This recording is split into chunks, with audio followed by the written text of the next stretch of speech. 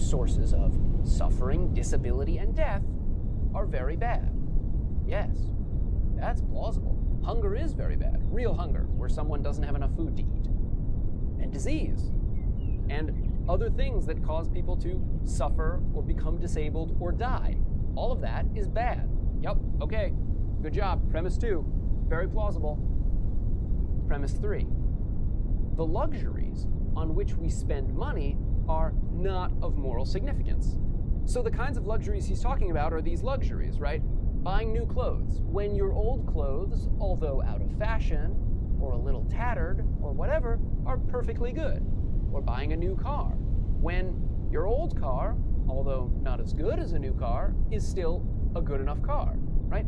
Or the example that I gave earlier, buying a cup of coffee when you could make the coffee at home. Really, going to any restaurant ever, right, counts as a luxury in this sense. I mean, you can always just, for less money, make food at home. This connects with the idea of moral significance, or of some things not being of moral significance, right? Sacrificing anything of moral significance, that's part of the first premise also. So premise 3 is specifying the kinds of things that aren't of moral significance. And once we understand what Singer means by luxuries, he's right.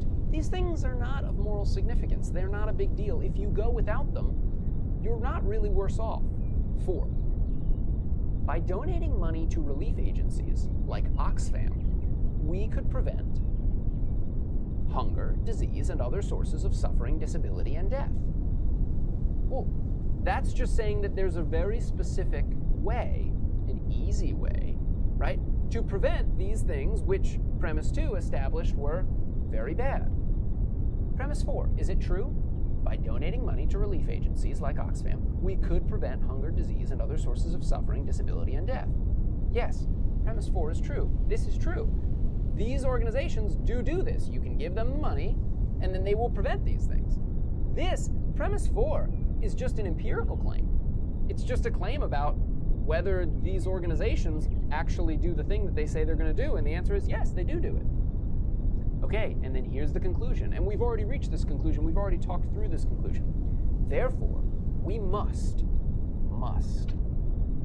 where is it? Must.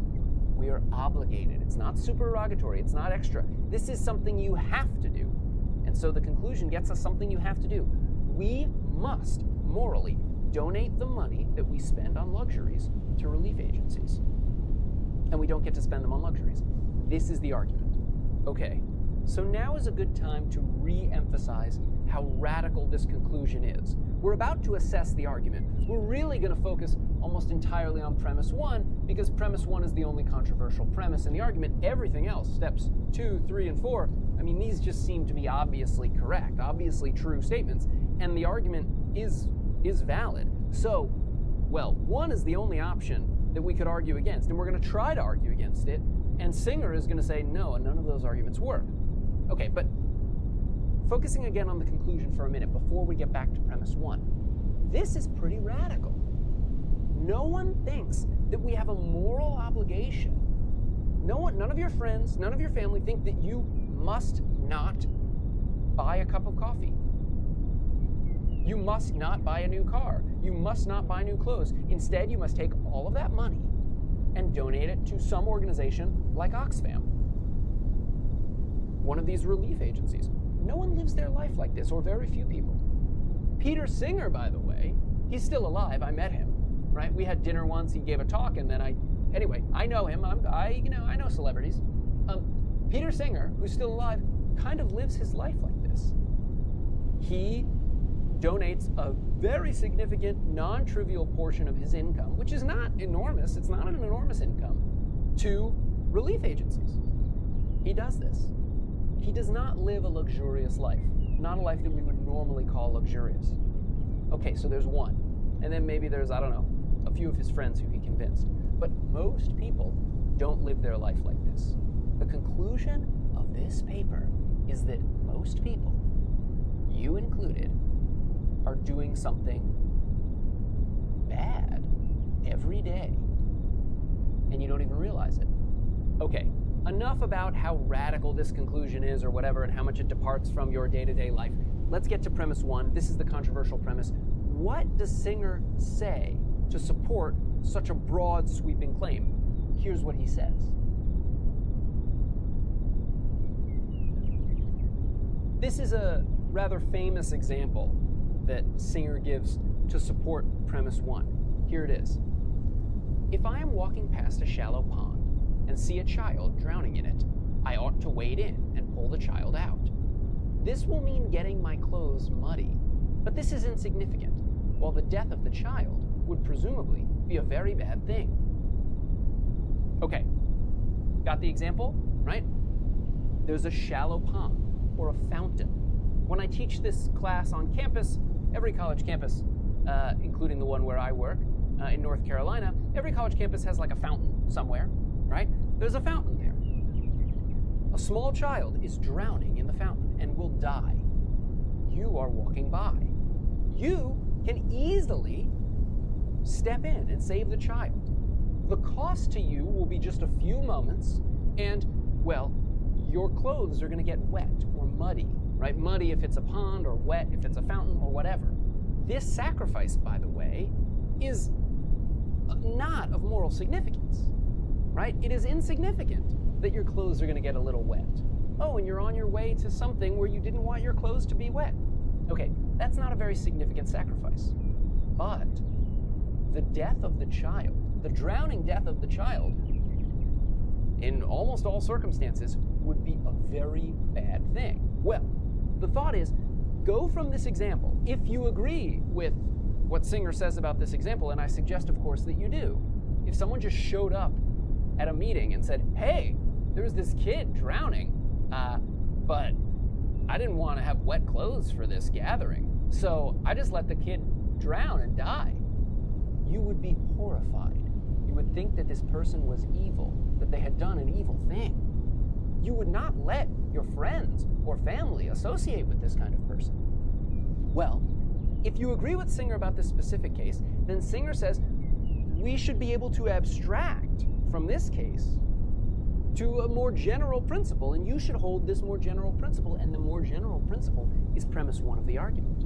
The idea is that, well, a child drowning in a pond, that's a very bad thing, but it's not bad because it has to do with water or children. You know, an adult drowning and dying is also a bad thing, or even an adult dying by some other means is a bad thing, right? What's relevant here is not that it's a child or that it's a water-involving death. It's that this is a easily preventable death. The death is a bad thing. And the fact that your clothes would get muddy, that's a morally insignificant thing. But the fact that it's your clothes and it's mud, that doesn't matter. If it's something else that you have to sacrifice, if, for example, instead of your clothes getting wet or muddy, your car is going to get dirty, or you're going to lose your shoelaces. The shoelaces will be gone forever. You'll have to sacrifice your shoelaces, and you'll have to get whole new shoelaces, and that'll be kind of a pain in the butt.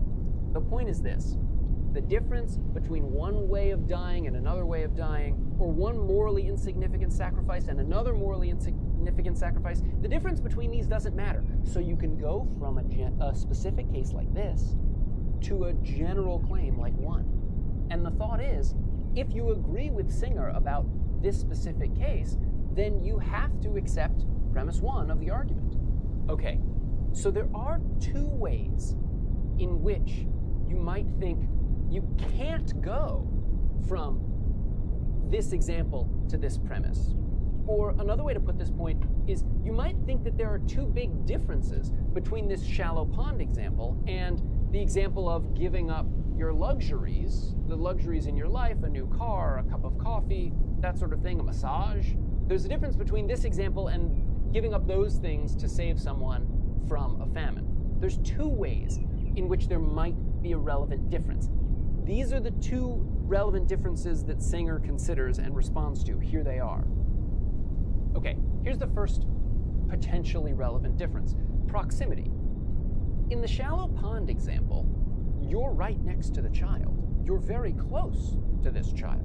Whereas in your day-to-day life, you are not right next to, you're not near the people who are dying of famine or of whatever other very terrible things that organizations like Oxfam fight against. Well, is that a morally relevant difference? Is that a way in which we block this example from generalizing to something like premise one? Singer thinks no. It used to be that proximity made a significant moral difference because it used to be that a great distance prevented people from knowing about very bad things. It used to be that if there was some very bad thing happening on the other side of the world several hundred years ago, you could never know about that very bad thing, or you couldn't find out about it for months or years.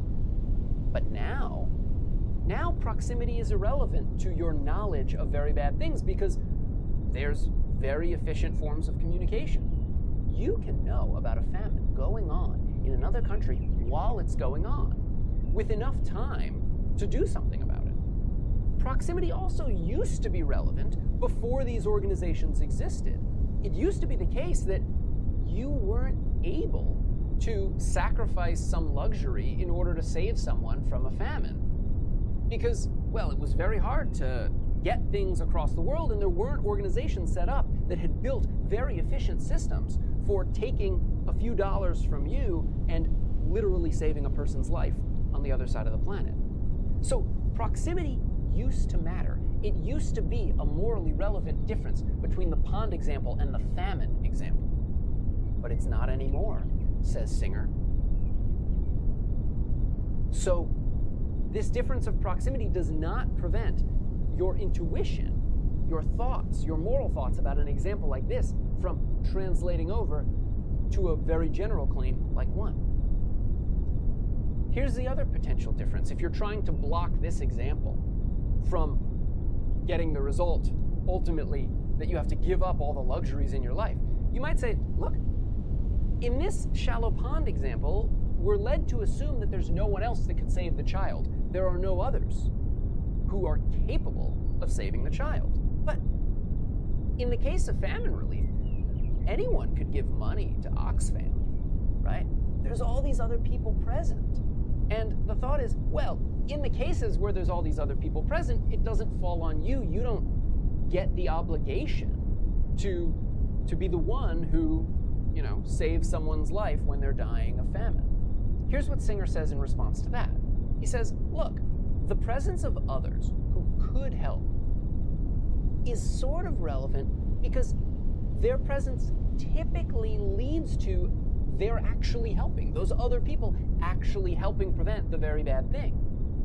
So if there were other people who saw the child drowning in the shallow pond, well then very likely one of those other people would save the child, and then you wouldn't have to save the child. And if then you showed up and you at the meeting and said, hey, there was this kid drowning in the pond, and whoever was going to go in and save the kid was going to get their clothes wet, and someone says, your clothes aren't wet.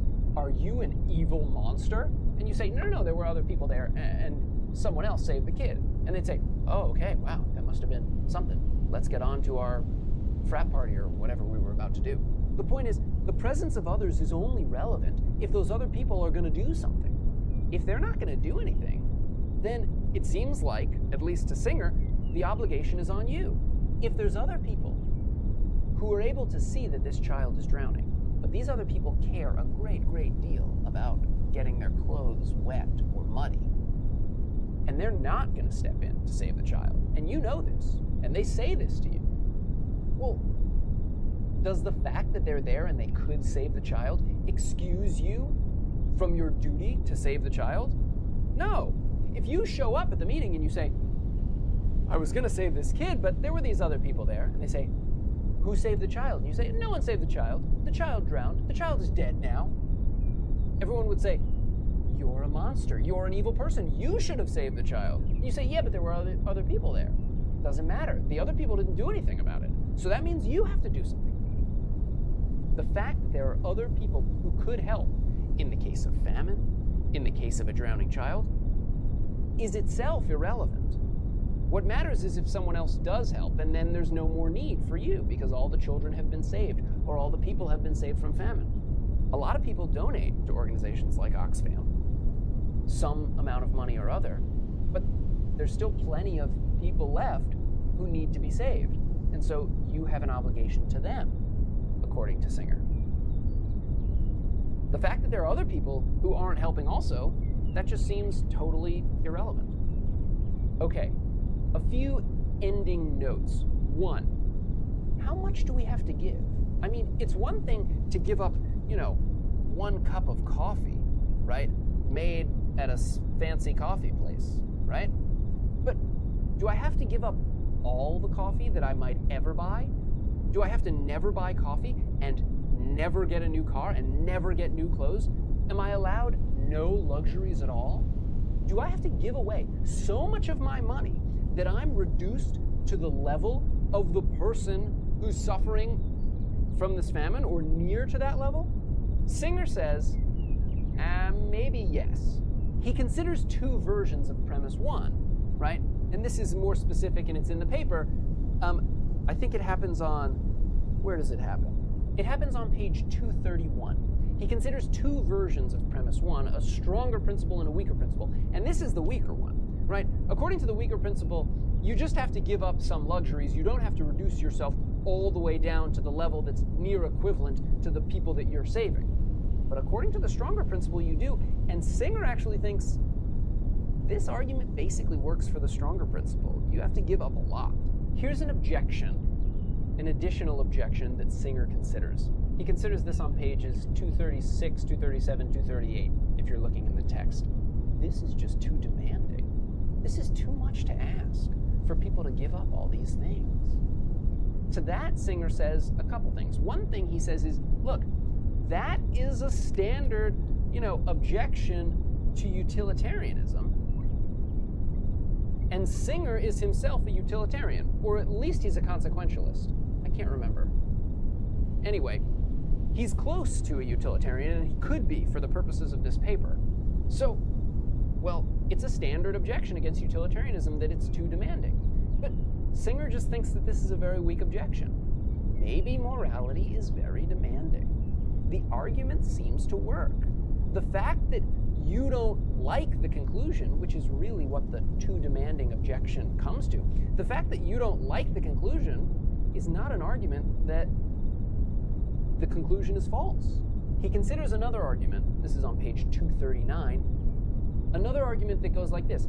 If private individuals start donating money to famine relief, then governments will stop.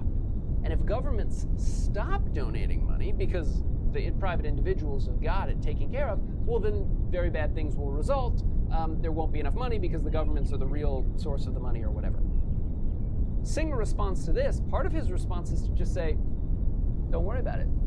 Not that many people are going to start giving. It's not going to prevent governments from donating money. Governments don't give that much money to begin with. And if you give every dollar that you have, that's not enough to affect how much governments give.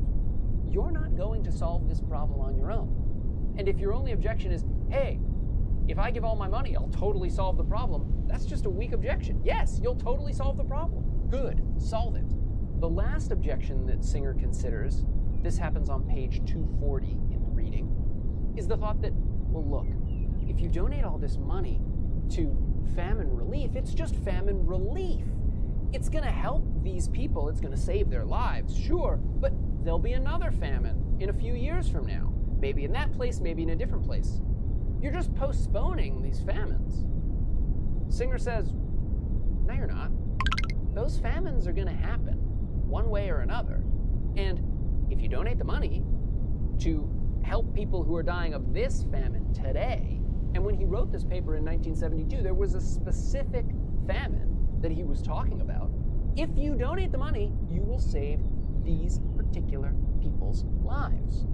And the fact that there's going to be more famines in the future, maybe that affect these people, maybe that affect other people, it just seems irrelevant. Think back to the shallow pond example. This child is drowning in the pond. You don't want to get your pants wet or muddy. So you say, well, look, if I save this child now, then this child is probably just going to stumble into some other pond later and die anyway. you would seem absurdly callous. You would seem evil. Singer says you would be evil.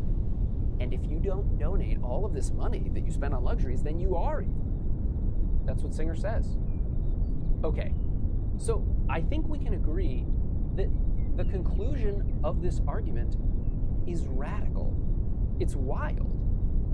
It seems to show that everyone that you know is a terrible person, is roughly as terrible as someone who would let a child drown and die because they didn't want to get their clothes muddy. That's what the argument seems to show.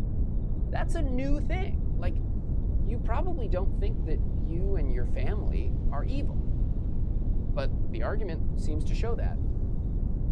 It's a very radical conclusion, and the problem is, it's very hard to see what's wrong with the argument.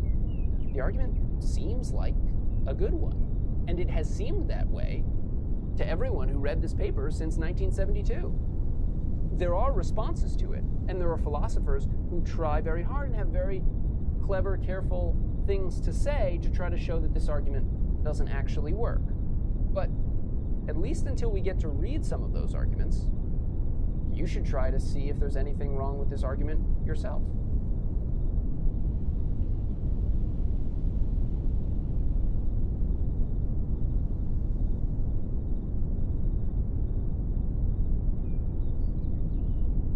Peter Singer, by the way, he's still alive. I met him, right? We had dinner once. He gave a talk, and then anyway, I know him. I know celebrities.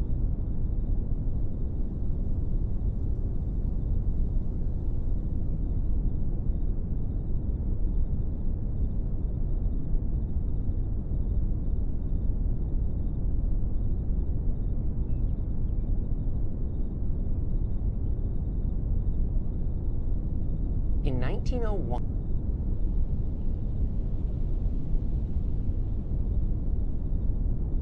something.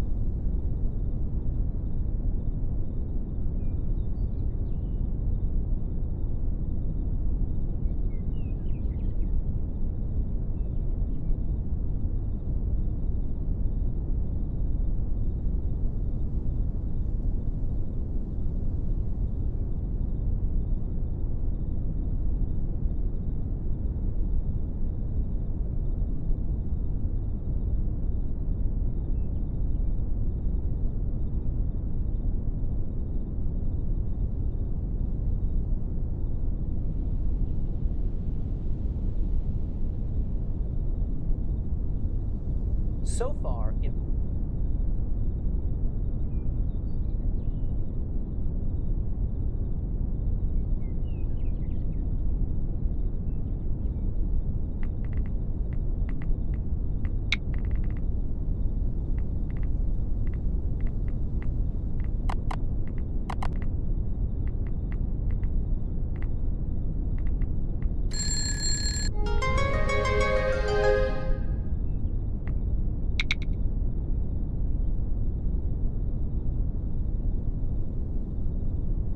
course, we've only been talking about one moral theory, utilitarianism. And now, finally, we get a competing moral theory, and that's the moral theory of Immanuel Kant. Kant is a massive figure in the history of philosophy. He was from Prussia, and his moral theory, which is only part of his much grander philosophical outlook, his moral theory goes under several different names, but one of the most common labels that's used for it is the deontological moral theory, or deontology. The word deontic just means relating to duty. So it's the study of duty is what deontology means. It's not a very helpful label for our purposes, so you can mostly ignore it. It's important to note that we didn't actually read the writing of Kant himself. Kant's writing is very difficult, even after it's been translated from the original German, and in an introductory level course like this, it made a lot more sense to read a summary of sorts, or a reworking of Kant's ideas by a very established philosopher, Onora O'Neill. What what we got from O'Neill in the reading for today was a presentation of Kant's, central moral principle. So just like with utilitarianism, there was the principle of utility, so too in Kant's moral theory, there is a famous principle that he calls the categorical imperative. Now, the categorical imperative, let's just go through the phrase for a minute. Categorical just means unconditional. It's something that applies all the time. An imperative just means a command or something that you must do. So the idea is just that, this is a principle of morality that applies to everyone, everywhere, and it says what they should or shouldn't do. There are all sorts of different formulations of the categorical imperative, and these formulations are actually not equivalent to one another, although they're supposed to be equivalent to one another. So O'Neill just focuses on one of these formulations, and that is the formula of the end in itself. The formula of the end in itself, we're going to get to Kant's own way of phrasing or stating this formula or this categorical imperative in a minute, but the very simple way to put it is like this. Never use a person as a mere means. That's my statement of the formula of the end in itself, which is a version of the categorical imperative. Okay, whatever. The principle is this. This is supposed to be, according to Kant, something that morality tells all of us. This is the central principle, or one of them at least. Never use a person as a mere means. What we're going to do right now is we're going to unpack this. We're going to figure out what it means. What is it to use a person as a mere means? In order to understand this, we're going to need to understand what Kant means by the term maxim. Okay, so a maxim for Kant, at least according to O'Neill, is a kind of intention, right? So we understand what an intention is, right? When you intend to do something, that's when you have a little mental plan of what you're going to do. If I intend to eat a tuna sandwich for lunch, that's a state of my mind. I have this plan for myself in the future. My intention includes several details. It applies only to me. I'm intending to do it. I'm intending that I eat the sandwich. I'm intending to eat a particular sandwich, the one that I packed at home and put in the refrigerator near my office or whatever, right? And I'm intending to execute this action at a certain time, approximately midday. I'm planning to eat this tuna sandwich. So there's all sorts of details in this intention. If you subtract those details, you subtract the details about who's going to perform the action and when they're going to perform it, maybe a few other details. If you subtract those details, then you get what Kant would call a maxim. A maxim is a kind of general intention. So whereas my intention is an intention for me to eat a tuna sandwich at about midday today, a particular tuna sandwich, if we subtract some of those details, then the maxim might be for people to eat lunch. People in general, so we've subtracted me, we've subtracted the particular type of lunch, we've subtracted the day on which I'm going to eat this tuna sandwich, and we're talking about days in general, and we get a general kind of plan. That's a maxim. A maxim is an intention minus some details. You could also think then of a maxim as a kind of rule. And that might be what rules are, or what a certain kind of rules are, anyway. So now we know what a maxim is. Stock this away in your mind, hold on to that for a minute. We're going to turn back to this. Never use a person as a mere means. The word mere is super important. So, to understand how important it is, let's take it out for a minute and see what changes. What is it to use a person as a means? That's when you engage in an interaction with someone in a way that, gets you something from that. You're using them to get something else. So the example that O'Neill gives is of an interaction that you might have with a bank teller, right? right? So here's the bank teller. The bank teller is behind like the counter, at the bank, and they got the money there. Here's the money. Okay, yeah, there's the money. Anyway, there's the bank teller, and you walk in. Here's you. There you are.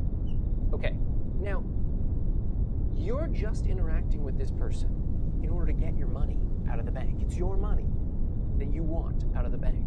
And so you say, hello, I would like to make a withdrawal from my checking account, or something like that. And you give them your checking account number, or something like that. You're using them to get something else. That's using them as a means, as a way of getting something else, a means or a way to get something else. And indeed, they're using you as a means. They are standing behind the desk at the bank so that you can come and take your money out, and so that they can get paid a salary for doing so.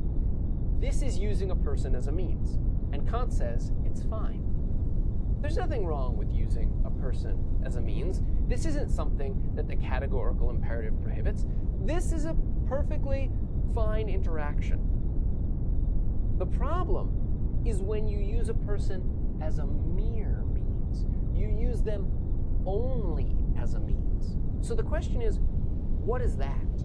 Here's what O'Neill says it is. To use someone as a mere means is to involve them in a scheme of action to which they could not, in principle, consent. Okay, so think about the bank teller example. The scheme of action, scheme just means type of action. Scheme of action, I think here, O'Neill simply means maxim. It's a type of interaction that both people could agree to, right? The bank teller, you come in and you take out money from your own account in a way that you're permitted to do. That's something that the bank teller would agree to or could agree to if they understood the circumstances. And in the normal, situation, they do understand the circumstances. And the same with you on the other end, right? You would agree to this scenario where the bank uses your money, right? Invests it or lends it so that it can make money, and then it pays some of that money to the bank teller in the form of a salary. That's fine. You agree to that. And that's certainly something you could agree to. So both parties could agree, could consent, could accept this type of interaction. And so therefore, right, this is not a case where you're using someone as a mere means. Using someone as a mere means is to, engage in some scheme of action, right, or act in a way under a plan minus the details, act under an intention whereby if the person that you're interacting with knew of this intention, then this is a type of action that they could never agree to. They would never agree to it. O'Neill gives an example. Here's the example. One person may make a promise to another with every intention of breaking it. If the promise is accepted, then the person to whom it was given must be ignorant of what the promisor's intention, maxim, really is. Okay, this is the example, right? So someone makes what's called an insincere promise. I promise to, go to your ballet recital or something like that, knowing all along that I'm not going to show up. That's an insincere promise. Now here's the thing. The other person, the person to whom I made the promise, you, let's say it's you, you're going to rely on my being there. Maybe you're going to tell some people that I'm going to be there. You're going to act under the assumption that I will be there, right? If you knew that my promise was insincere, then you would not have relied on me, right? This maxim, this general intention, the intention of, saying that I'm going to be somewhere and then not ever planning to be there, that maxim is something that you would never agree to.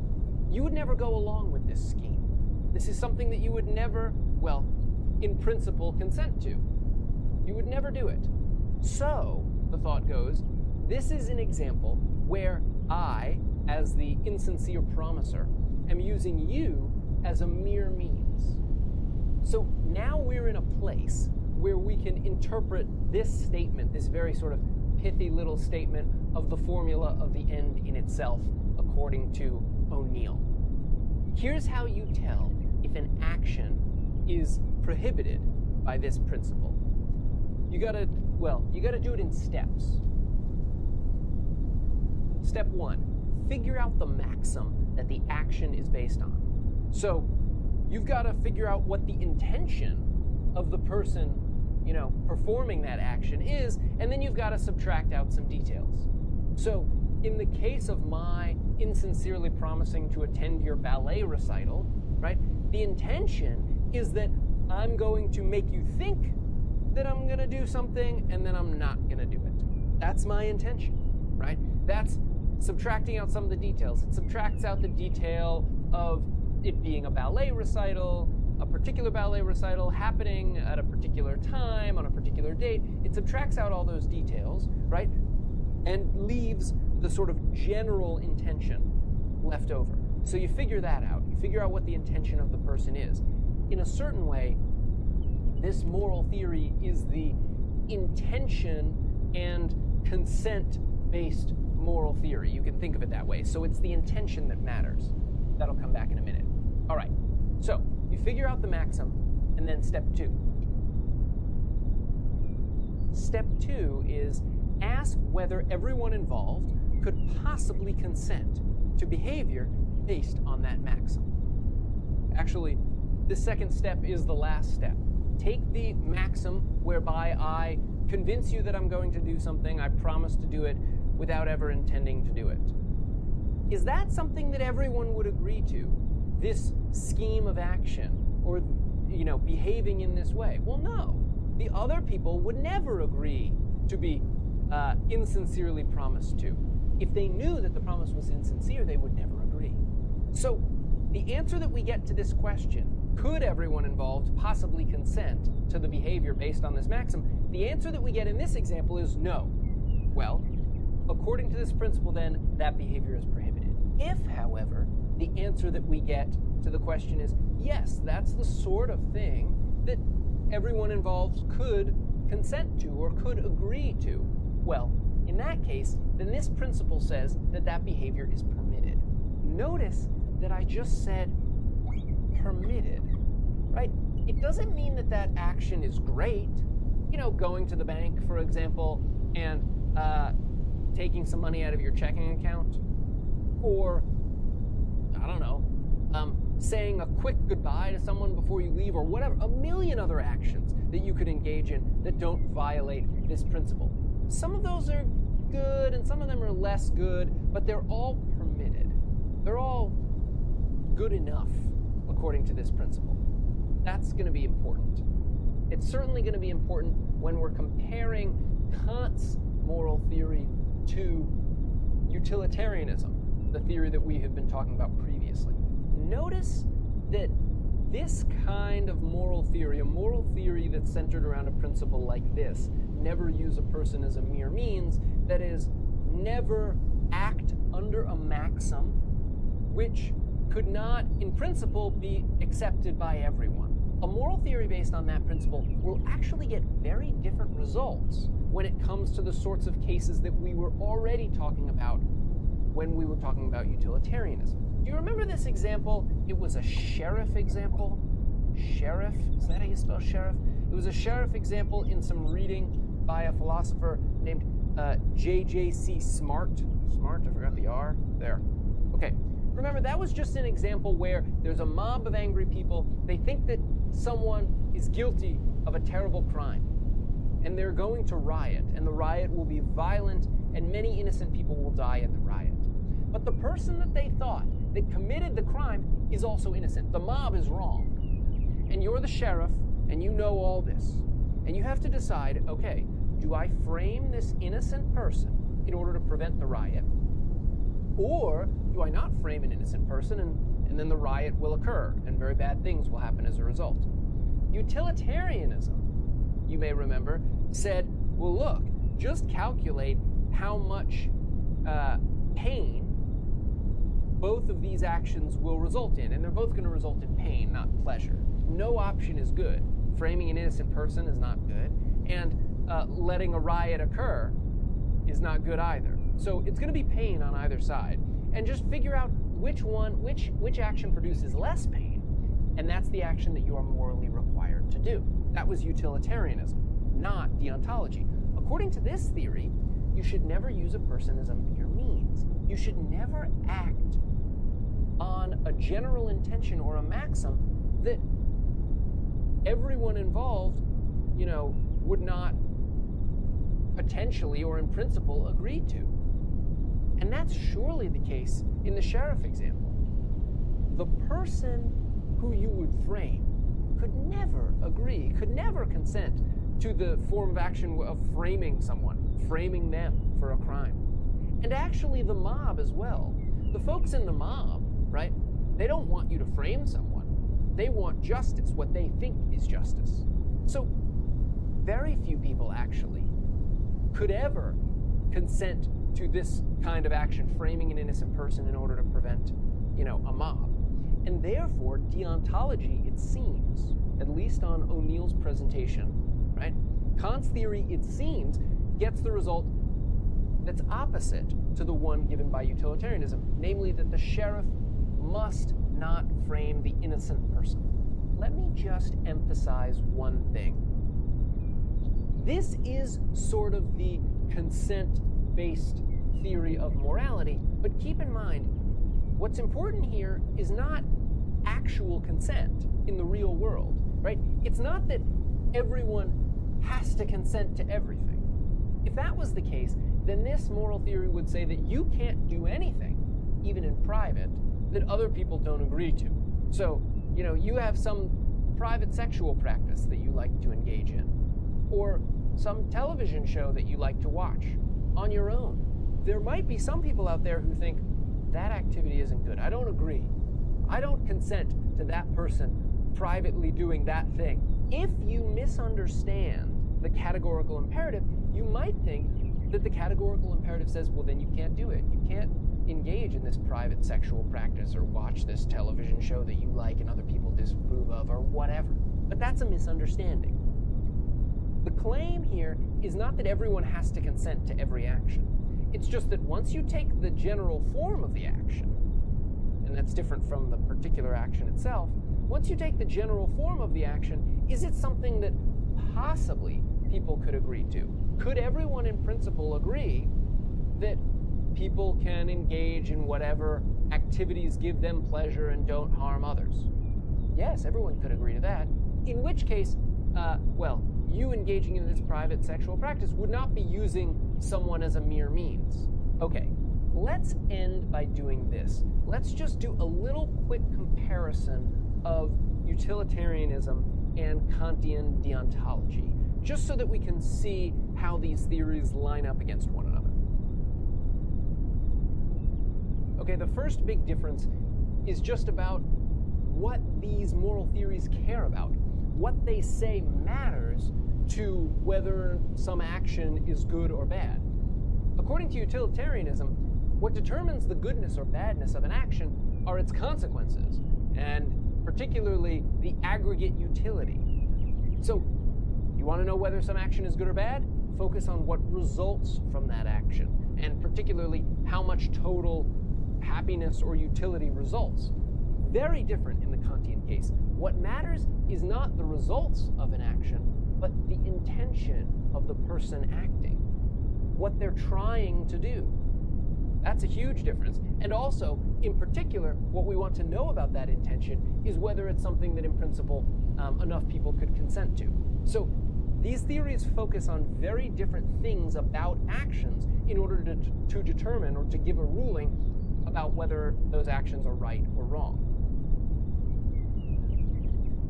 Okay, so in the utilitarian case, I have written, in all cases, some action is required. Nothing is supererogatory. You may remember the word supererogatory. Supererogatory is the philosophical technical term for good but not required. Something is supererogatory if it's over and above your duty, but it is a good thing to do, right? Like if you just randomly decide, hey, I'm going to bring so-and-so a donut because I know they like donuts. It's not their birthday. I didn't promise to bring them a donut, but I know it would make their day great, so here you go. Here's a donut. That's not something you were required to do, but it was really nice. What a nice thing. That's supererogatory. It's extra. According to utilitarianism, nothing is supererogatory. In every case, there's some action that will produce the greatest total of pleasure minus pain. And so you must do that action in every case. In every case, some action is required. Nothing is sort of optional, according to utilitarianism. It's different in the Kantian case, right? Some behavior is prohibited, namely behavior that uses a person as a mere means. Everything else is optional. Some actions are supererogatory, right? So there's all sorts of different ways to not use a person as a mere means. And then among those cases, some actions are better than others, right? So in particular, Kant thinks that treating someone fully as an end in themselves is good, but it's not required. It's supererogatory. It's extra. In this sense, utilitarianism is kind of exhausting. Every time you act in any way, 1,000 times a day, 10,000 times a day, you're making choices and, well, in each case, there's something you must do, and everything else is prohibited. In the Kantian case, it's like, look, here's a whole bunch of stuff you can't do, but other than that, you have some freedom. And so it is less demanding in that sense. Okay, here's the last difference. In the case of utilitarianism, there are few or no unbreakable universal principles. You might think that framing an innocent person for a crime is something that you should never do. That would be an unbreakable universal principle. Well, there is no principle like that built into morality according to the utilitarian. The utilitarian says, look, in general, you shouldn't frame people for crimes, but in some specific circumstances, that might be the thing that you have to do, is frame someone for a crime. So there aren't these unbreakable universal principles. You have to judge every case anew. That's not the case according to Kant's moral theory. Kant's moral theory is all unbreakable universal principles. If some action uses a person as a mere means, then you can never do it. You can never make insincere promises. That's an unbreakable universal principle, according to Kant's moral theory. Kant's moral theory is just a whole bunch of stuff that you can absolutely never do. According to utilitarianism, there's nothing really that you can never do. You just have to be in the right circumstances where doing that thing will result in the greatest total of pleasure minus pain. Okay, that's it.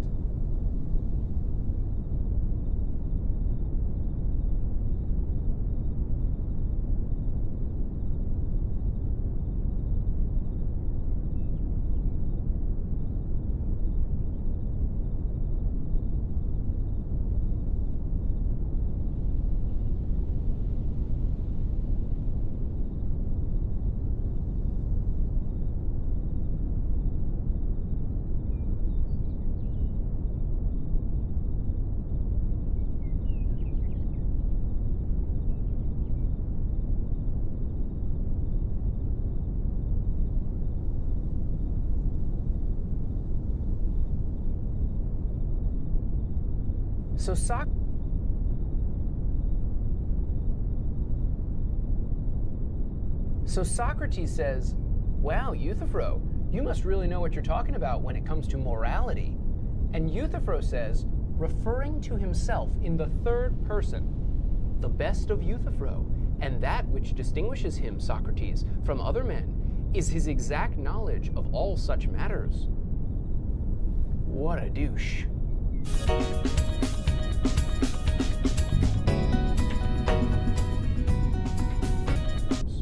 Socrates, from other men, is his exact knowledge of all such matters. What a douche.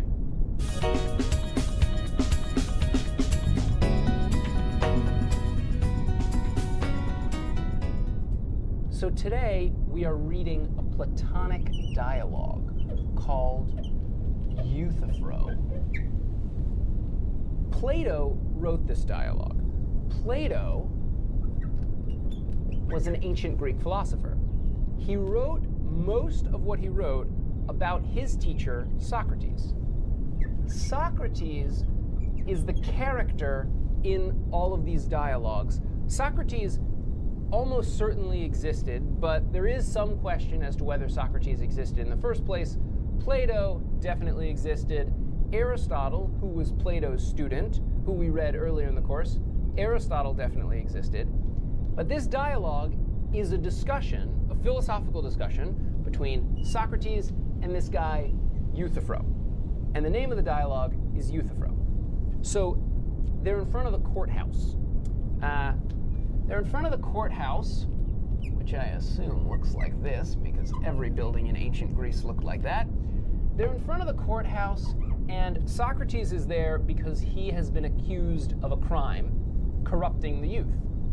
And Euthyphro is there because Euthyphro is prosecuting a crime. He has accused someone else of a crime. He accused his father of murder. The story is this. The father had a laborer who worked on their farm at Naxios or something. And the laborer got into a fight with a domestic servant. So you've got these two folks, laborer and the domestic servant or whatever, and they're drunk, or one of them is drunk, and they're in a fight, and this one kills the other one. So this one is dead. And then the father takes this one, the one who killed the other one, and chains him up and puts him in a ditch. There's the ditch. And he leaves him in the ditch for a few days while they're waiting for a diviner from Athens that's supposed to figure out what happens to the laborer who murdered the other person. And then while he's in the ditch, he dies. And so Euthyphro claims that his father, by leaving this person in the ditch, has himself committed murder. And so Euthyphro is prosecuting his own father for murder. And Socrates takes this opportunity to ask, well, Euthyphro, if you know so much about morality and you know so much about virtue, then I have the following philosophical question for you. And the question is this: what is piety and what is impiety?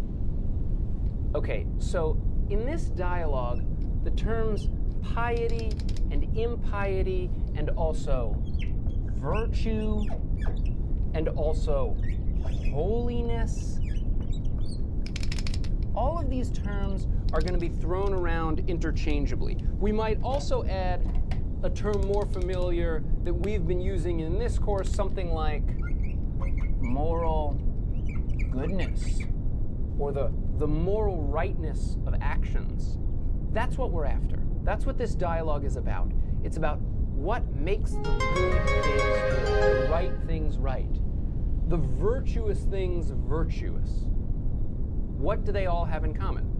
You will remember this question, by the way, from the beginning of the course, when we talked about Bentham and Kant. These philosophers were answering the same kind of question. What makes the virtuous things virtuous? Bentham's answer, you may remember, is that the virtuous actions are virtuous because they produce an outcome that has the greatest total of pleasure minus pain. That was his answer. So Socrates, in this dialogue, is asking Euthyphro the same question. Okay, so at first, Euthyphro misunderstands the question. Socrates asks, what is piety and impiety, or what is virtue and viciousness or vice?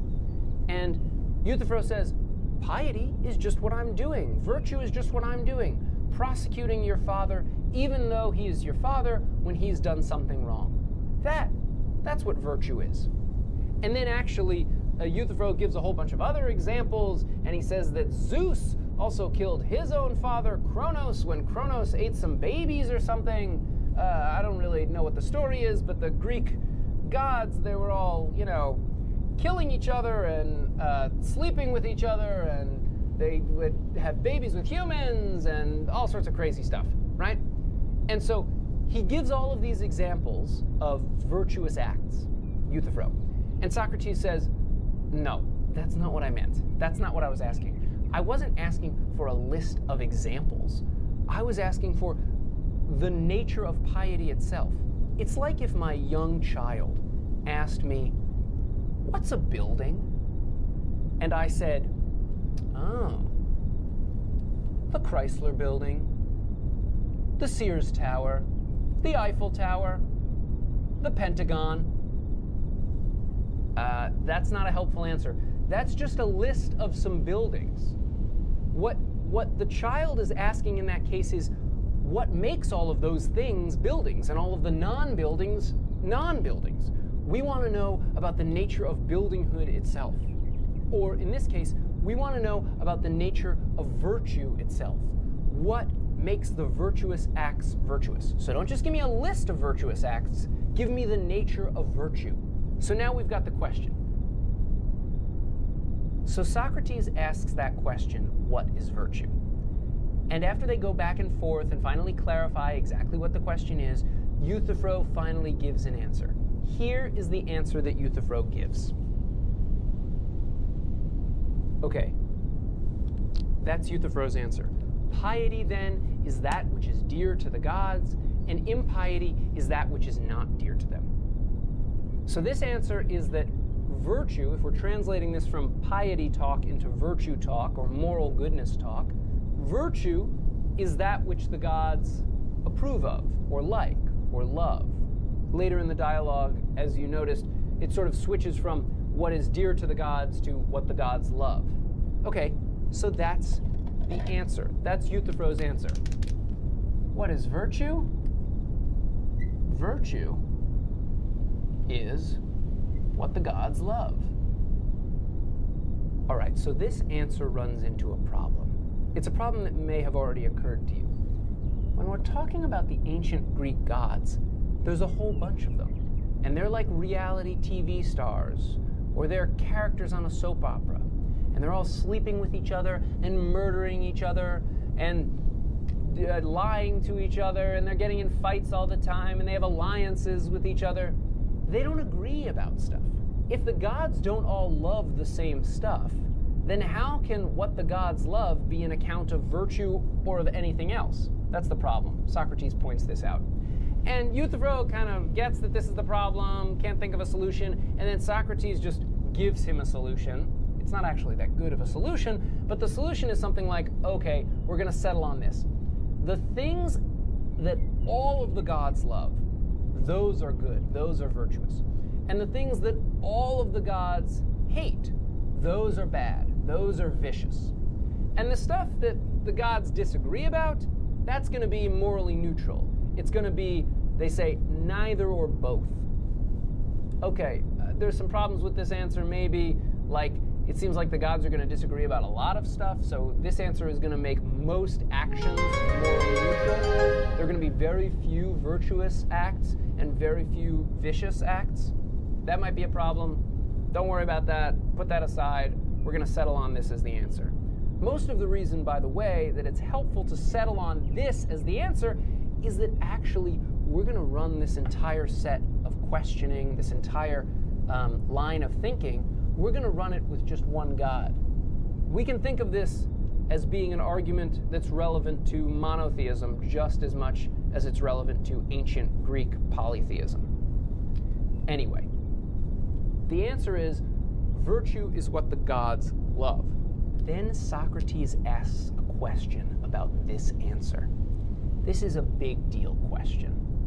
Here's what the question is. The point which I should first wish to understand is whether the pious or holy is beloved by the gods because it is holy, or holy because it is beloved by the gods. Okay, let's get a few things straight. First of all, Socrates is talking about what's pious or holy, and we're sort of translating that into virtue talk, or what's morally good, although Socrates also talks in these terms in the dialogue as well. Okay, so the question is a question about what explains what. Does the fact that these acts are good or virtuous, does that fact explain why the gods love them? Or does the fact that the gods love them explain why they are good or virtuous? That's the question. What explains what? Are virtuous acts virtuous because the gods love them? Or do the gods love them because they are virtuous? This is a question about what philosophers would call explanatory priority. It needs to be perfectly 100% clear what this question is before we go on. Here's an analogy. Say that you've got two different things. One is you've got some grass. Here's the grass.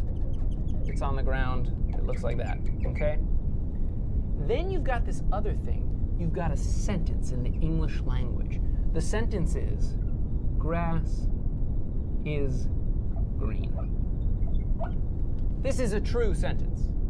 Don't come back at me telling me that sometimes the grass is brown if you don't water it or whatever. Forget about that. This is a generalization about grass. Grass is green. This is true. Grass isn't purple. Grass isn't orange. Grass is green. We're going to assume that for the purposes of this example. This is a bunch of ink on a piece of glass. This sentence, it's a bunch of ink. Or when I say it, it's a bunch of sound waves moving through the air or through the water if I set it underwater or something, right? So it's a bunch of ink or it's a bunch of air, right? It's a sentence of the English language.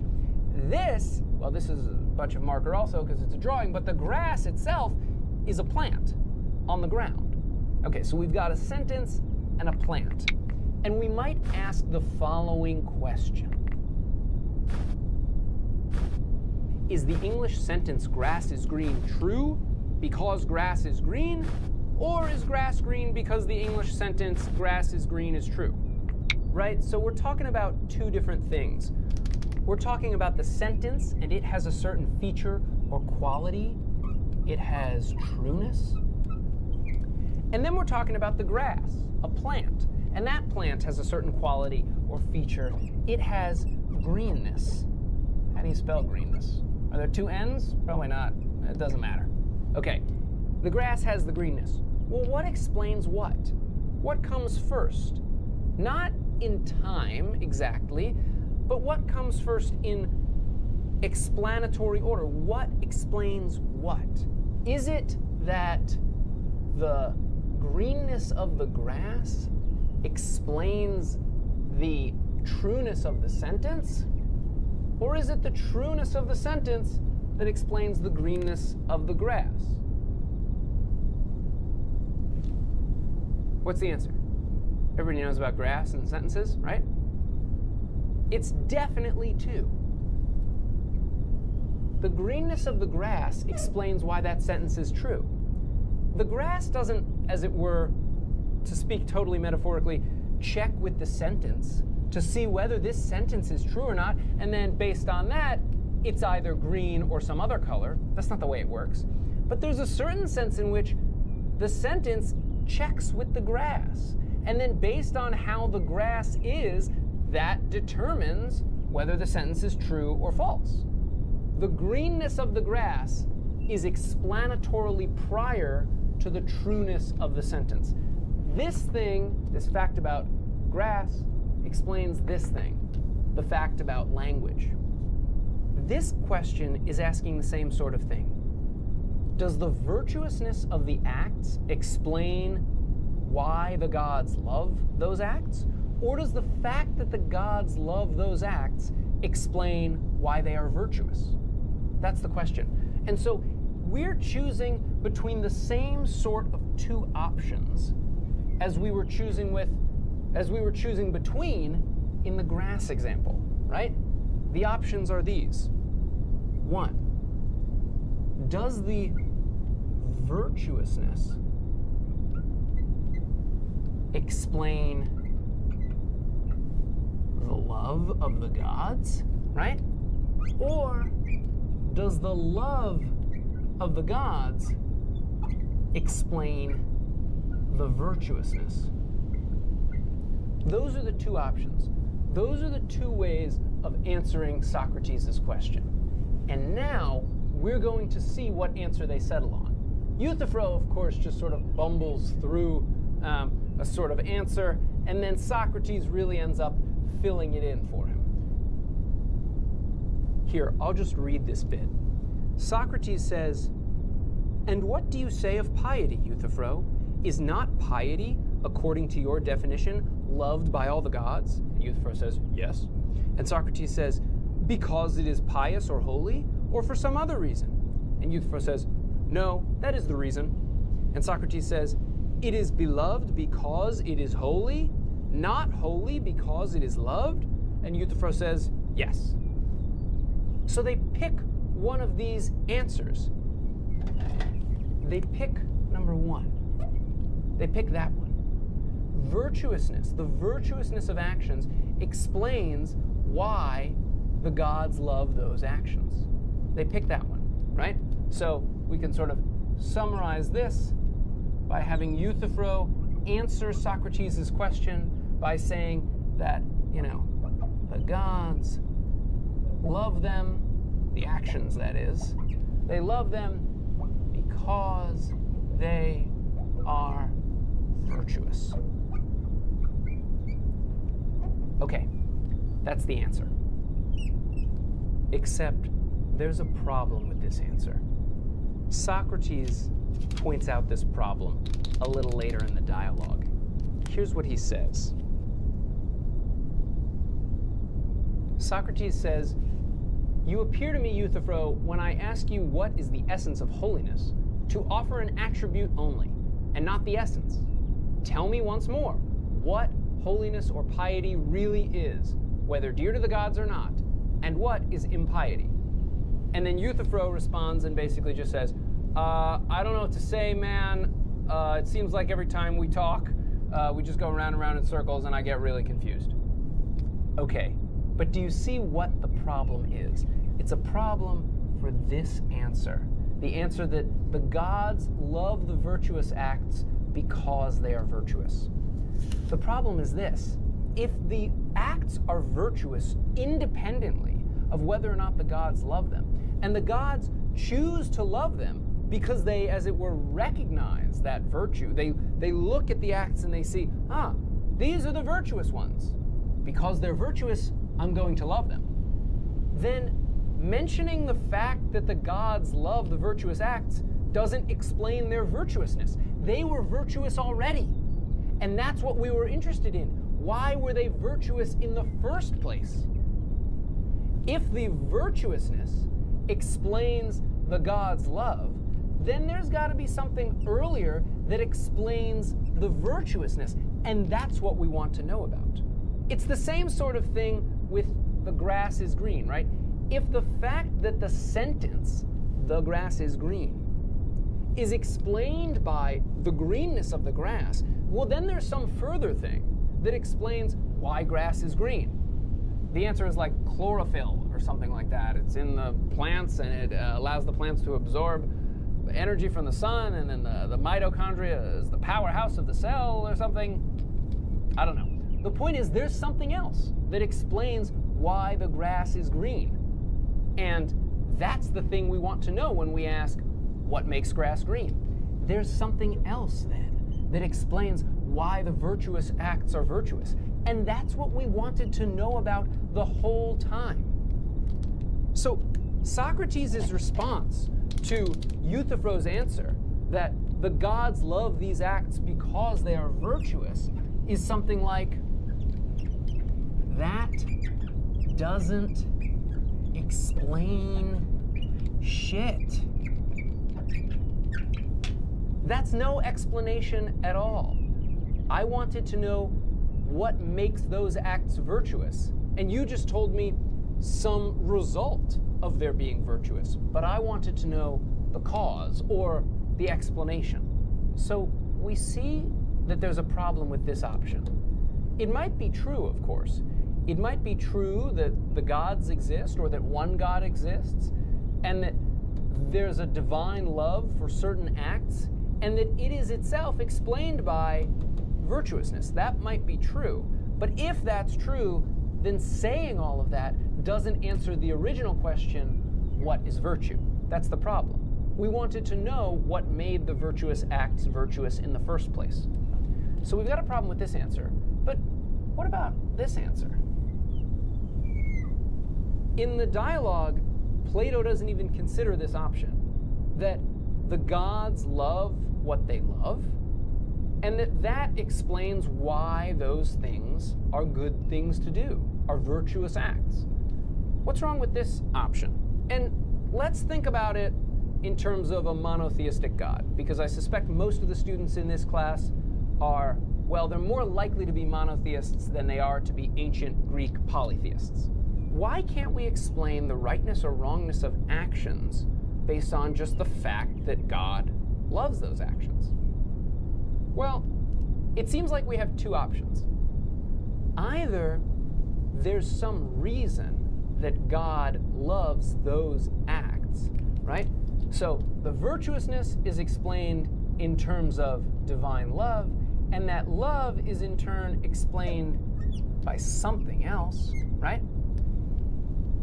If there's something else that is the reason why God chooses to love those things, well then, what is it? And whatever it is, it's really going to be the explanation of the virtuousness of those acts, right? So why does God love those actions? Well, is it because those actions produce the greatest total of pleasure minus pain? If that's why, then really it's the fact that these acts produce the greatest total of pleasure minus pain that makes them virtuous. That's a more satisfying or fuller explanation, at least, to go through God, fine, but all the way back to the real reason why those acts are the ones. That's one route.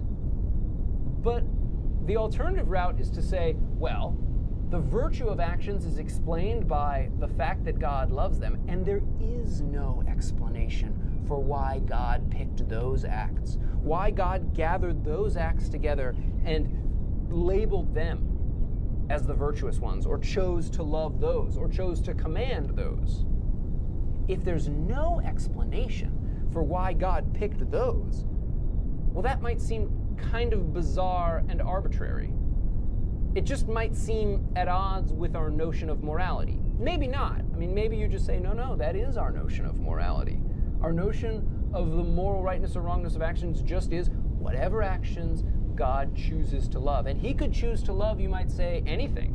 He could choose to love murder. He could choose to love vengeance and pettiness and selfishness and aggressiveness.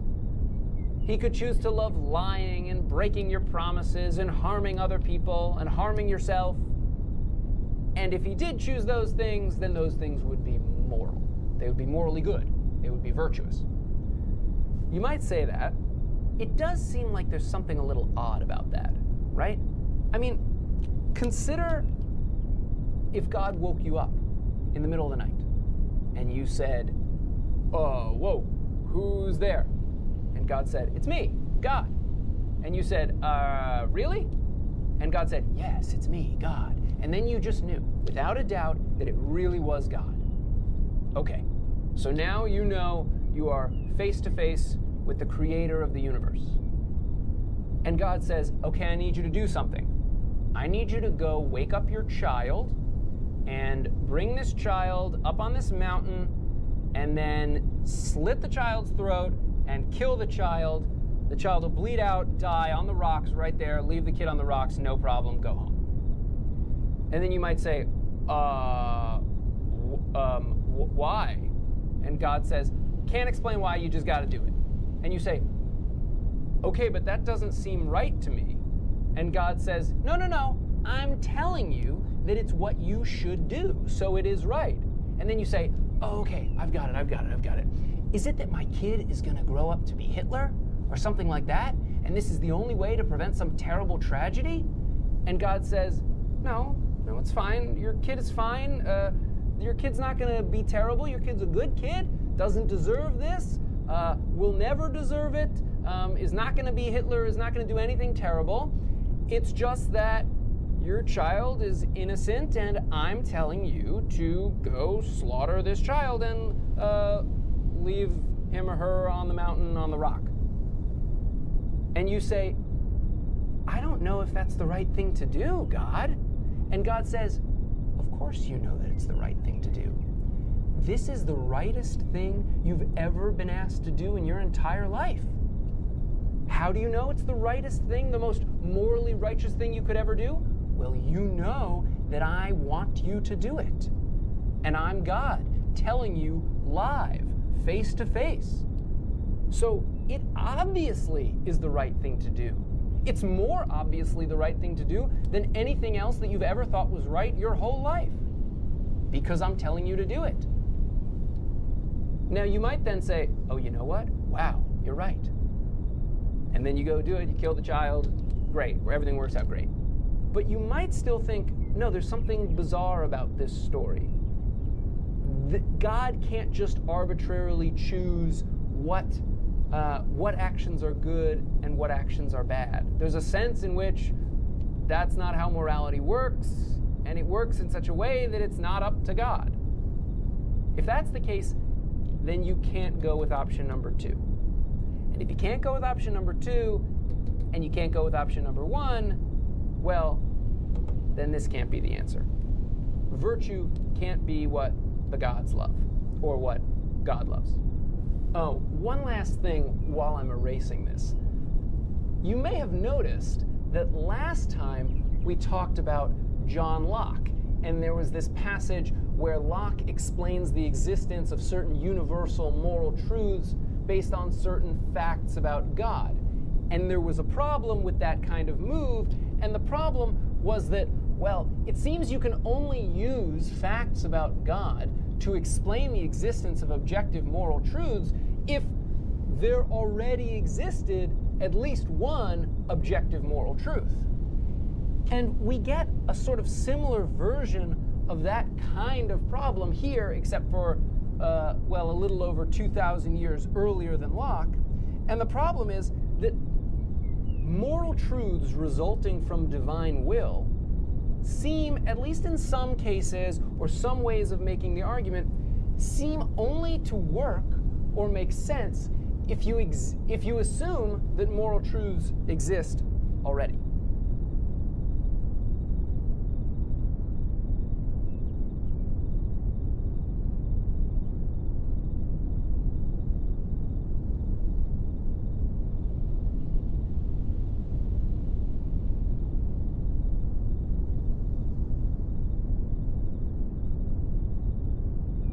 What is piety and what is impiety? That sucked. Hold on.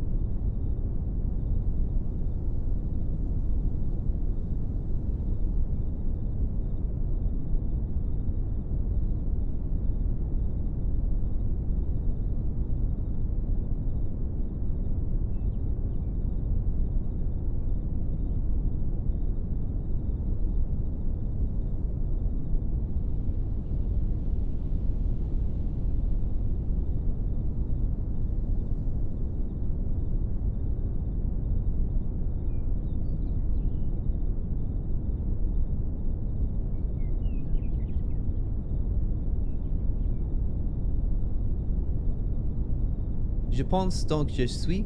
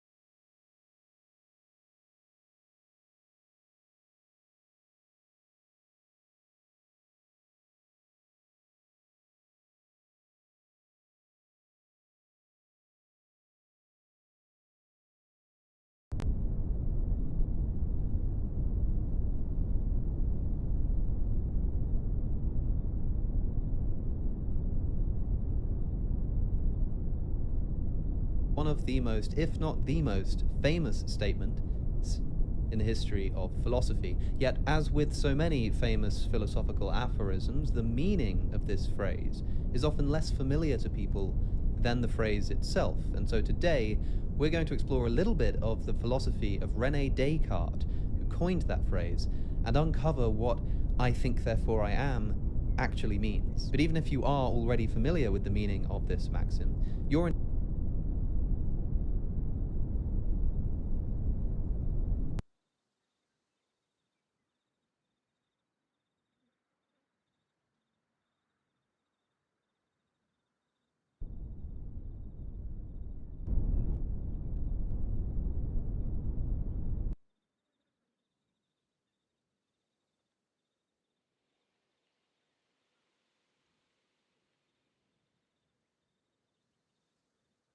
This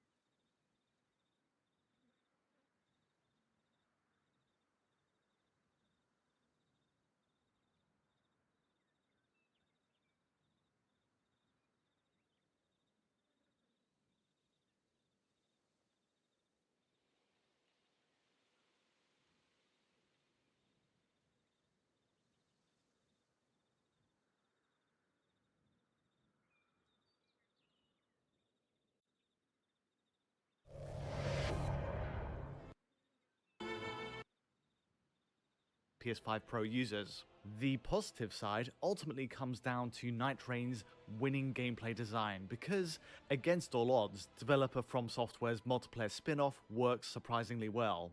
Barring some ongoing issues with network latency during its first week, causing lag on NPC reactions after a strike at points, this is a well-crafted, Fortnite-inspired twist on Elden Ring. The combat mechanics are instantly familiar, and there's plenty of strategic depth as you spend a 1-hour session leveling up in anticipation of a Night Lord boss. It compels repeat attempts and, crucially, rewards a trio of players who coordinate their character builds well towards that final point. Its optimization on PS5 and Xbox Series machines is still disappointing, and, much like the network beta, continues to fall short of a target 60 frames per second while exploring the Limveld map. Added to that, there is no support for PS5 Pro here.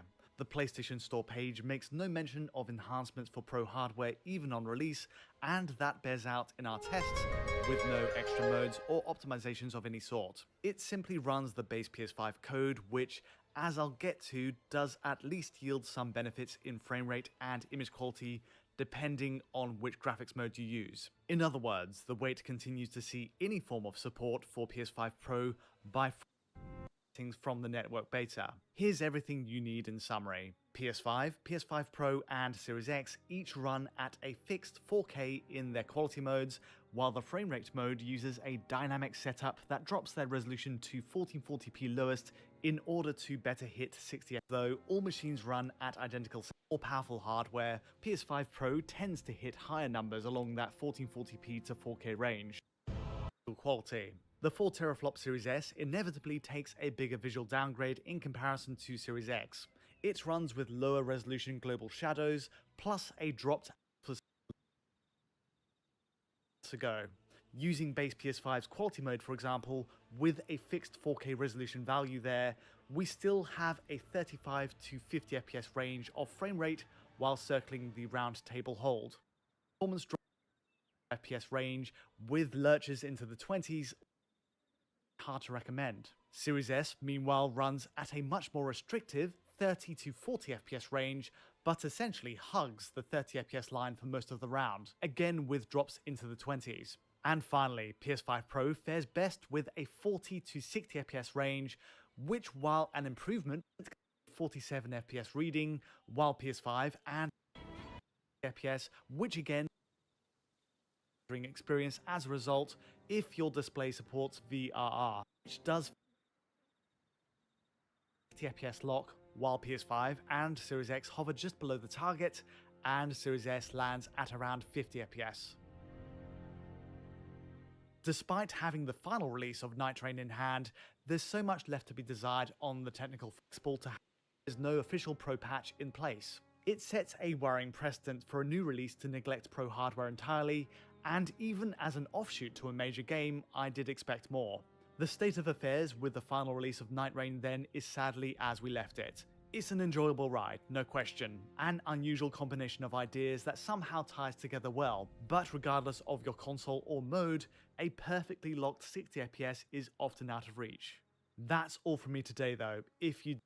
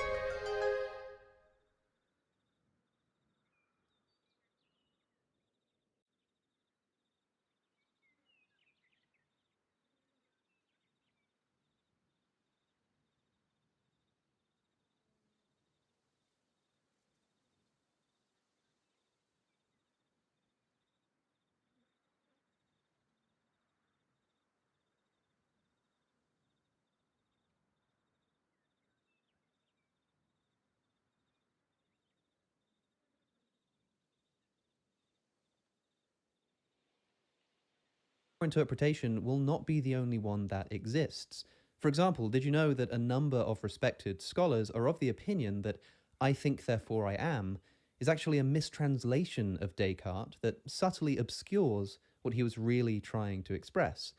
More on that later. For now, I want to start at the basis of Descartes' philosophy to understand what he was actually trying to do when he stumbled upon this famous phrase.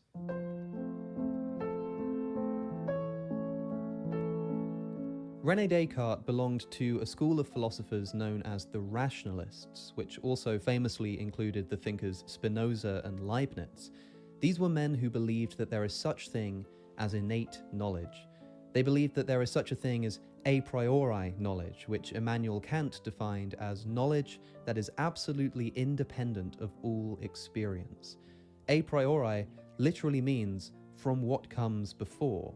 For rationalists, there are truths, like 2 + 2 = 4, perhaps, which can be known prior to any observation or experimentation. That is, we can come to knowledge through reason alone. For comparison, the great intellectual nemesis of rationalism is called empiricism. Empiricists believe that all of our knowledge ultimately arises from our sense perception, that is, from our observations of the outside world. David Hume is perhaps the most famous member of the empiricist school of thought, and he argued that, for example, the only reason you can have a concept of, say, a unicorn in your mind is because you've observed in the past, say, a horse, and you've observed horns, and you can put these together in your mind to create what Hume would call a complex idea. Complex ideas like that of a unicorn obviously don't arise directly from our observations of the world, but the simple ideas from which they're built, like a horn or a horse, can only be known about through what we've observed. Ultimately, all of our knowledge comes from the external world, and there is no innate knowledge, only that which we've learned through observation. Now, this kind of knowledge is called a posteriori knowledge, knowledge which comes from our sense data. And you can see that the words a priori and a posteriori contain prior and post, that is, before and after. A priori knowledge is knowledge that comes before any kind of observation or experimentation. A posteriori knowledge is knowledge that comes after experimentation and observation. And this is the key distinction between the rationalists and the empiricists. And when Descartes set out to write his most famous work, he was attempting to discover what kind of a priori knowledge might exist. What, if anything, can we know to be true beyond any doubt, without having to rely on observations or experiments, which, after all, could be illusory or false? Can there be such a thing as philosophical certainty on any subject? To find out, we'll turn to that famous work called Meditations on First Philosophy to discover how Descartes got to "I think, therefore I am," or, as the scholars like to call it, the cogito. Descartes begins his meditations by recognizing a problem of skepticism. How can we know that anything is true? How can you know that anything exists? After all, it's possible that your senses are deceiving you and the world is an illusion. It's possible that you're actually dreaming right now. Usually when we're dreaming, we're not aware that we're dreaming and think that we're having real experiences. So who's to say that this, or something like this, isn't happening right now? Or to try to discover what we can know with certainty and avoid these kinds of doubts, Descartes therefore decides to take anything that it's even minutely possible to doubt and treat it as false. If it's possible to conceive of a belief being false, he treats it as if it is false, so that whatever's left over will only be that which we can know with certainty. This way, we can find a rock-solid intellectual foundation upon which we can hopefully build up our other beliefs. But this foundation must be something that it is impossible to doubt. Here Descartes introduces his famous evil demon. He writes, "I will suppose, therefore, that some malicious demon of the utmost power and cunning has employed all his energies in order to deceive me. I shall think that the sky, the air, the earth, colours, shapes, sounds, and all external things are merely delusions of dreams, which he has devised to ensnare my judgment.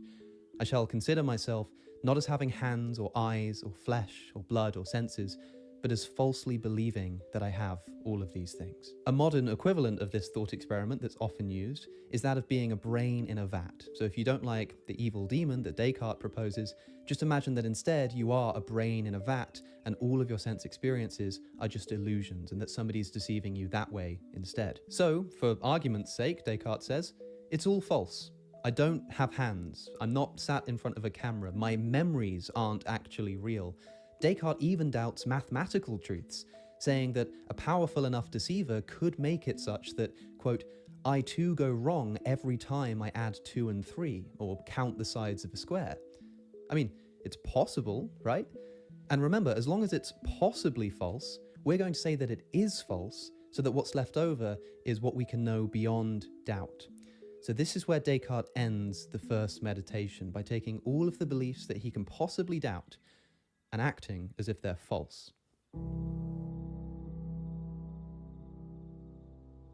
So serious are the doubts into which I have been thrown as a result of yesterday's meditation that I can neither put them out of my mind nor see any way of resolving them. It feels as if I have fallen unexpectedly into a deep whirlpool which tumbles me around so that I can neither stand on the bottom nor swim to the top. So that's where we're up to, kids. Quite a miserable condition, I think you'll agree. But it's here, in the second meditation, that Descartes finally finds a ground for his feet. Descartes asks, if my hands don't exist, nor the world, nor my memories, etc., does it follow that I do not exist? No. I must exist in some form. Maybe I don't exist as Alex O'Connor, a male Homo sapiens with hands and feet and a need for a haircut, but I must exist in some form. How can I know this? Well, because even if I'm being deceived entirely by an evil demon or by somebody controlling my brain in a vat, there must be a me to be deceived. I can't deny my own existence, because if I denied that I existed, who's doing the denying? An evil demon can convince me of all kinds of falsities, but it can't convince me that I don't exist, because there needs to be a me to be convinced of this. Remember, Descartes' method is to take anything that can be doubted and treat it as false. But doubting whether or not I'm thinking is a special case, because doubting is a kind of thinking.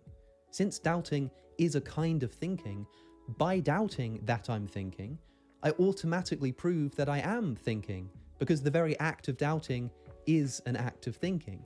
It would be impossible to doubt that I'm thinking, because this would amount to thinking that I'm not thinking, which is a contradiction in terms. And so, as long as I am doing some thinking, well, I am.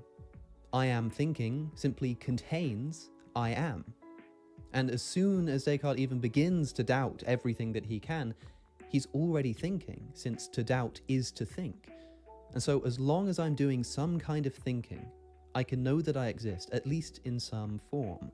That is to say, I think, therefore I am. That exact phrase, I think, therefore I am, doesn't actually appear in the Meditations, but Descartes uses other words to express exactly the same point. He writes of the evil demon, "Let him deceive me as much as he can. He will never bring it about that I am nothing, so long as I think that I am something." So, after considering everything very thoroughly, I must finally conclude that this proposition, I am, I exist, is necessarily true whenever it is put forward by me or conceived in my mind. That is, whenever I am thinking, I am. Now, there's a lot to be said about this and whether Descartes is actually correct, but at the very least, this should explain what Descartes meant when he wrote the Cogito, and, more to the point, why this is the first thing that he addresses in the Meditations. Simple as it may seem, Descartes now thinks he's established something undeniable, something immune to doubt, and so, hopefully, something that we can begin building the rest of our worldview upon.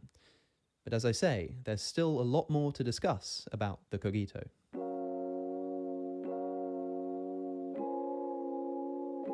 I think, therefore I am, sounds a lot like a deduction. It sounds like we have one statement, I think, from which we deduce a conclusion, I am. It seems like Descartes is offering an argument here, then, that is, a statement of premises and a conclusion that's deduced from it. But there's a debate in the literature about whether Descartes intended to present the cogito as an argument, or rather as a singular intuition. To get to grips with this debate, let me first define an important term. A syllogism is an argument that takes the form of a major premise, a minor premise, and a conclusion. All men are mortal, Socrates is a man, therefore Socrates is mortal. Now, John Cottingham, in his wonderful commentary on Descartes, writes that we could understand the cogito to be a form of syllogism, which would look something like this. Premise 1, whatever is thinking exists. Premise 2, I am thinking. Conclusion, therefore, I exist. This argument is valid, which means that if the premises are true, the conclusion must also be true. And this is how logical argument is usually done. It's natural for us to try to syllogize Descartes in this way. We're used to thinking of logical validity as occurring when you have a set of premises and a conclusion that follows from them. But Descartes himself responded to this when replying to objections to the Meditations, writing the following. When someone says, I am thinking, therefore I am, or I exist, he does not deduce existence from thought by means of a syllogism, but recognizes it as something self-evident by a simple intuition of the mind. That is to say, coming to know that I exist isn't a process of deductive reasoning like you find in a syllogism, but rather a single, unified, instantaneous intuition that I only know to be true while I'm thinking about it. The philosopher Peter Markey writes that intuition is distinguished from deduction by the fact that it does not involve a movement of thought through a series of inferences, and by its immediate self-evidence. And the passage from Descartes that I just quoted seems to very heavily imply that Descartes is thinking of the cogito in the sense of an intuition, rather than the sense of deduction. But it's never quite that simple, of course, in philosophy, because in 1648, Franz Berman interviewed Descartes and pressed him on this question of whether the cogito is syllogistic. And Descartes responded by admitting that a major premise may be, quote, implicitly presupposed when I arrive at the knowledge of my own existence. But Descartes is clear in saying that the person doing the thinking is not explicitly aware of the presence of such a premise. It's a strange thing to say, given what we've already heard, but this is why, despite Descartes insisting himself that the cogito is a mere intuition, there is still some debate about whether he was really presenting something like a disguised syllogism. John Cottingham is of the opinion that we should interpret Descartes as presenting an intuition, not a syllogism, and for what it's worth, I agree with him.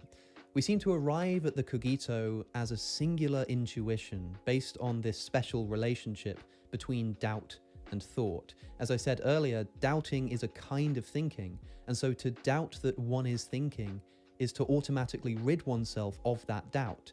It's simply the case that I am thinking contains I am. It all just happens at once. So that, to me, says that we should be interpreting Descartes as presenting a singular intuition here. John Cottingham writes that, quote, most logicians are accustomed to thinking of validity predominantly in terms of timeless, non-tensed propositions.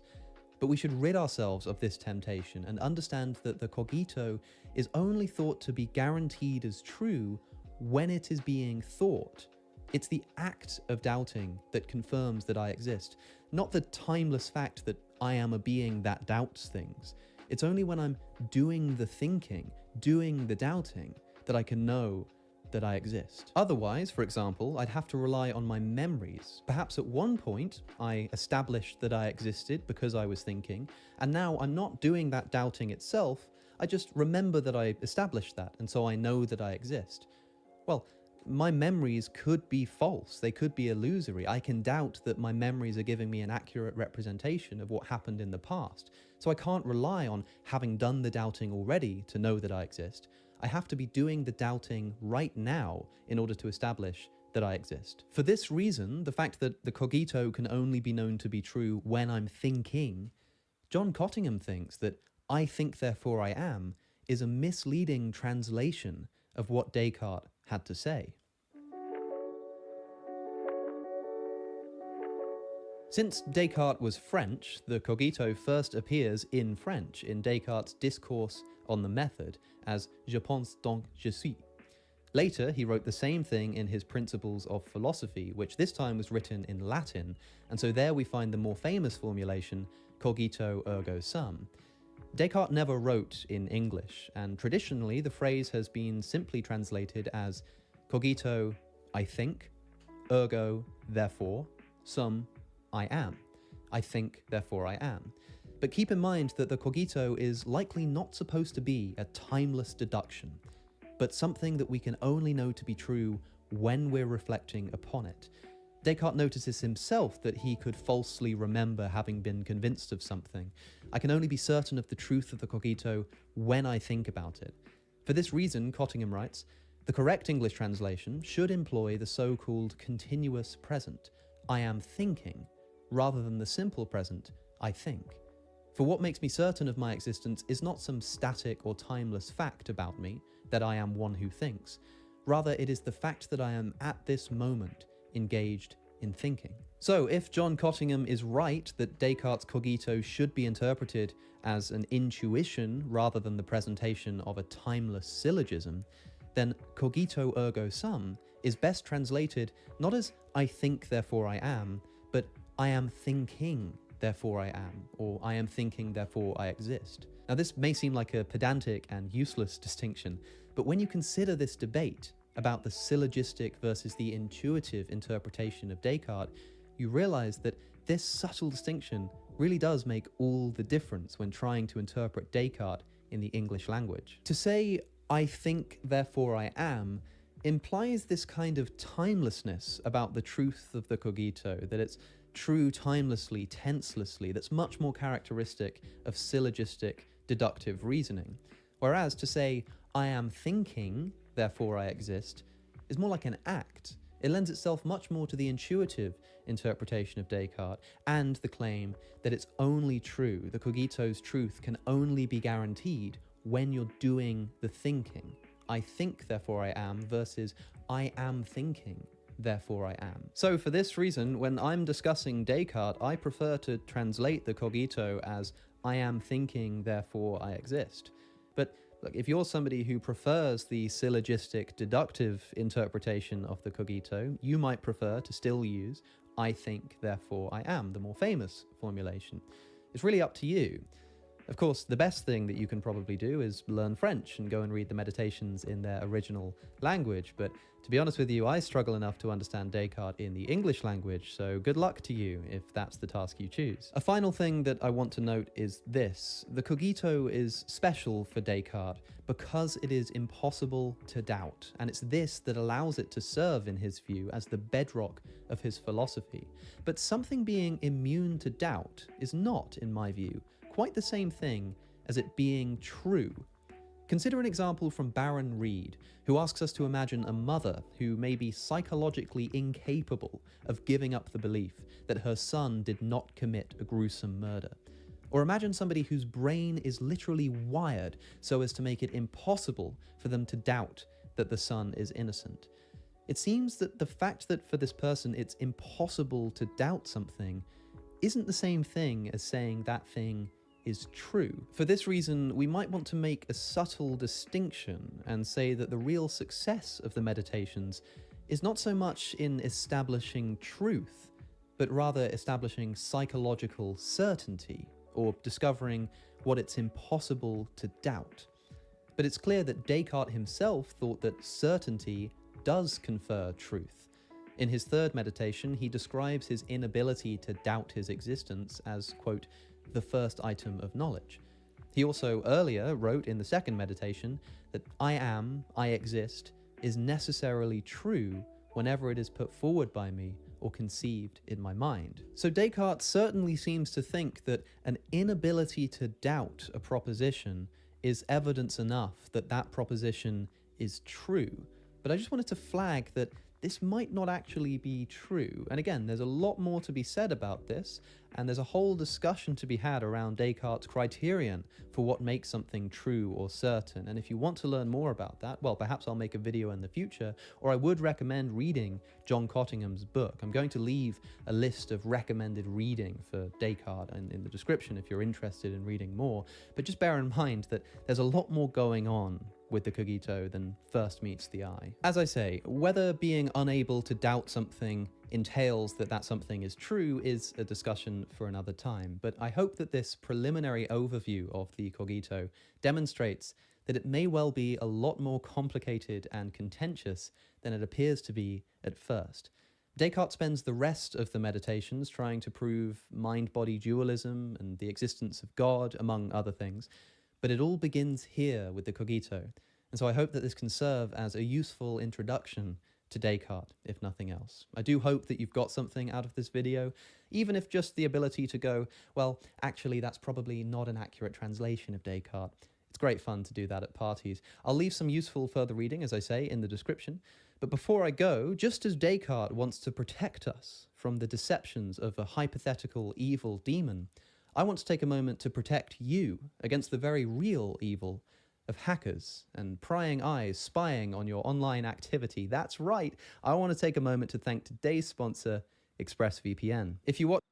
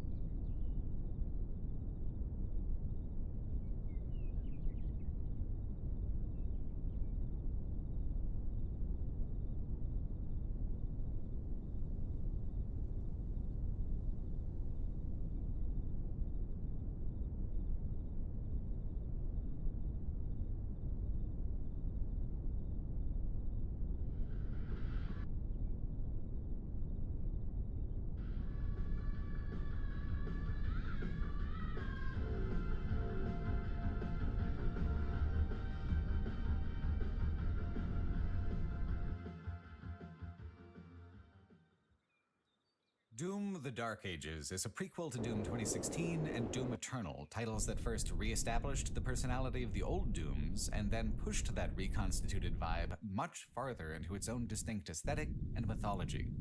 The Dark Ages accelerates the newer version to an even greater extreme, but as a prequel, it is also meant to kind of unify and tighten up those vibes across titles.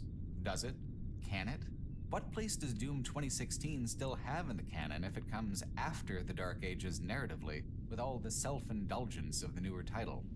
What is the future for the games if you begin with punching Cthulhu to death and then end with murdering the devil himself?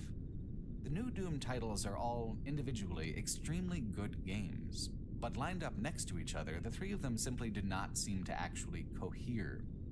What I'd like to do with this video is to draw a through line across the new titles, looking for how they agree, trying to identify the ways in which they can actually feel linear with each other, like the narrative insists that they are. I also just want to touch briefly on what I'm not doing.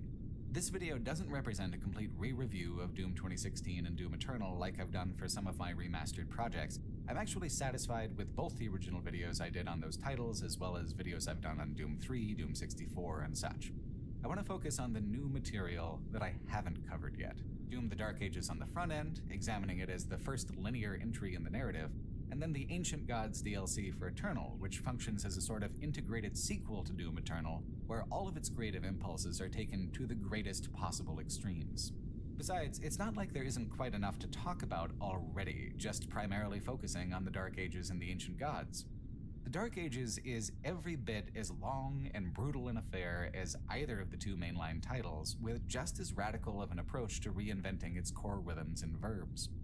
What's fascinating about the Dark Ages as a prequel is that it really is much more of a sequel mechanically. It depends on already knowing what came before, so in discussing it, I'd like to just make some of those same assumptions. If you went into the Dark Ages fully blind, it would toss you right into the deep end of more or less total demonic nonsense, from which it's hard to find any footing at all. It does not, for example, feel the need to explain the Makers, the techno-angels who rule over a civilization of humans called the Night Sentinels, whose economy is based around procuring energy for heaven by stealing it from hell. It picks up in the middle of all that, with the demonic invasion of the Night Sentinel worlds already underway, with the Doom Guy / Doom Slayer already under the Maker's yoke as a kind of weaponized pet. As the first mission begins, it doesn't seek to explain anything at all that isn't part of the mechanical tutorial. Those parts are the important thing to explain. It begins with introducing the shield. Both Doom 2016 and Doom Eternal were based around relentless speed, never slowed down, never look back. Dark Ages is similar, but the player is made slower. High mobility is something that has to be proactively chosen in some way, instead of just the default state of being. The Shield Rush being the most obvious example, it's used to close the gap with any group of enemies within like half a second. You can run, and that's totally fine, but the balance has shifted toward being part of the brawl much more dramatically, using the shield to block or parry an overwhelming amount of dangerous attacks while right in the middle of the mix. Smaller demons are weaker than before, fodder for the player to either exploit for ammo or smash en masse. Larger demons no longer require the particular combinations of weapons and tactics that Eternal wanted to curate. This does actually succeed in getting the game to feel more in keeping with its 90s roots.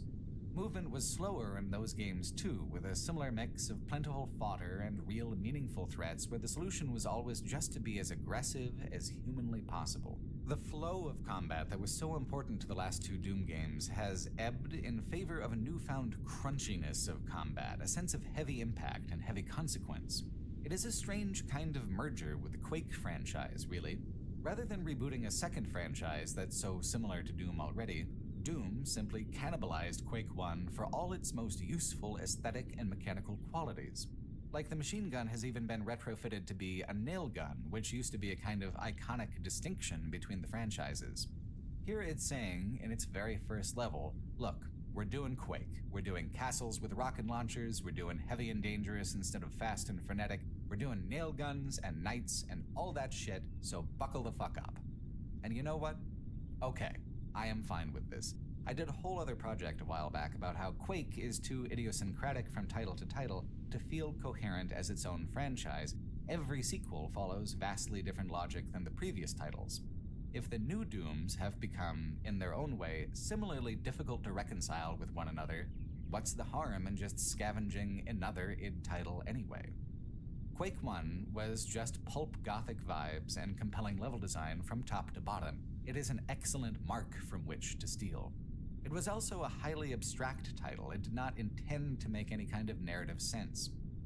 All of the new Dooms have carved a unique niche out from modern shooters by embracing a lot of that abstraction, by being games for the sake of being games, barely bothering to bind its gameplay rhythms to a narrative frame like the new Wolfensteins did. Doom 2016 did this with a graceful simplicity. Doom Eternal did it with a colorful flourish, and now Doom the Dark Ages is doing it with a moody brutality.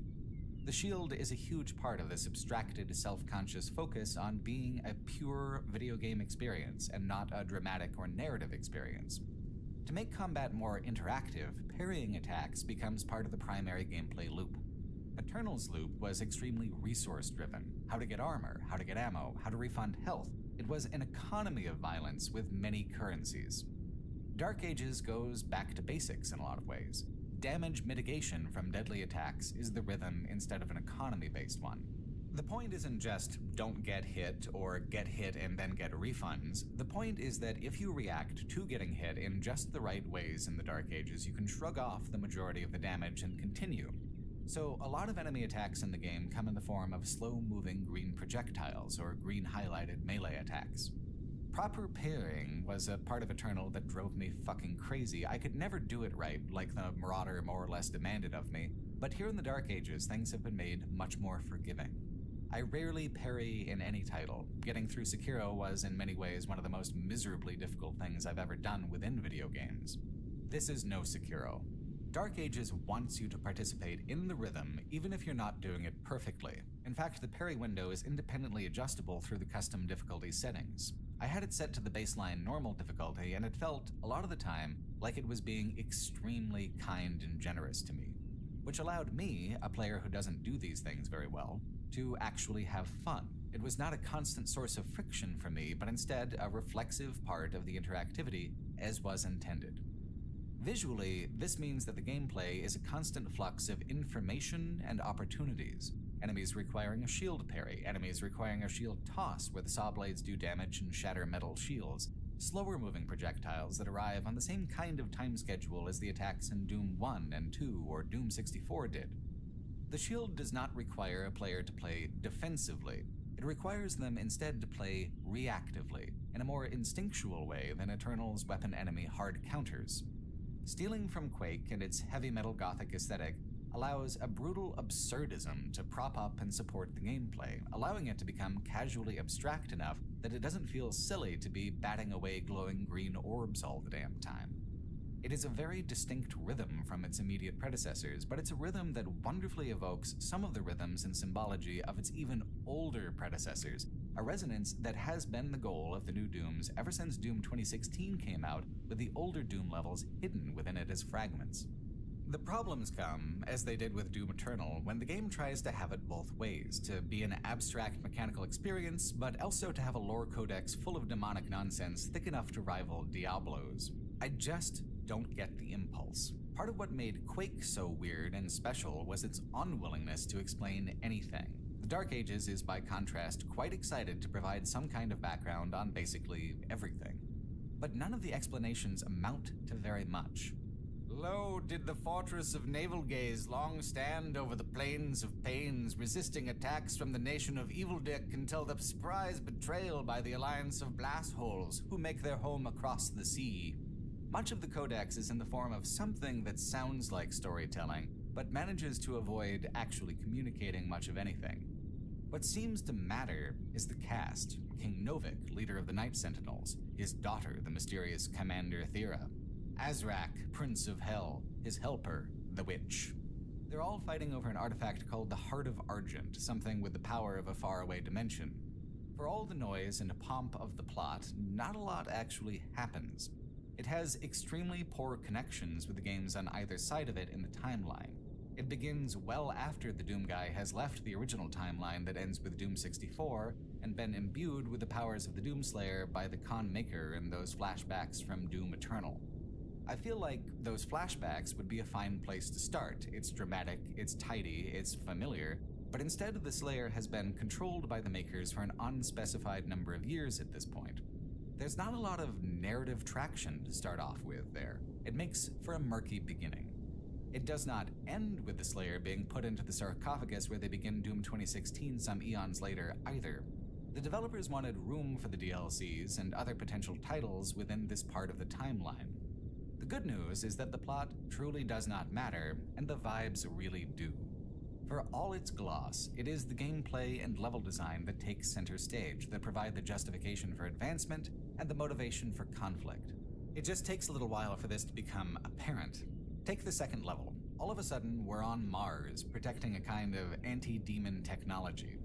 It's known to those who have played Eternal that the Night Sentinels once had infrastructure on Mars. There's a whole beautiful sequence in that game where you blow a hole right through the planet to unearth some of their ruins. So here are the ruins before they were ruins, I guess. It's supposed to be some kind of weapons research facility, and it looks oddly similar in places to the level design aesthetic of the UAC facilities in Doom 2016. Does this mean anything? Is it saying that the UAC is doing some kind of divine recurrent stuff with their labs and those demons? Or is it just fun without really meaning anything at all? It honestly could go either way. If the game is trying to create a deliberate resonance, it is slight and haphazard.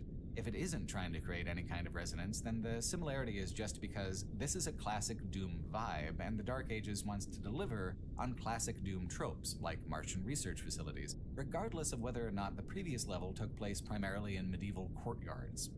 Fun is the point. It is not meant to be thought about too closely, which is tricky for someone who makes a living doing video essays.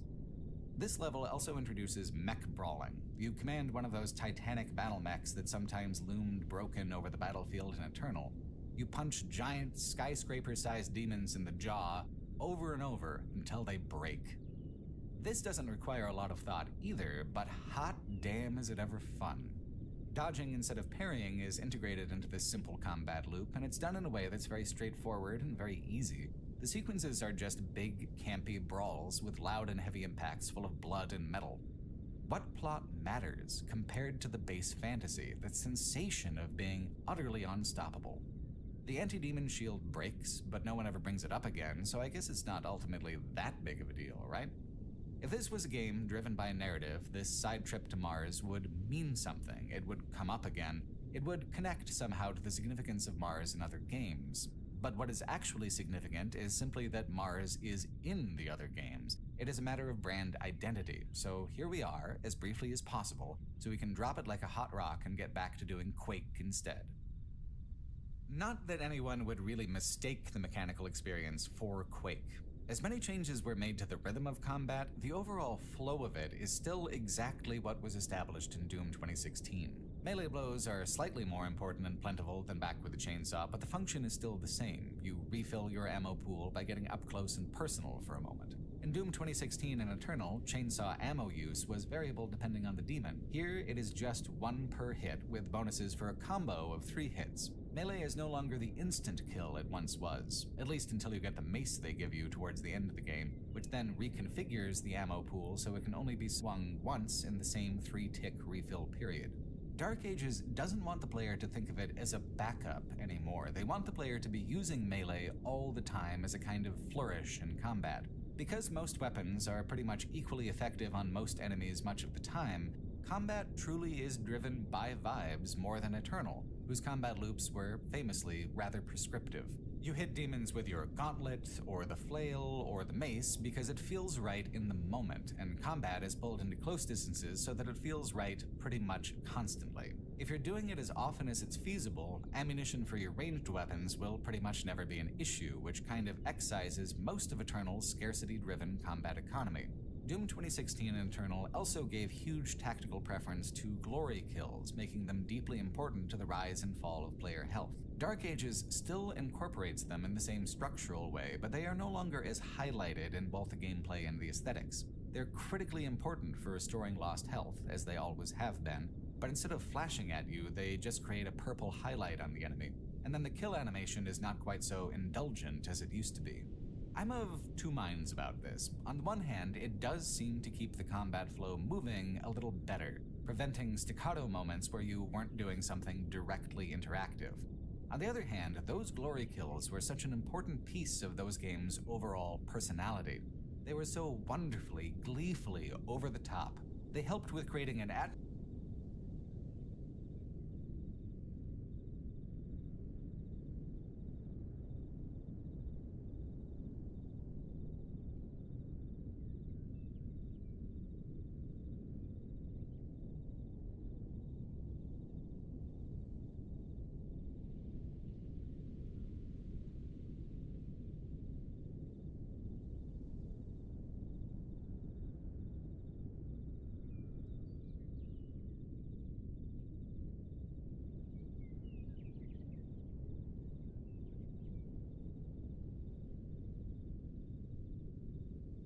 that was ultimately more joyful than murderous, though murder was the source of the joy for sure. Dark Ages, I suppose, wants an atmosphere that's slightly more oppressive, and creates this change, ironically, by being slightly less gory than it used to be. More somber, more monotone, a relentless slog of violence and not a fireworks show with pops of delightful color. All these changes are to the texture and mood of the game, not the actual structure of combat. It is still a motivation loop that awards aggression above all things. It is still a system whereby all negative things can be refunded with positive things if the player is participating in the proper flow of combat. A flow where the correct response to being close to death is to fight harder instead of to retreat. It is a system that is designed with laser precision to build an incredible amount of tension into every moment of combat. It's why people love playing on mostly the harder difficulties of the new Doom games. Even if down to your last tick of health, you aren't out. You are still dangerous and still capable of turning things completely around on the smallest of margins. Hard games aren't that fun when having difficulty with them and struggling is punished like in instant fail stealth sections of other games. Hard games are a thrill and a delight when struggling is, instead, rewarded. Where living on that razor's edge between success and failure is exactly where the player should be. The drama of this sort of thing is in not knowing if you'll succeed or fail, and then experiencing the joy of pulling through the win anyway. Too easy and success is a certainty that bleeds engagement. Too hard and failure is a certainty that erodes motivation. The adjustable difficulties, more customizable than ever before, are meant to help each player find where that danger line is for themselves and pin the game at that particular intersection. When a player fails along a thin margin like intended, there is a lingering sensation that it is, in fact, totally winnable if they just come back and push a little harder. The crunchiness of combat, the ultra-violent spectacle of the animations, the pumping music, all of that combines to make pushing harder feel better, to put the player in exactly the headspace they need to be in to embody the Doomslayer. You don't fear the demons. Demons fear you. And to make a player actually feel that way about it, the combat loop needs a reinforcement system that demonstrates, time and time again, that there is only ever one way to go, and that way is forward into danger with blood in your mouth and fire in your hands. Of course, it would be exhausting to maintain that level of danger and demand that level of concentration every minute of the game. For pacing purposes, the new Dooms have always also integrated an exploratory element, hunting secrets for little prizes. In Doom 2016, these secrets were secrets indeed in most cases. Playing on my own, with no guide across a couple playthroughs, I never really found more than half. Using a guide to satiate my curiosity and finish out my experience with Doom 2016, I was left wondering, in many cases, how the hell I was ever supposed to piece some of these together on my own. Secrets in the original Dooms were similar. They were actually secretive. It was rarely something that was expected of the player to engage with, and instead provided sudden windfalls for the attentive, curious, or lucky. Doom Eternal began to change that, making secrets an important and intended part of progression, reducing their obtuseness and ramping up the kinds of rewards that they provided. I did not need any kind of guide for Eternal. The Dark Ages continues that trend, marking them on the map if you're anywhere remotely near them, which is something that required buying a player ability in the past two games. Here, it's standard, because the vast majority of player upgrade currencies are hidden behind these secrets.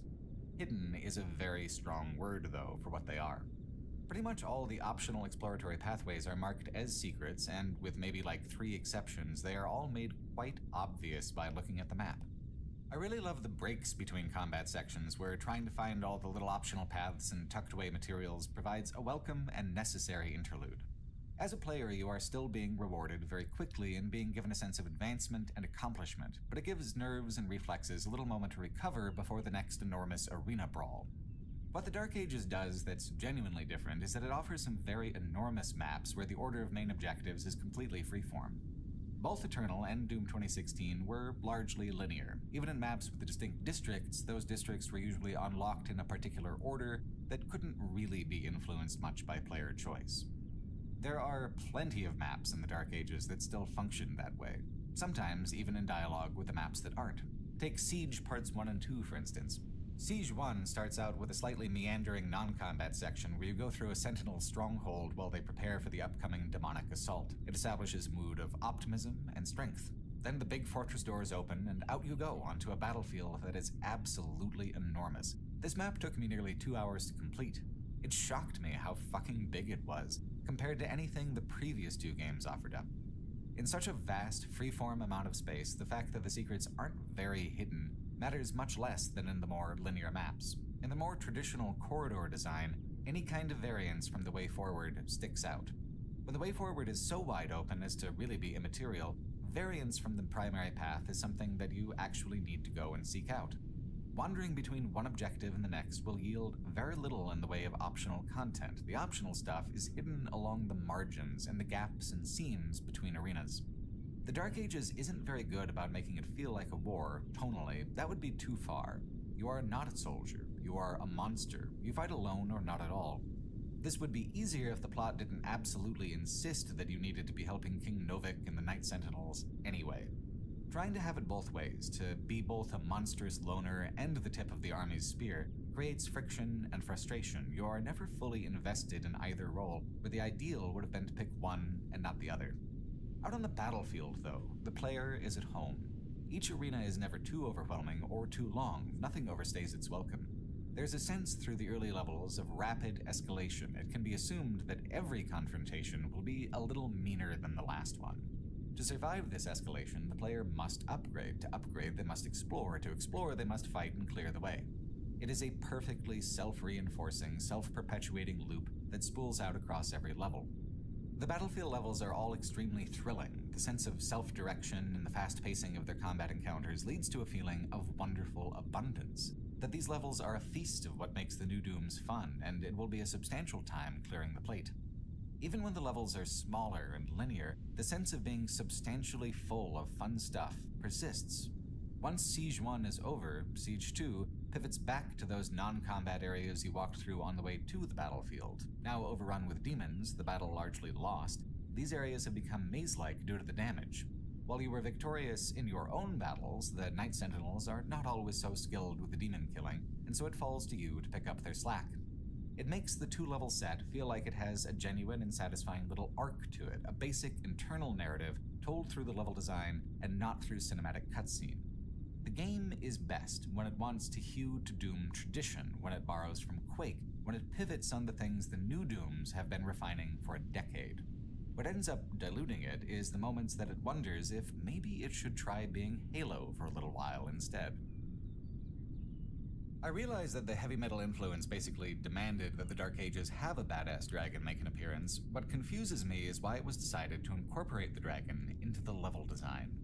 These flying sections have their own rhythm of combat, like the mech fistfights do, but way worse.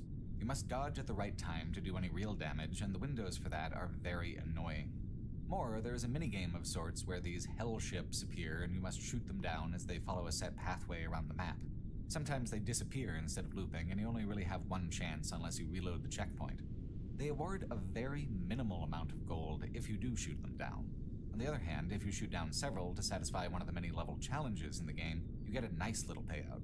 It is always worth doing the level challenges. Usually they don't take very much extra effort to complete, and they help keep a player marginally ahead of the power curve by giving maybe an extra upgrade or half an upgrade per level. It's kind of an important aspect of overall progression. It's fine if you skip a few. I did them all and ended up with more gold and more rubies than I was able to use to upgrade everything in the game. There is a small overhead built into it so that any player can skip some things they find annoying and still achieve a completionist playthrough. But the hellships are, I feel, very annoying. All the dragon-driven combat in general is.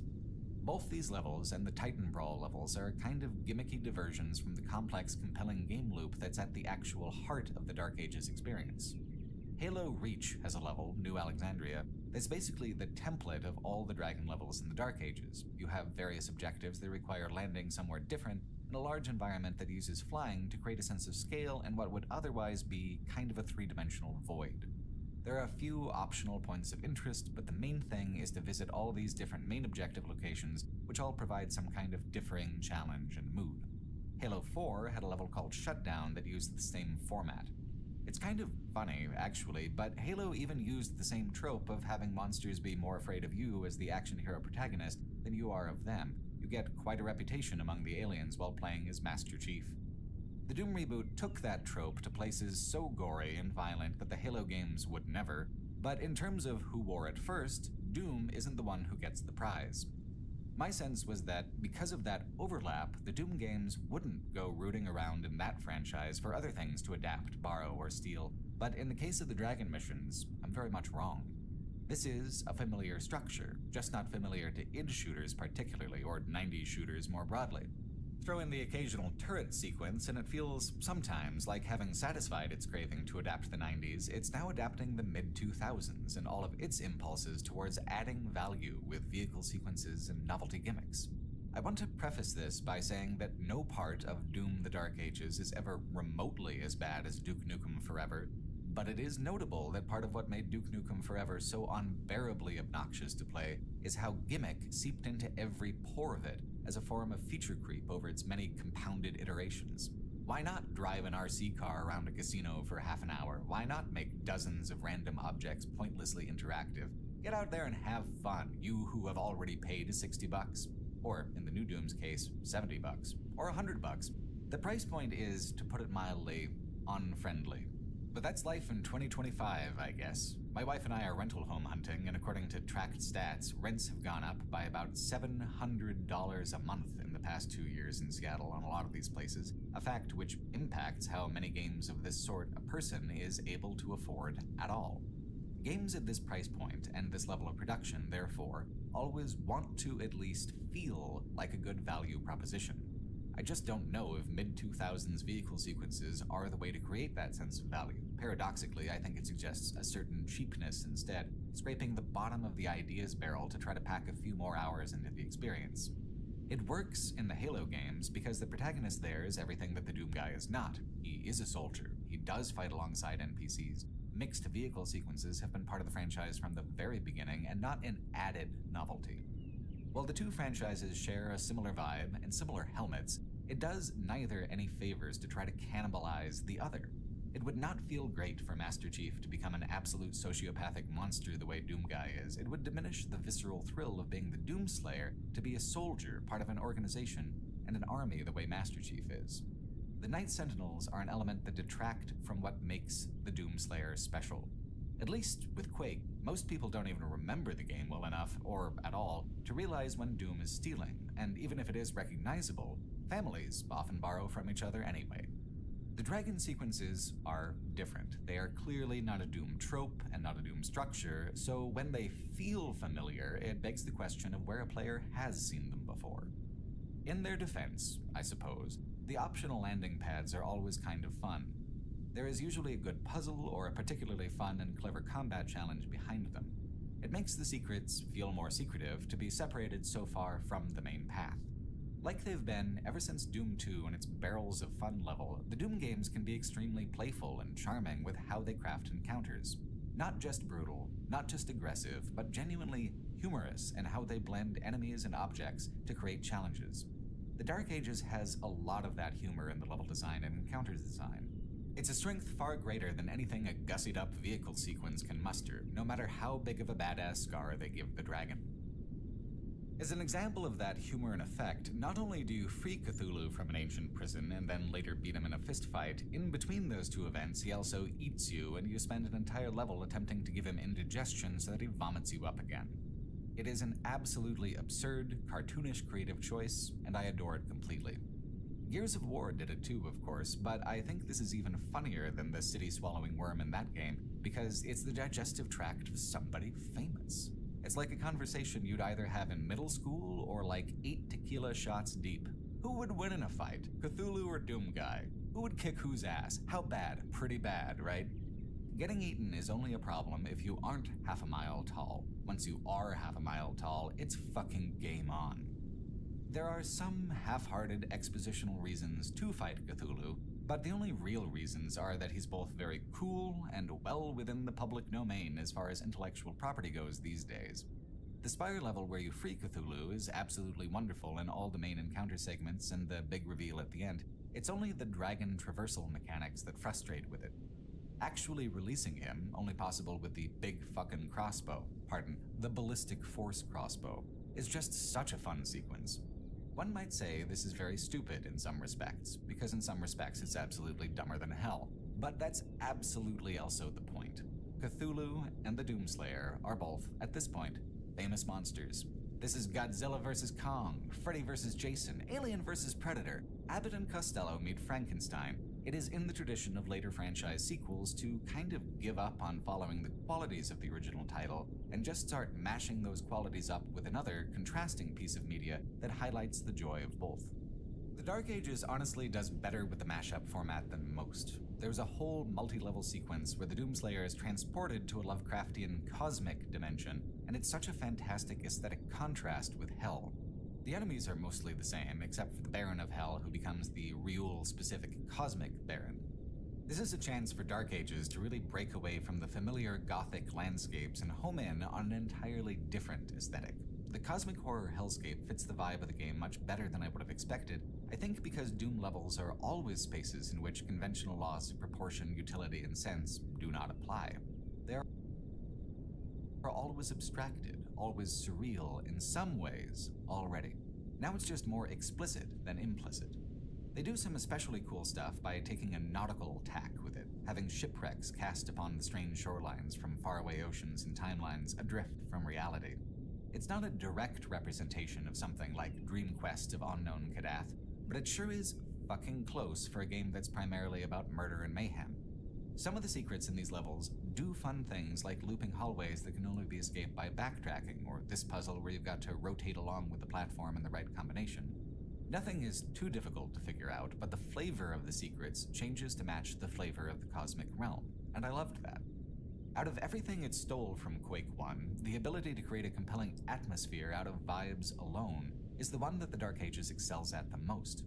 The combination of stone cyclopean monoliths with slithery tendrils and diffused green or purple light is just as moody as the infernal red and brown fire-based hell levels, but colder, stranger.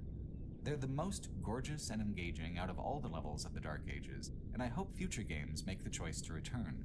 It doesn't have to be original, it doesn't have to make sense, it just has to feel like it belongs, like this is Doom.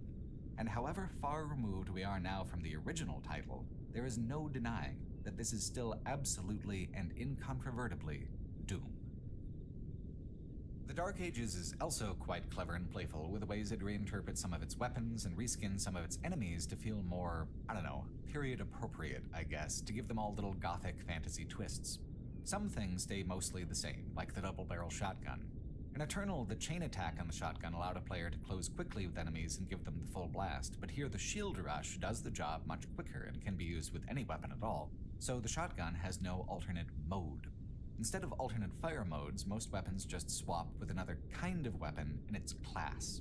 Single and double-barrel shotguns swap for each other, the nail gun swaps with a precision rifle that fires rail spikes, the plasma gun swaps from a version that fires a single, very fast stream that accelerates as it does damage, to a version that causes arcing lightning damage to enemies and puts them in a weakened state. Grenade launcher swaps with rocket launcher.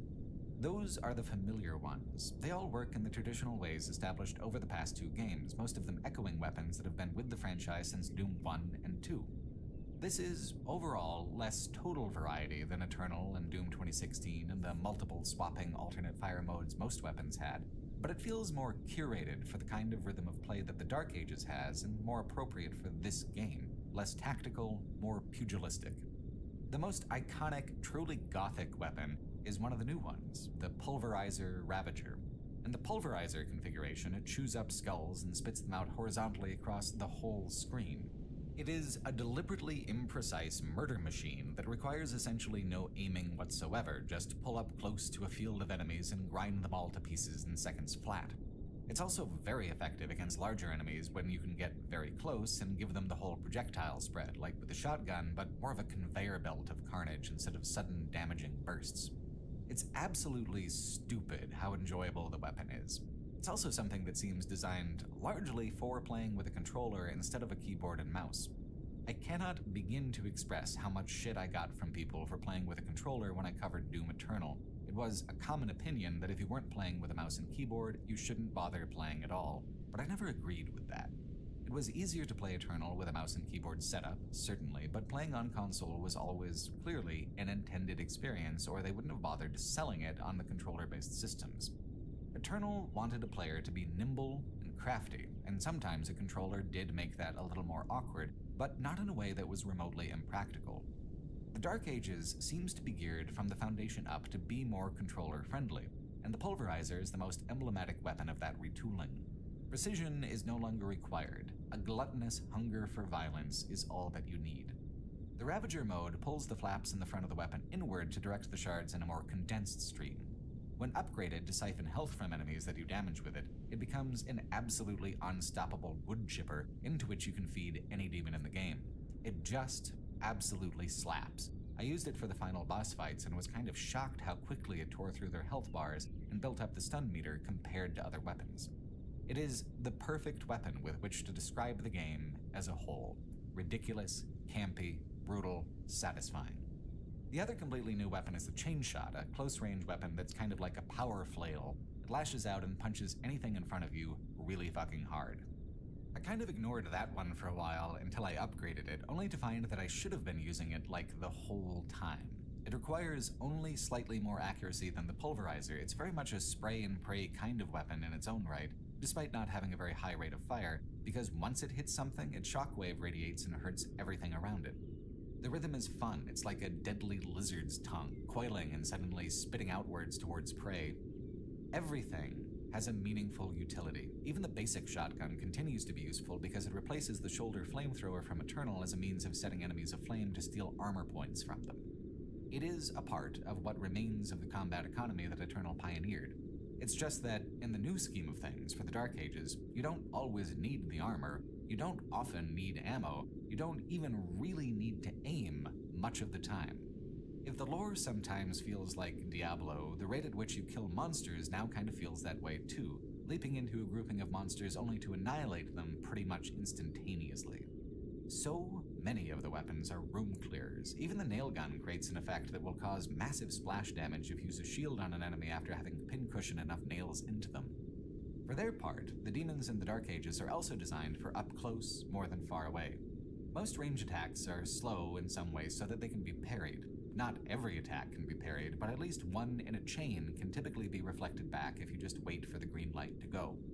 Familiar melee enemies like the Hell Knights attack faster and harder than before, but only because they are also meant to be parried. Doing so successfully causes them to falter, and if they can be put on the wrong footing for just a couple of seconds, they can be quickly put down in those intervals. Most encounters create a mix of threats that utilize all the different distances available, ordering the danger from greatest to least according to what's closest and what's farthest away. The most distant threats will typically always be the least pressing. The middle ground has a chance to overwhelm and confuse a person, and anything that gets up close is there because it is deeply threatening.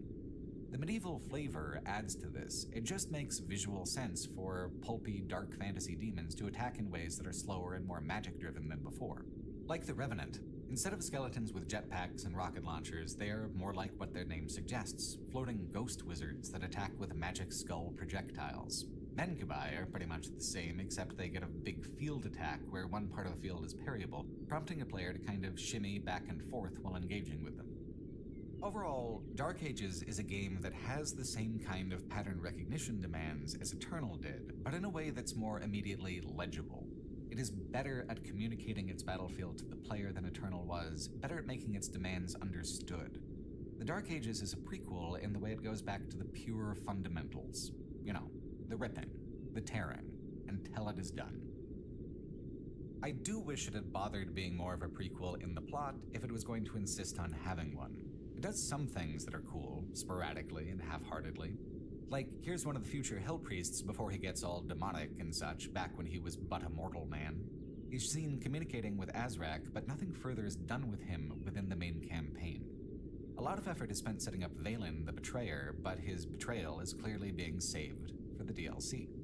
As it is, the main campaign ends it on a bit of a cliffhanger note by having King Novik compliment Valen's fine young warrior of a son, but that's later. For now, it's Commander Thera who gets all the attention in the plot. She has, somehow, the soul of a Wraith, an ancient being from the Lovecraft dimension. The Wraiths imbued the Night Sentinels with their power, and then the Makers fused that energy with that of the Hell dimension to make Argent energy, the plot driver for Doom 2016. In fact, much of what is known about Wraiths comes from Codex entries from all the way back in that initial reboot. From the Codex, quote, "The Night Sentinels stood strong against our legions. Conquest of Argent D'Nur, empowered by his Wraith energy, was foiled at every turn. Yet in our darkest hour came..."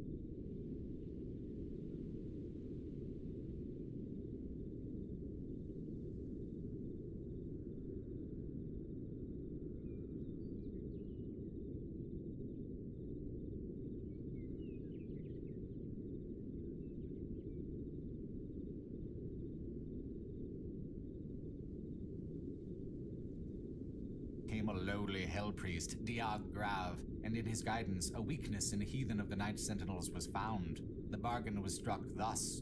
For the return of the betrayer's only son, lost on the battlefield, Diag Grav must be taken to the source of their power, the elemental wraiths. Led there by the wretched betrayer, Diag Grav and his cabal set a curse upon the wraiths as they slept and used their essence for our own devices. With the power of the wraiths, they formed the Well, that which brings us upon our enemies. Thus, the city of Argent and their false gods fell under the unholy might of the Hell Priests. For his payment, the betrayer's son was returned to him in our form, and the icon of sin was brought upon the heathens. His vengeance was swift and merciless, for the wages of treachery are suffering. With the fall of Argent D'Nur, their realm was taken into ours, their temples and ruins, their carved rock and edifice, all was absorbed into our realm and taken as trophies of our triumph. End quote.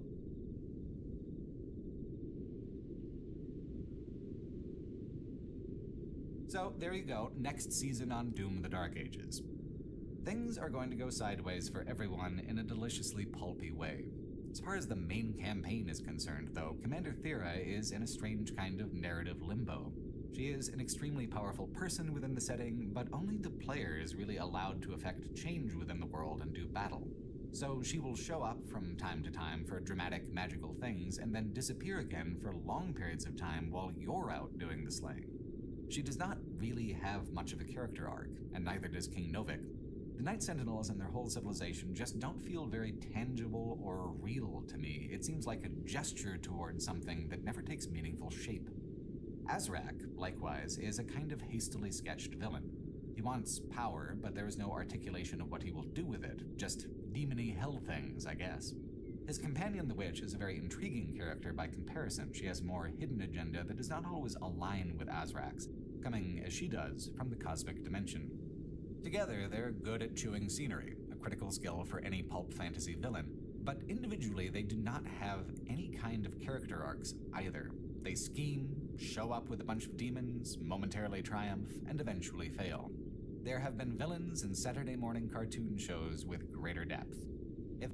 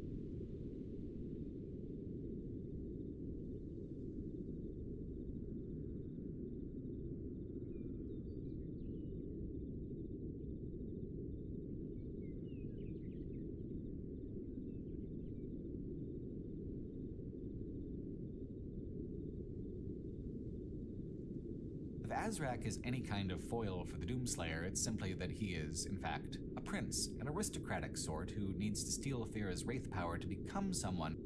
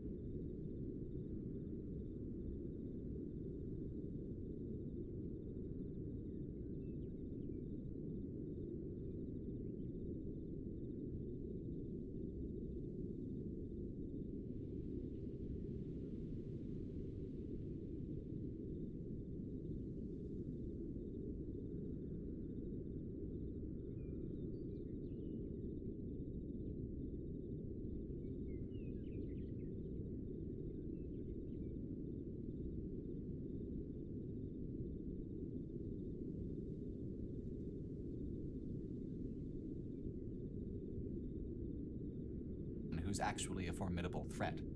The solution, of course, is to stuff that nerd in a locker and beat the soul back out of him. Honestly, the one thing in the plot that I genuinely loved was when they had him succeed in getting the soul in the first place. The game actually manages to serve up an effective little all is lost moment where the Doomslayer is actually properly defeated. You die, like all the way die, and rise again as a zombie in the outer layers of hell.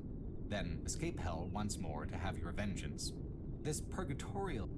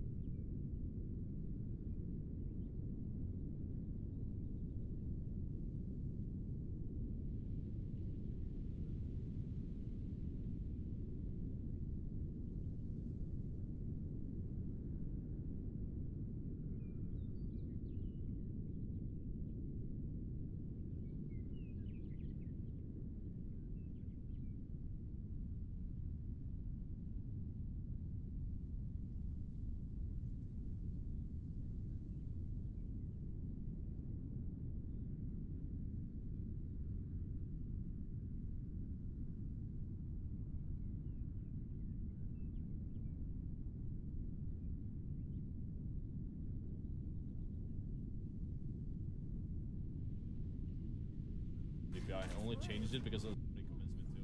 I really like how floaty it was though. Like the aim just ended up being a lot smoother. So lower DPI. Bros, oh, okay, this guy's a smurf.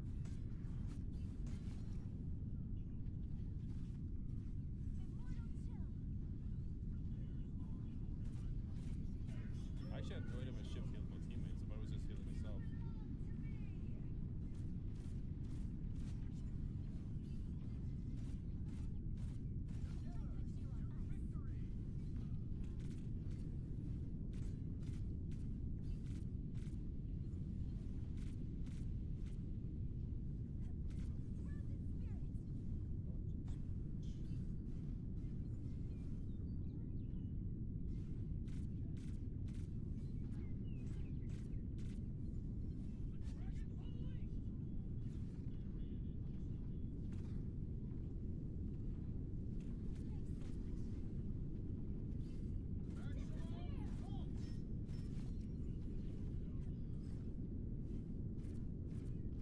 What? Is someone in the way?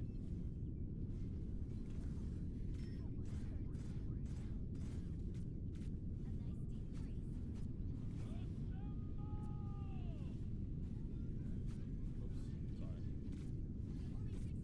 Runs over.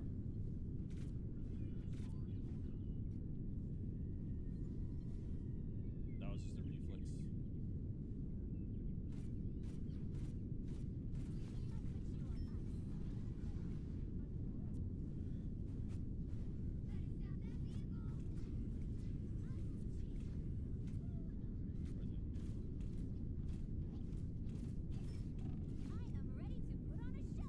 Reported. What?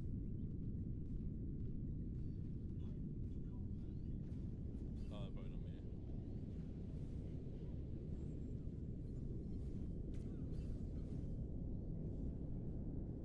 What did he do? He's just spawn camping them. So I have to see that.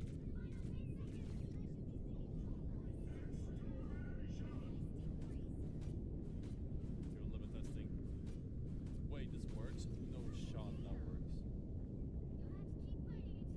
Wait, you tell me Luna can just clap and kill that guy? Ultron just catching owls.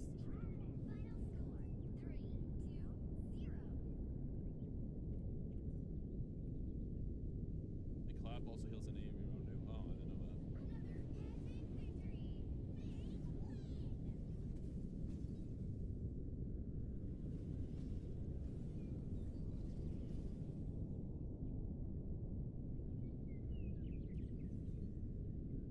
Bronze 2, baby. I don't know if it meant me or, I don't know if it meant me or the fist. Oh, wait, no, he was probably talking about me. That's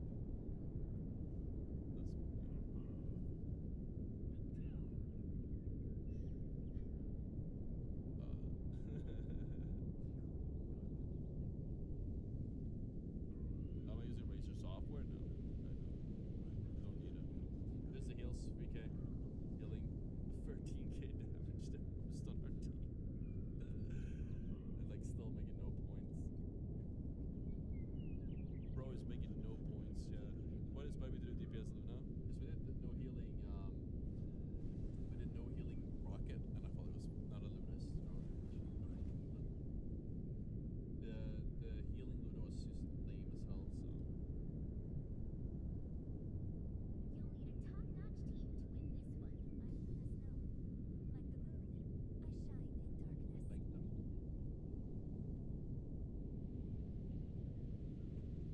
Mousepad, I have a Warlike SB4.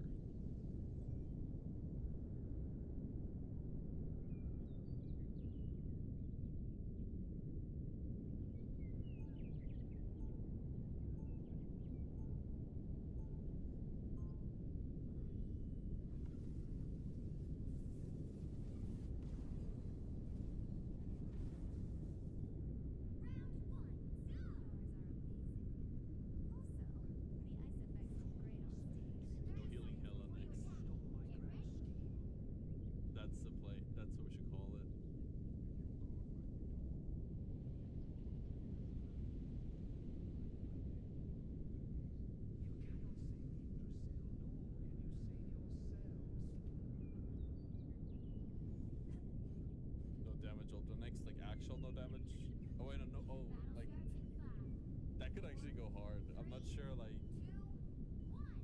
I don't think you can do 0, can you? I guess if you, like, I think because of team up. What's a new map? Sorry. Didn't realize.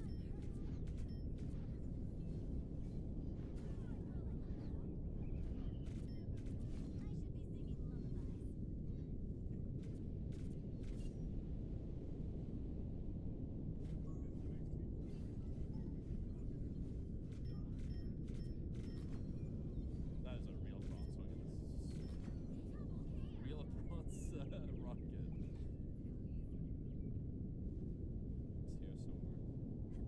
Actually, no, it's not. You're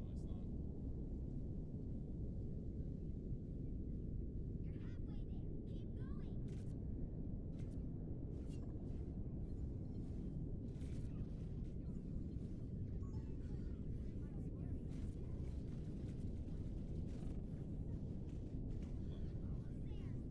So far back. I think as soon as the damage fall off, I want to make sure I'm close, but I am way too close. I'm making a comeback.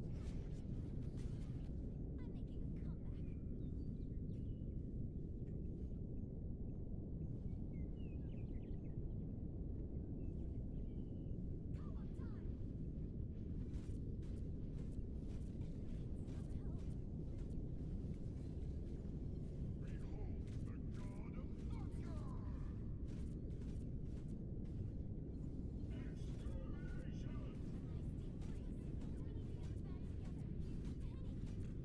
See anything?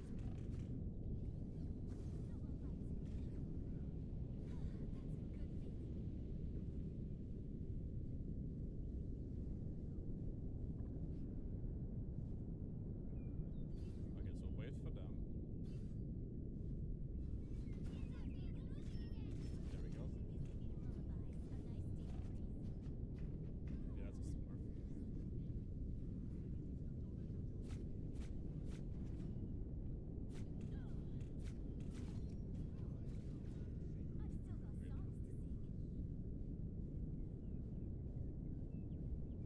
Bro did not go for a single headshot.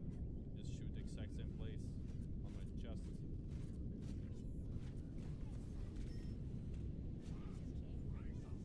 That's the type of guy police agencies want, man. They're centering. Bro could be serving no-knock warrants, but he's out here again. Chasing me. Whole different type of ice. Only 60 seconds left.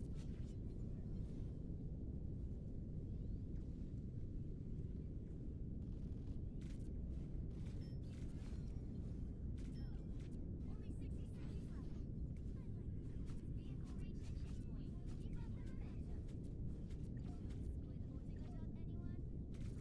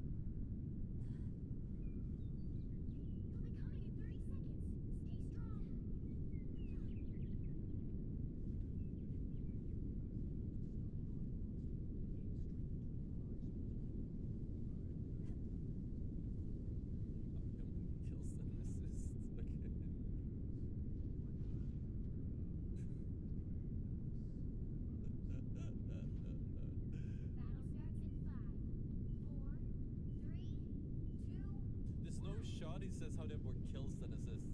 The real question is, why do I have more kills than him?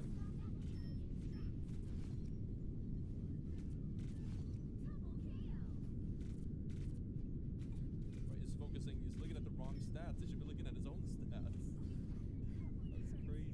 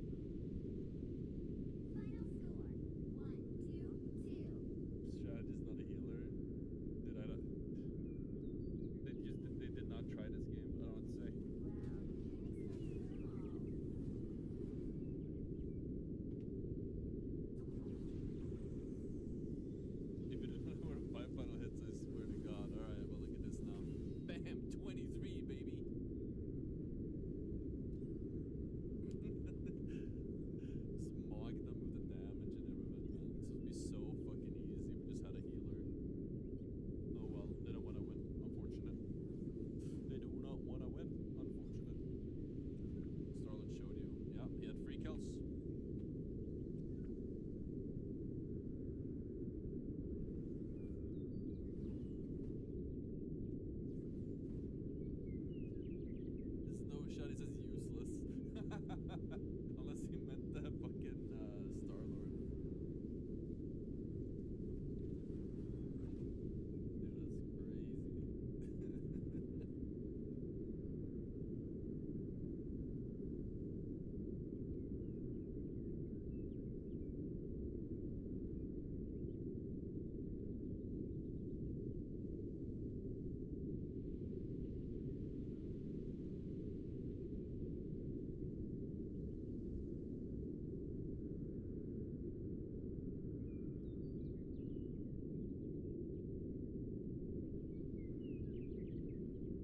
The level is one of the best in the game in terms of mood. It's really firing on all cylinders as far as the heavy metal fantasy is concerned.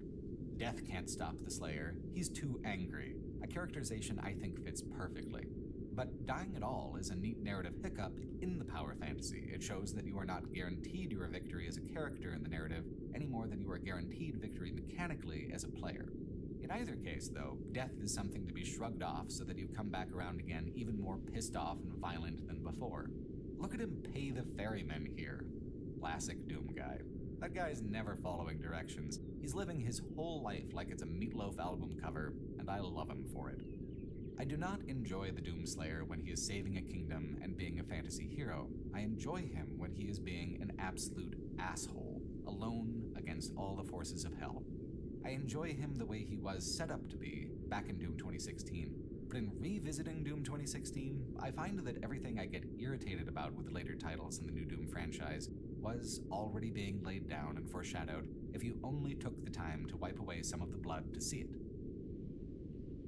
When Doom 2016 came out, it was an absolute phenomenon. It felt so wonderfully novel in how bright, bloody, and brutal it was. It had a gameplay loop that was vastly superior to most other shooters, and a gleefully ironic approach to narrative that made its silent protagonist antagonistic to any kind of complexity or nonsense. Its goal was to make a creative work that was, above all, metatextual, where the story it was telling was the story of what Doom meant to people back in the day, where its gameplay was built to evoke the sensations of those early shooters, while at the same time completely modernizing the loop, where the overall experience was a video game celebrating the frenetic joy of video gaming as a whole. Perhaps this is why Eternal and the Dark Ages hit so different in their narrative focus. They lose sight of this metatextuality and replace it with a lot of lore instead. The thing is, though, the lore was here from the very start. When the Doomslayer's sarcophagus is found on an expedition to Hell, it is with other Night Sentinel artifacts. Check out Samuel Hayden's lab. Here are statues of Night Sentinels fighting alongside the Doomslayer, as portrayed in the Dark Ages. There's the Crucible Sword from Doom Eternal. Samuel Hayden himself is even a character that becomes extremely important to the wildly convoluted parts of the lore. He is a maker in disguise, lying low. By the time the Ancient Gods DLC rolls around for Doom Eternal, he becomes just as important to the story again as he was here in Doom 2016. Here in Hell are some corpses of those mysterious wraiths, the beings whose soul rests inside Commander Thera. When Samuel Hayden says that you are foolish for not understanding the power of Argent Energy, this is because that has always been the way of the Makers. Of course Hayden doesn't care about the Earth because he's stealing power for heaven by laundering it through Hell.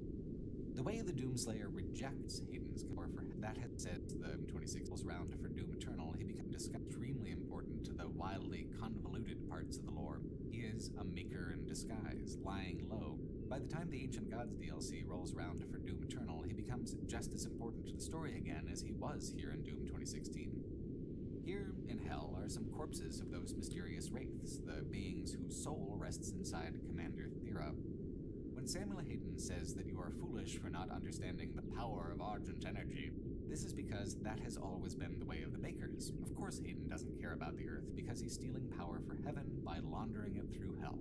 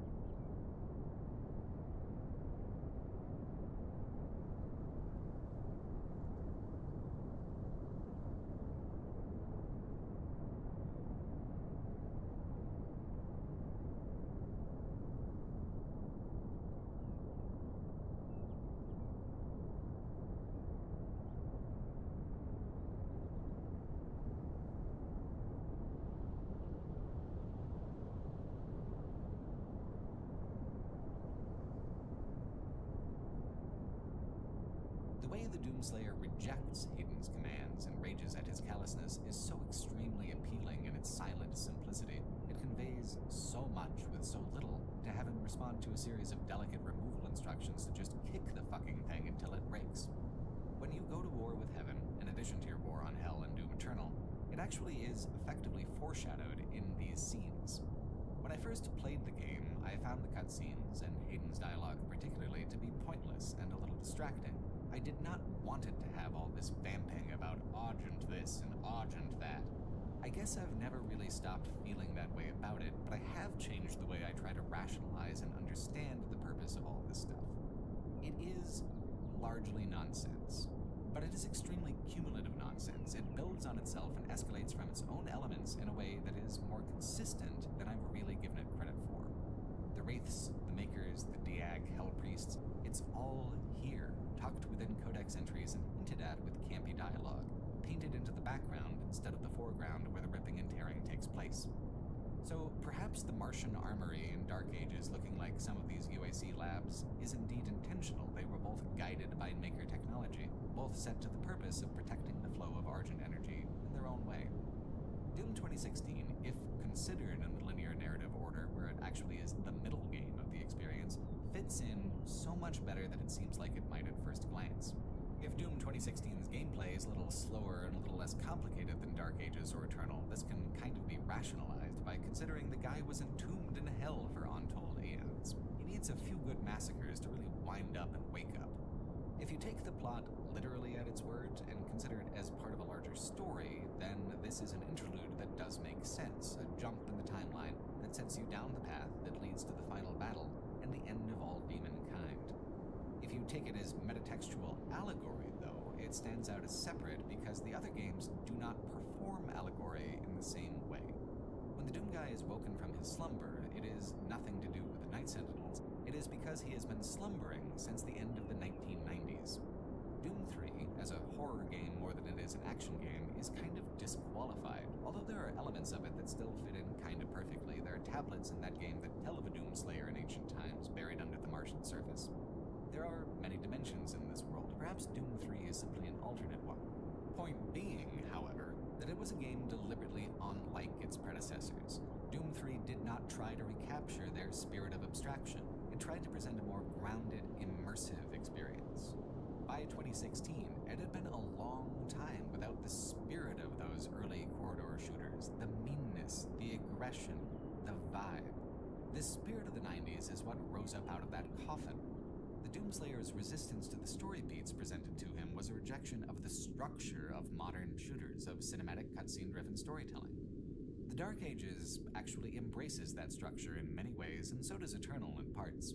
No matter how many plot elements it sets up in these cutscenes, it is hard to reconcile two games which do their storytelling campily but unironically with this one, which is, to be frank, making fun of them for being that way. Considering it as a middle title, the relative straightforwardness of the combat compared to the Dark Ages does make for a disconcerting shift. It makes it feel more obvious how, as good as the expanded loop is, it has been primarily expanded with gimmicks. Good gimmicks, mind you. But all the parrying stuff could be removed, all the shield stuff, most of the melee stuff, and the reason you know it can be removed is that Doom 2016 is equally as exciting and equally bloodthirsty without them. It just doesn't really have fodder demons quite the same way.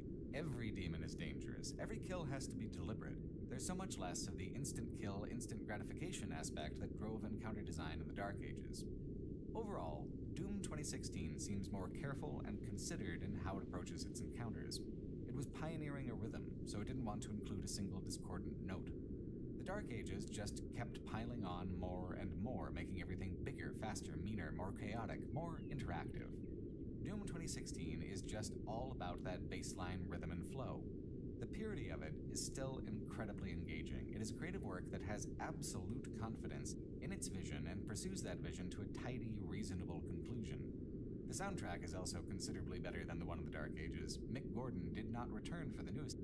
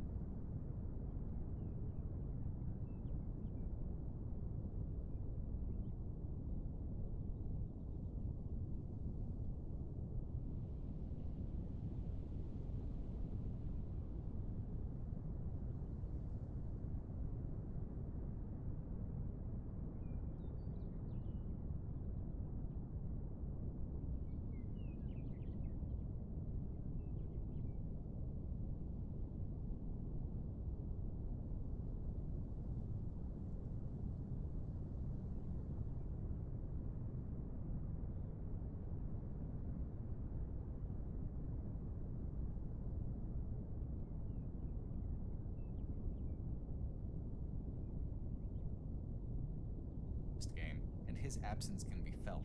He was one of the artists on the earlier projects who really understood what the game could be and how to get it there. While the Dark Ages still pivots on its willingness to completely forego any kind of naturalism or immersion and just be a video game like they were back in the day, it sometimes feels uncertain about precisely what kind of video game it wants to be with its many novelty modes and constant color-coded reaction prompts. Doom 2016 is still, I think, probably the best of them. It's not that everything that was added on top of the formula it pioneered is bad. On the contrary, much of what's done to ramp up interactivity makes Eternal and the Dark Ages feel excitingly cruel and hectic compared to the initial offering. What's missing is that sense of perfect balance. Doom 2016 doesn't have anything that isn't strictly necessary. In the gameplay, anyway. It's hard to resist the impulse of adding everything that can possibly be added to a thing, but when you do that, you get Doom Eternal. Doom 2016's creative mandate to reinvent and reinterpret Doom 1 and 2 specifically led to a much sharper result, even in the artwork. The monster designs are the best in the trilogy. I like the ones in Dark Ages fine, I think they're fun, I think they're clever, but the ones in the first game are so exactly in keeping with the Dooms that went before that it feels perfect to me. Doom 3's monsters were more radically different from Doom 1 and 2 than this game's, although I think it's notable that the Doom 3 version of the Hell Knight was so iconic that the modern run of games kept it. Not a lot else made it from that era of Doom art design.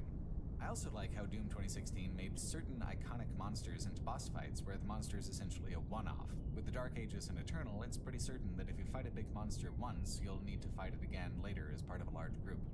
Here, the Cyber Demon is absolutely unique. The design hasn't even been used again in the other two modern games. Though that is a significant change from Doom 1 and 2, Eternal's version of the Cyber Demon is actually far more consistent with the older games in terms of both art style and how it's used in the encounter design. Also missing from later titles is the Spider Mastermind. By setting it up as a plot-driven demon unique to Olivia Pierce in her descent into demonic madness,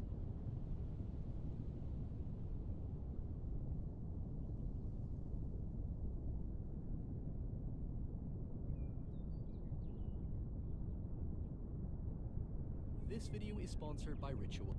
Someone with the initials JM.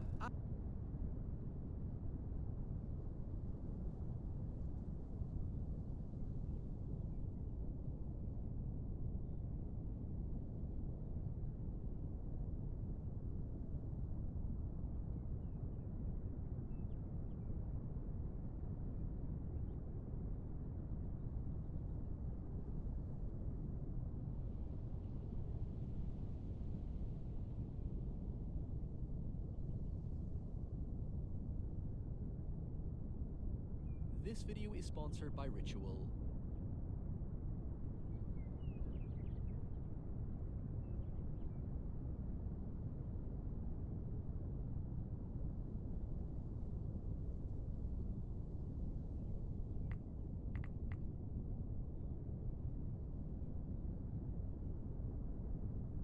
the monster is disqualified from appearing in the later games, even though the smaller brain spiders still become part of the main menagerie.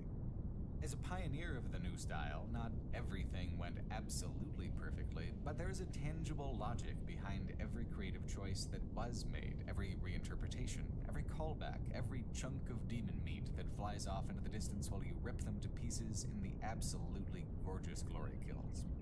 It does a seemingly effortless job of creating and conveying the personality of the Doomslayer through all these animations, all the fiendishly violent flourishes of combat. While there are a lot of logs and a lot of lore that further constructs the Doomslayer as this mythic, unstoppable figure, it is the gameplay itself through which this is primarily conveyed. It's an undeniable, tactile truth of things. It is not necessary to flatter the player, they flatter themselves through victory. And if Doom Eternal is mistaken in any of its escalations, it is certainly that one. The most frustrating difference between the initial 2016 game and the ones that come after is the constant, excessive bloviating about how special the Doomslayer is, how important, how they are the chosen one, and choosing anyone else would be absolutely pointless.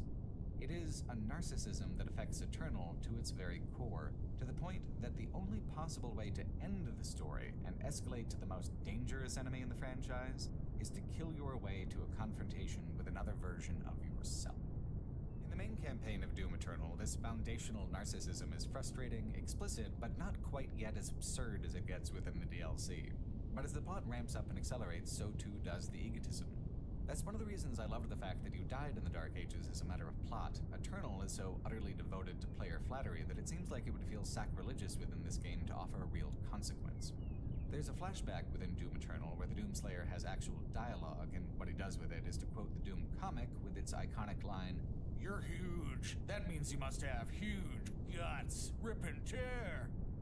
This is certainly metatextual, but not in the way Doom 2016 was. That was an emotional, cultural metatextuality. This is a referential, mimetic approach. The awkward thing is to pair this self-parody with a completely self-serious approach to lore. Consider this other flashback, the one I wished would have kicked off the Dark Ages. In it, Samuel Hayden as his maker self places the Doom guy into the divinity machine that transforms him into the Doom Slayer. If the game wanted to be self-consciously absurd, it is way funnier for him to remain just a guy, to have nothing divine or special or foreseen or foretold about him, to just have a guy whose one and only consuming emotion is what Harrison Ford conveyed when he growled, "Get off my plane," at the end of Air Force One. Yet, here we have it, the divinity machine. What might not have been special before is now the most special, the most mythic, someone who is actively constructed as inherently better and stronger than everyone else. The game can be so frustrating with this navel-gazing, but there are certainly times when the swagger is appropriate and works wonderfully. The best example is one of my favorite set pieces in the new Dooms, the BFG level. You need to get to the Martian ruins the Night Sentinels left behind, but they are buried deep under the crust of the Martian surface. That's not a problem for you because you're just gonna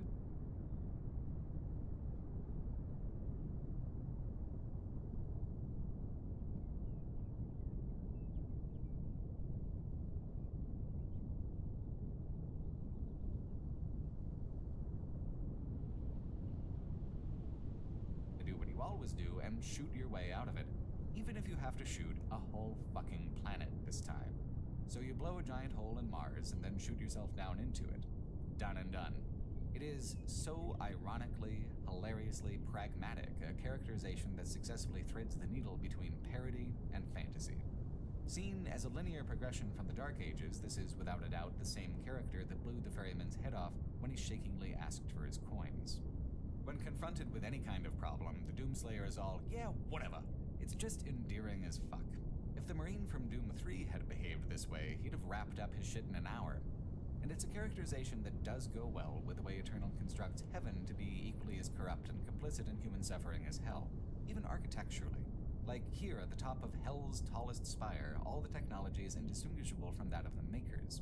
The secret lurking at the heart of this cosmology is that everyone is terrible. All a human can do is try not to get crushed and compacted and have their soul torn apart. Being pissed about that is motivation enough for all manner of slaying. Like how Dark Ages saved the best of its plot for the DLC, the main campaign of Eternal goes out of its way to set up the conflict to come. The reason the Conmaker has reigned over the heaven of Urdak for so long is that the soul of the Father, the creator of the Makers, is missing. Samuel Hayden took it. You know him as Vega, the AI companion who helps you so cheerfully with opening locked doors. This diminished echo of the Father of Creation only realizes who he is late into the campaign in a blink and you'll miss it moment. Nothing is done with the plot thread until the Ancient Gods really gets rolling. But there's still the Conmaker, so you do get that boss fight right now, at least. Hidden within all of this is also the genesis of the demons and of Hell itself. The Father created this Hell to be superior to Urdak, but became afraid of it later on, sealing it off.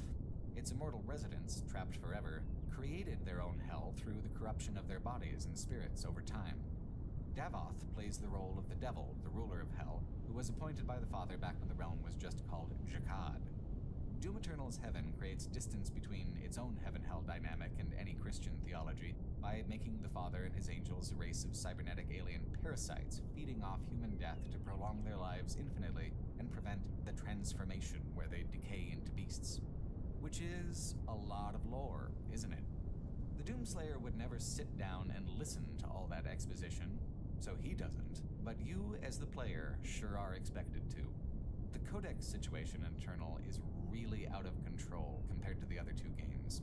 If you read the codexes as they come along and find them all, it considerably detracts from the pacing of the game. And if you sit there reading them all at once, it's overwhelming. The study guide for a test the game will never make you take. There's good stuff in there, but like many things in Eternal, it is the maximum amount of what can be crammed into the game, throwing off the balance that mattered so much to Doom 2016's design ethos. Even the Dark Ages dialed back the number of codex entries into something that did not impact the flow of play at all. The lore is consistent between them, more so than Doom 2016 because the vibe of the lore in Eternal is more or less identical to the tone of the Dark Ages, but the presentation is different. Eternal storytelling is built off the idea that the player has not been paying attention to the Night Sentinel concept and that they need to be explained. An early mission has you going to a former city of the Night Sentinels, strewn with the debris of the war that they'd lost back in the era of the prequel. In Doom Eternal, Argent D'Nur is this fallen fantasy kingdom, complete with castles and ghosts. In Doom 2016, Argent D'Nur was a fragment of that civilization that had been consumed by hell and made part of the hellscape. It was a different interpretation, one I think that was more unique and evocative.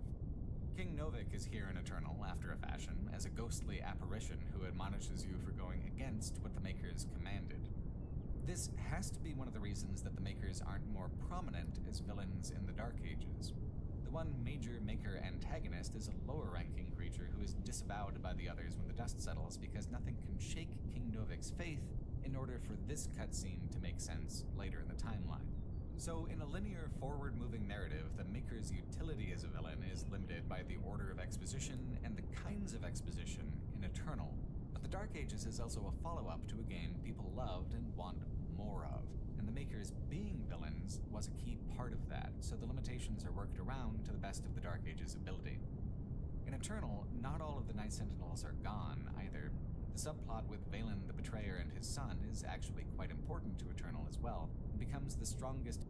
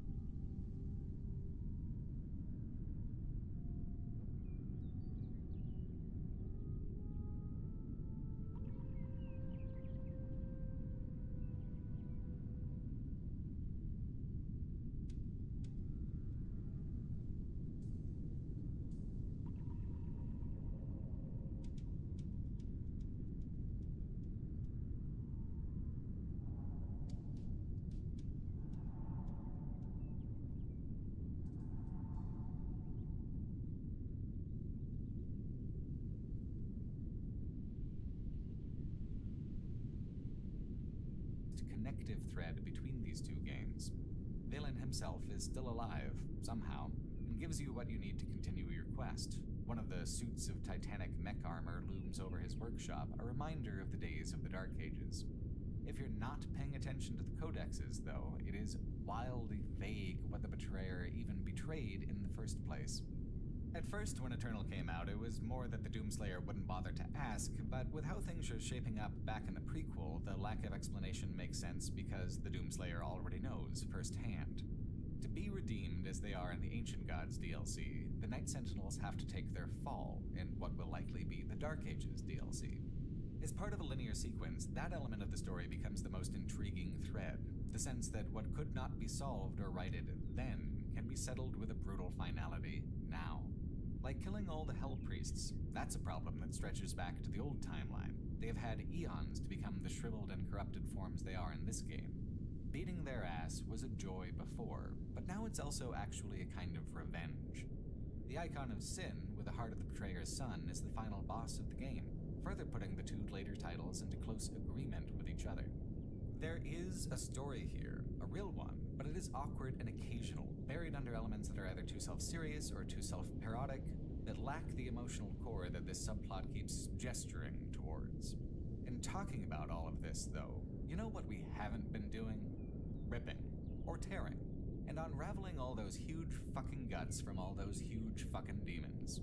Like in the Dark Ages, violence is the only story that really counts. The combat loop in Eternal is not only twice as complicated as it was in Doom 2016, it is twice as fast, and that speed is what sets it apart from both of the other new Doom games. Well, that and how colorful it is. Doom Eternal uses bold and neon colors for interactive elements within the game world and interface, which creates a much different atmosphere and personality within the combat loop. But because it is still largely centered around glory kills, the color that counts the most is still red. As it progresses, Doom Eternal conditions a player to endure combat scenarios far longer and more varied than anything besides the very last couple levels of the Doom 2016 release. Looking at all three games as a process of escalation is kind of key to appreciating them all, though. The arsenal of player weapons and the roles they play are pretty much the same as they were in Doom 2016 here in Eternal, with some refinements and replacements. A lot of the deliberate counters that are built explicitly into Doom Eternal's combat loop were already present in Doom 2016, like the cannon arbalest counter for the floating cacodemons, but the enemies were tuned differently in the earlier games so that they didn't ever really require a hard counter. Anything would get the job done. Some things just did it much faster and more efficiently, which is a dynamic that the Dark Ages returned to. New mechanics in Eternal, like the Flame Belch, help fill the time between kills. It must have taken a very tight review of the Doom 2016 combat loop to figure out that there are these little dips of interactivity. The dips are maybe 1 to 3 seconds long, hardly anything in the grand scheme of things, but Doom Eternal's loop insists that a player fill those gaps with some kind of alternate input, like grenades or the flamethrower or dashing. There are times in Doom 2016 when you are hunting enemies within the arena doing cleanup, and Doom Eternal eliminates these downtimes by throwing more enemies at you who behave more aggressively. If you are comfortable with the intensity of the last couple levels of Doom 2016 as a player, the new aggression of Doom Eternal feels like an immediate improvement. More importantly, it's a linear improvement. It steps things up with almost no warm-up, just like the Ancient Gods DLC does for the main campaign of Eternal once a player beats it. It's the art and setting that escalates most immediately in Doom Eternal, however. Hell on Earth is just such an amazing level to kick things off with, apocalyptic and bright. I love the commitment within the new Dooms to creating the feel of being somewhere, while never abandoning the commitment to creating mechanical play spaces instead of realistic ones. The levels of Eternal are arcade-focused. There is no sense of realistic immersion because the game is so amazing at building tactile immersion instead. Movement and violence as fast as you can possibly go, and if you can't quite go fast or hard enough, you die. What a fucking gameplay loop. It's such an amazing title altogether, and much more fun for me playing it again the second time. Doom Eternal is incredibly deft at getting any given player to match its energy. The more aggressively I play, the more I am rewarded. The faster I claw my way to victory, the deeper into the game I get, the more I feel like the Doomslayer. It's just such a wonderful feeling to become comfortable enough within the game systems to stare down an absolutely ridiculous amount of enemies and say, "Get vanquished, motherfucker." Because the game of Doom Eternal is primarily about experiencing that sensation of surfing on a tide of blood, I did not invest myself in the story initially. But it's not even necessary when the visual art is so spectacular and tells its own story so well, sometimes even telling the same story as the codex-driven lore revelations. If you're a fan of Hellscapes, Eternal improves over Doom 2016 and damn near everything else with how hard it goes. It's tremendously detailed, crafted with an eye to exactly what has been so evocative about this particular subgenre of pop art. Hell here is exactly what hell conjures up as a word: fire and demons and the skeletal ruins of forgotten buildings. It takes things about as far as they can go, or at least I thought so. But the Ancient Gods is far harder than Eternal, or Doom 2016, or the Dark Ages. It is also far more ridiculous. But like beating Cthulhu in a fistfight, it's the absurdities that I couldn't predict that delighted me the most. The Ancient Gods DLC for Doom Eternal is one of the last things I expected out of such an astonishingly successful game. A definitive ending. The Ancient Gods is an essential part of the new Doom experience, so critical that the original release feels sparse without it. It completes the mythic, preposterous story that began in the 2016 reboot as the Doom guy broke free from his rune-emblazoned sarcophagus, and now ends by stuffing him back into one. This is the campaign where the plot elements and gameplay both transcend being merely ridiculous to become paragons of excess. In a way, it feels like things were leading here all along. There are certain images and ideas that were in the margins of Doom 2016 that don't pay off until the Ancient Gods DLC. I already thought the gunplay in Eternal was about as tough as you could get. I already thought the setting was as self-consciously pulpy and cheesy as it was possible to be. What wasn't apparent to me on my earlier playthroughs was that, in terms of total cumulative absurdism, all these things could be pushed so much farther. Taken together, both Ancient Gods DLCs take about 12 hours to complete. A little less than the length of either of the main games, true, but by the standards of most traditional linear FPS campaigns, 12 hours is a full-ass game. Ancient Gods doesn't feel like an expansion campaign or post-release content. Taken together, the DLCs feel like an entirely separate sequel, a fourth title in the new Doom trilogy. It takes all the narrative elements I struggled to resolve in the earlier titles and completes them, reframes them, creating a true climax. It escalates everything from the combat intensity to the imagery to the basic production values and pushes them far beyond restraint or sense, a mythic mashup and intensification of everything good and everything irritating that the new Dooms had to offer. And it begins right away. No waiting, no hesitation. The first mission of the Ancient Gods is kind of simple from a lore and visual design perspective, with reason. It wants to establish early that it doesn't need fancy set dressing to kick your ass. It allows a small amount of warm-up time, but really no more than 10 or 15 minutes worth of encounters. During this introductory period, it ramps up the encounter length and intensity to match that of Eternal's late game, and then scales it up further with more monsters, tougher groupings, and tighter arenas. Playing the DLCs with the main campaign back-to-back feels pretty seamless that way. It continues directly to create entirely new plateaus of difficulty and build up to lengthier, more complex boss fights. As much as Doom 2016 is perhaps the better game in terms of design, it would be impossible to go back to it from this level of intensity and still experience the same level of challenge. The Dark Ages does not even get this intense in its climactic levels. This is a mood and rhythm of combat that isn't really meant for general audiences. This is for the real enthusiasts who swore a pact to rip and tear until it is done, and baby, we ain't done yet. This DLC tosses two Marauders at you at the exact same time, not even half an hour into the experience. It's so willfully, remarkably mean, pushing you to be even meaner and nastier in response to even have a hope of survival. According to Steam achievements, 10.7% of players have finished the Ancient Gods Part 1, and only 8.4% have slain their way to the grand finale in Ancient Gods Part 2. Comparatively, 32.6% made it to the end of the main campaign. For DLC, that's not bad.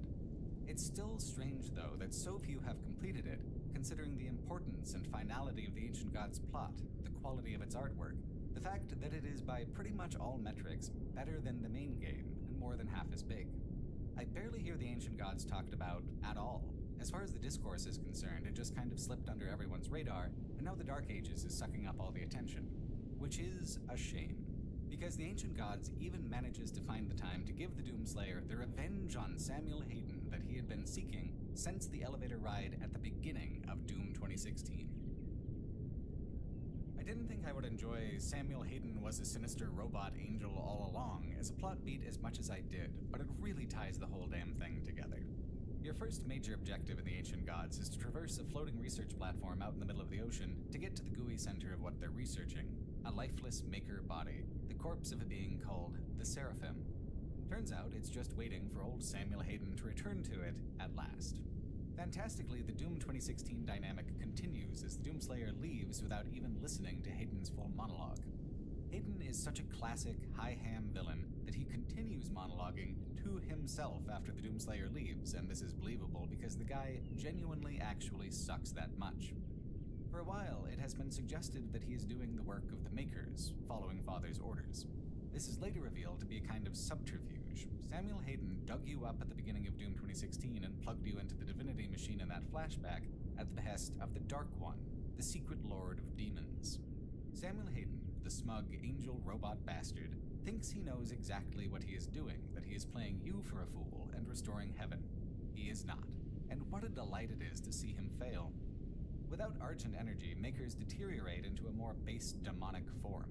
So not only does heaven steal the souls of the suffering for its own benefit, part of that benefit is maintaining the illusion that they are better than the demons in any way at all. In the end, they're all monsters. Some just delude themselves into believing differently. The Seraphim's only hope of preventing that transformation is to restore the Father to physical form with his soul orb, which you have to retrieve from a special holy graveyard in a space between the realms.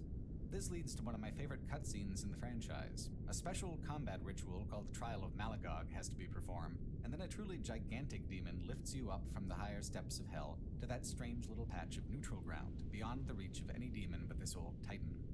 The Temple of Souls has a very unique look to it, bone white and washed out, giving it a genuinely ancient appearance. It looks like something more connected to the Wraiths in the cosmic realm than heaven or hell, which creates additional connective resonance with the Dark Ages. The Seraphim is absolutely quivering with anticipation. I love the toothy little excitement they put on his face as he urges you to take the Father's soul sphere. But the Doomslayer never was very good at following Hayden's direct take the Father anticipation. I like Dark Ages. The little excitement they put on his face as he urges you to take the Father's soul sphere. But the Doomslayer never was very good at following Hayden's directions, was he? He crushes it. He destroys the legacy of the Makers. He condemns Hayden to degradation and dissolution. I mean, he actually finally doomed someone. That's how you know you're getting near the ultimate climax. Instead, the Doomslayer takes the Dark Lord's soul orb so he can give his enemy physical form, and once in physical form, the Doomslayer can at last take care of business with a shotgun. There are sometimes extra steps, but the moral of these games is that no problem is too big that it can't be solved with 2 barrels of buckshot. Note that although this is all absurd, it is no longer that narcissistic. It is no longer waxing on and on about how awesome the Doomslayer is. It's just giving the Slayer room to do his thing and demonstrate those qualities instead of insisting on them. The Ancient Gods has a colorful, outlandish vision for itself, but it's a clearer vision that it's had since Doom 2016. In trying to create the most extreme version of itself, it has outpaced some of what held it back before. Of course, not every escalation is a step in the right direction. The DLC's interpretation of hell is particularly vivid to me, because if you ask me personally, platforming in this game is hell indeed. The ocean facility level that started things out was well chosen because the UAC levels are always kind of straightforward. The blood swamps that pool in hell below the Temple of Souls are anything but. There was a small but obnoxious amount of platforming to be done in the main campaign. It was slippery and often awkward, but it was not something the game ever asked you to do for very long. As part of the process of escalation, this is no longer the case. The Blood Swamps wants to make you sweat. Every encounter with the demons requires not only more concentration, but considerably more endurance than ever before. This is well beyond the encounter balance in the main campaign, even at the very end, and this is just level 2 of 6 across the whole Ancient Gods experience. Most of these levels take around 2 hours, and not just because they are huge and sprawling compared to the main campaign, but also because every time a demon appears, they just don't stop appearing for at least 5 minutes, sometimes more like 10. There are still intervals of exploration for much needed downtime, but the ratio has vastly shifted towards combat. Most every nook and cranny is just more killing and greater opposition. It's design that wants to actually break a player, to wear down their nerves and fry their reaction times and make them feel the weight of hell bearing down on them. This is also opposed to the self-aggrandizing tone it took with the Doomslayer previously. This feels like a battle you are not meant to win, and that makes it all the more thrilling. It takes the same approach with navigation, requiring more patience, more endurance, becoming much more finicky and punishing. And this did nearly break me. Platforming was completely eliminated as a traversal mechanic in the Dark Ages. You can still jump around, but if there's any criticism they seem to have taken to heart, it's that platforming was just a step too far in the wrong direction. It's never as bad as it is in the Blood Swamps, but the trend also continues in the Return to Urdak. It starts you off in a strange artificial forest, and you know damn well you're going to be leaping from tree to tree like a 2-ton monkey. At least, you're doing it somewhere more scenic this time. This Return to Urdak sees it already overcome with fleshy corruption. Everything that glimmered is now tarnished with gore. It's part of what makes the Ancient Gods feel more like a sequel than a DLC. It loops around on its own ending, long after the consequences have had time to settle in. The father is still here, right where you plugged him in, unable to see outside of his tiny, fragmented existence and ignorant of how you've already forsaken him. It's a slightly melancholy irony, seeing him reduced this way. The soul orb you did take with you can only be used at the Luminarium, deep inside the heart of Urdak. Standing in your way is the Seraphim.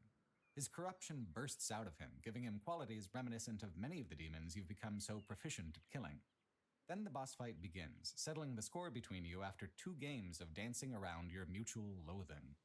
The fight itself is very much in keeping with the new Dooms and their gameplay over immersion format. The arena is filled with environmental dangers that require, you guessed it, light platforming to navigate without taking considerable extra damage.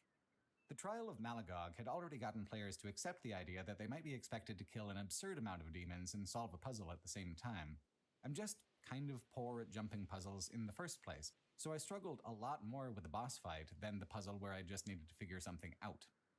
Beating the ever-living shit out of an angelic hypocrite who's given you nothing but trouble from day one is a true joy, though, cathartic and colorful in a way that the new Dooms truly excel at. The father spares him in some way at the last moment, but it's all right. There are bigger fish to fry. The Dark Lord needs to be reborn so that he can get his ass kicked next. And that's where things start to slip a little bit. The Ancient Gods has been so good this entire time about not resorting to excessive flattery of the Doomslayer. But the Slayer can't escape the characterization that Doom Eternal inflicted on him. He is the one unstoppable, undefeatable, ultimate badass. The game has suddenly realized the corner that paints itself into. If no one is ever as cool or strong, then there really are no dramatic stakes. And it can't take back what it said now, this late in the process. So logically, the only thing that could be dangerous to you would be you, from another world. A sane piece of media would try to retcon its way out of this trap. But Doom Eternal is not sane. It is a game that would spit in your face if you ever accused it of being subtle. So, fuck it. The devil is you. With red eyes, of course. And while this is, without a shadow of a doubt, the stupidest thing the new Dooms ever do, at least you've got to give them credit for their commitment to the bit. Now that the Ancient Gods has broken the streak it had with doing elements that I love about the franchise, it's time to really ramp up the stuff that I don't. Like it or not, the Night Sentinels are an extremely important, foundational part of the lore and storytelling. In this final run of levels, the Doomslayer will rally what remains of them from their homeworld and lay siege to the capital city of Hell. Ancient Gods Part 2 was actually kind of an experimental test run for the kind of game and the kind of vibe that the Dark Ages ended up being. It's all here. Castles, the Valen subplot, the Wraiths, even a dragon to ride, although Dragon Flight isn't yet an interactive experience. The castles and courtyards of Argent D'Nur are seen here as part of the civilization's long twilight years, overgrown but not yet fully uninhabited. The demon situation is still pretty bad though, and I bet that really depresses the housing market. It's an interesting contrast with the Dark Ages. At the height of their power, the vibe is so much more gothic than this low moment centuries later. This is a traditional fantasy aesthetic in a lot of respects, more so even than when Eternal took side trips to the old Night Sentinel cities. It's a strange aesthetic to use so late in the story, so close to the big finish. It kind of reminds me of the sort of level a serious Sam game would do instead. In the time in between the old Dooms and the new Dooms, it was Serious Sam who took up the mantle of absurdist monster slayer extraordinaire.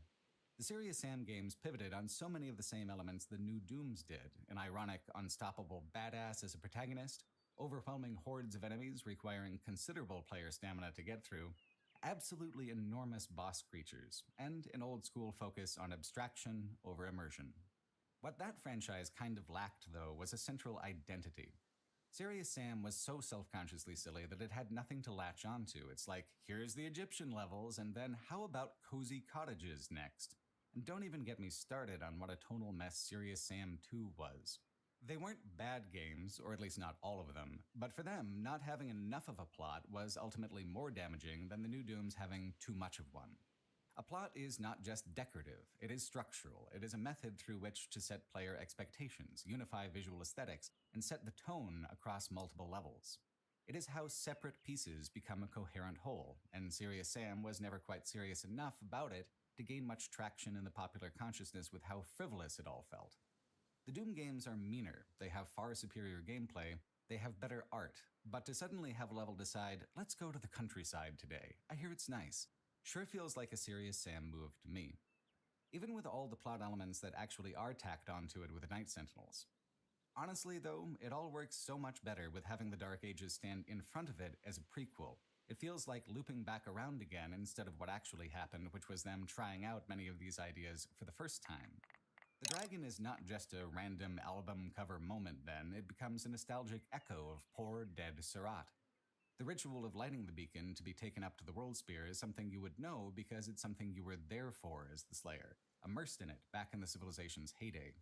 And the World Spear itself, which brought the Wraiths and their power to Argent D'Nur in the first place, turns out to be some kind of interdimensional vessel, which we now know from the prequel to be from the cosmic realm in some capacity.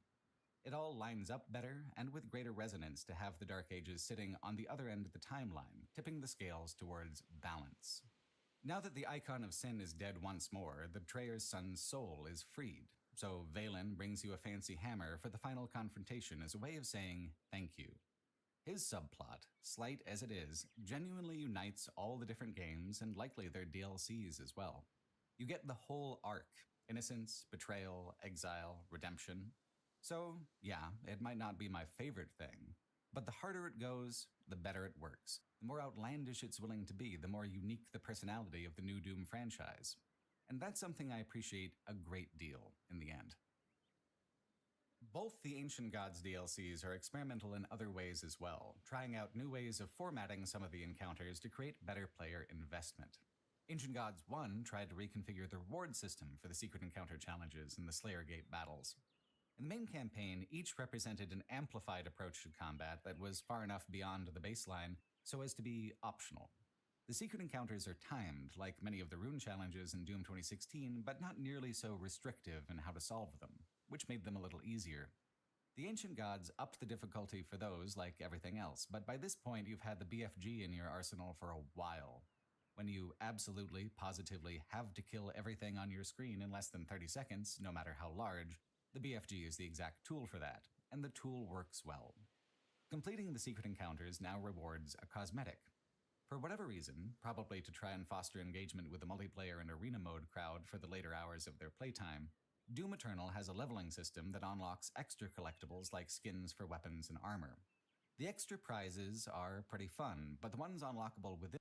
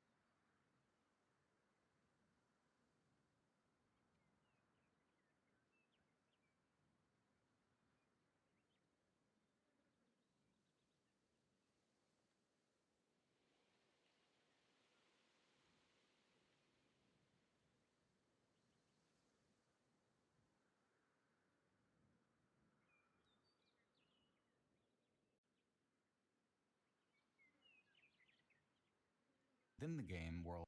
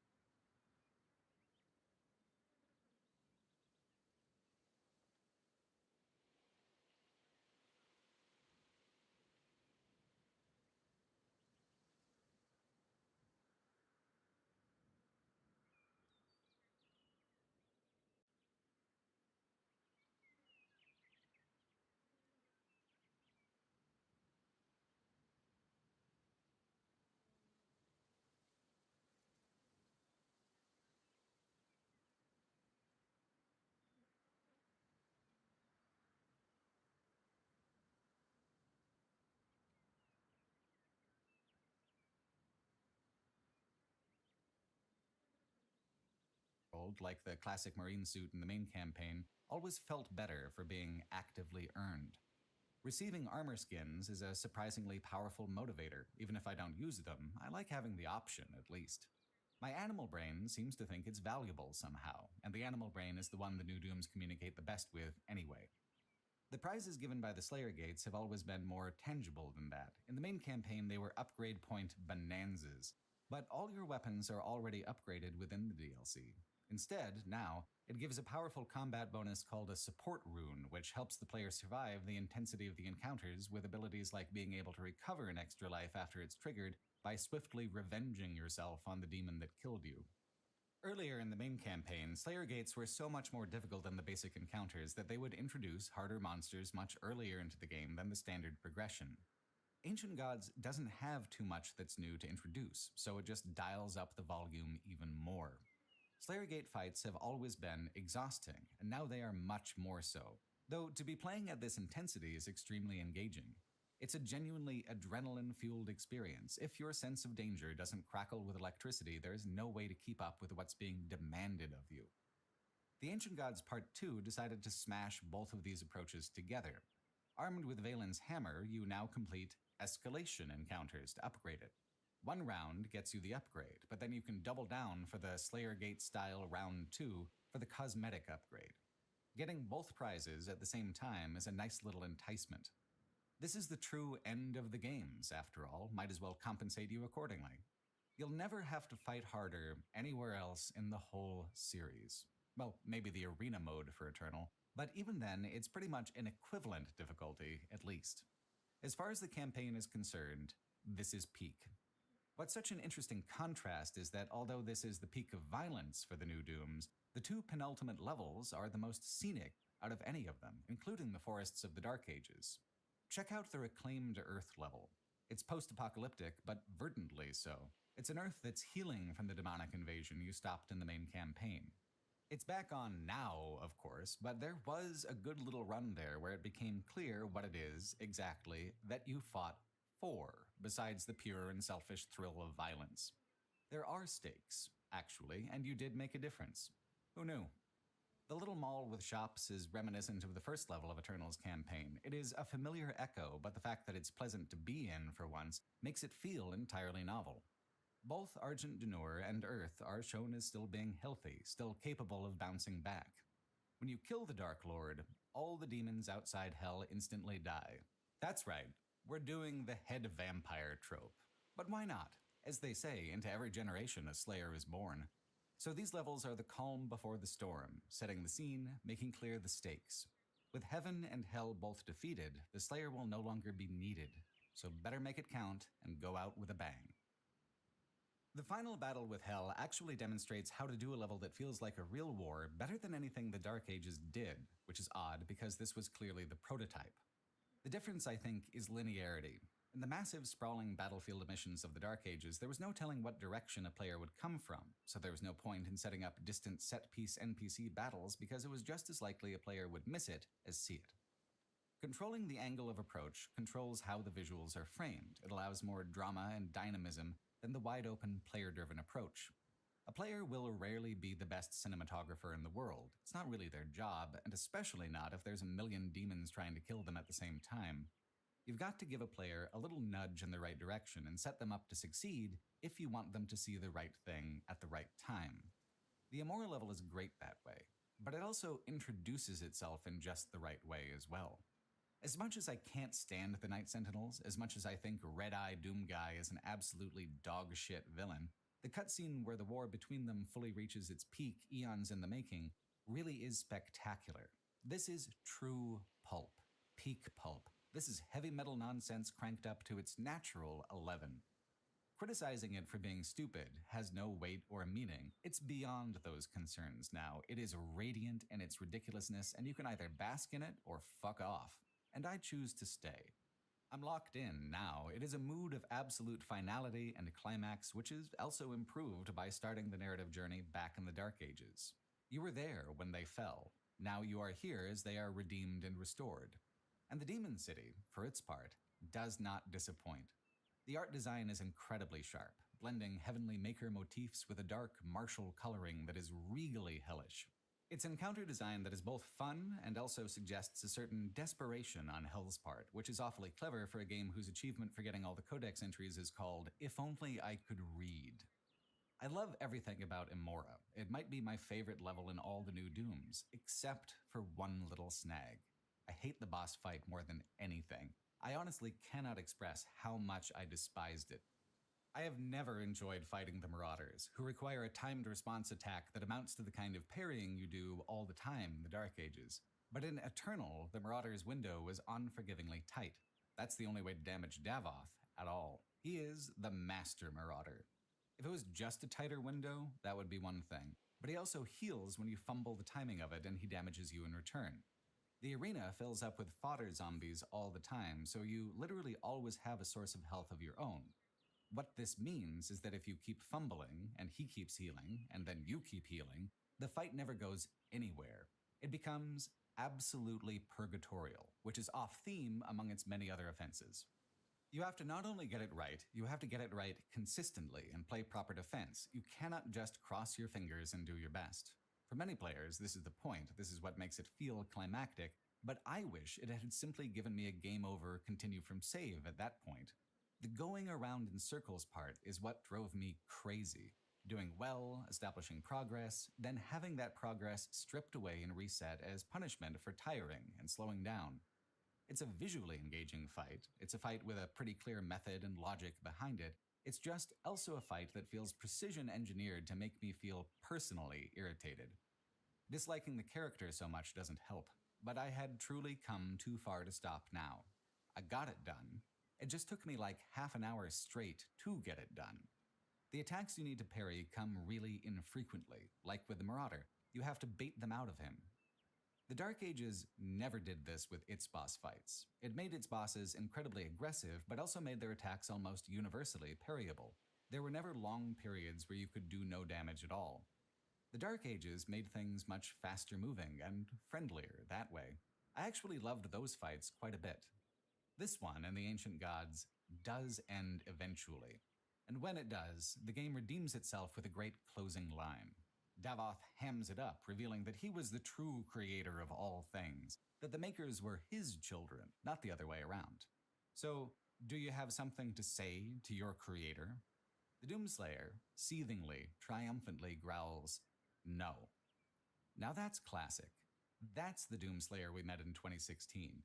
That's the character as I've always loved him the most. And now the craziest part. You've ripped, you've torn, and now it actually is done. Holy shit. It feels impossible to even begin to count the number of demons you've killed over the previous games, though there is a sense that a disproportionate number of them were slain right here in the Ancient Gods DLC. Because you are a part of the Dark Lord, instilled with his essence through the divinity machine, you collapse and are stored in a brand new ruined sarcophagus, for next time, for safekeeping. It's such a tidy ending, it closes the loop. But it's also so definitive that you understand why the Dark Ages had to be a prequel, and why they didn't want to close the door on more prequels in that part of the timeline with a more definitive ending in that title. Because they sure shut the door tight on this end. It leaves the new Dooms in kind of a tricky position. Narratively, canonically, the war is over, and yet the people crave more. To push the story forward to a totally new era would feel like its own kind of reboot, but to linger too long in the past will end up feeling like treading water with the knowledge that it will all eventually end up here. This is an impassable narrative boundary in many ways, and only 8.4% of Eternal players have ever even seen it. Every game in the new Doom series plays significantly differently than the others. They look significantly different. But these differences are so obvious as to hide the huge amount of connective tissue between them. These are games who, as experientially different as they can be, are still tonally consistent with lore, consistent with plot and subplot. They begin somewhere definitively and end somewhere definitively, even if there are some murky in-between spaces. Most of all, they are united in their bloodlust and their absurdity. The details change, but they all know exactly the kind of game they want to be. They all know precisely how to accomplish that. The Dark Ages is brutal. Doom 2016 is sharp. Eternal is demanding. The Ancient Gods is cruel. But they are all excellent. They are all breathlessly exciting. And if you ask me, I think they all fucking slay. Thanks for watching.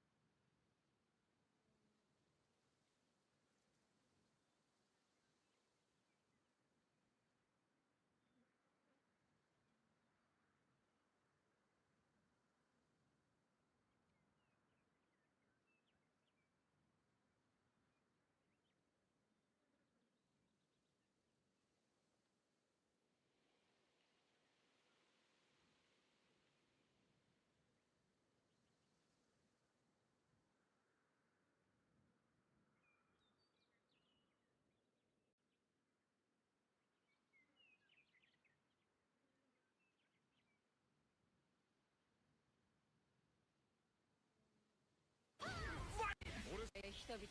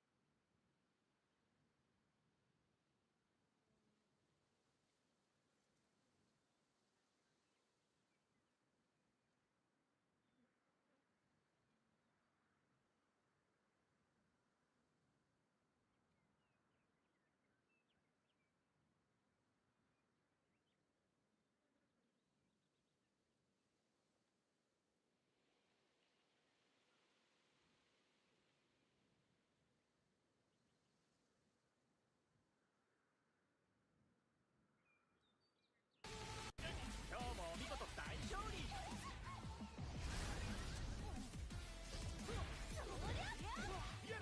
俺とやり合うってか。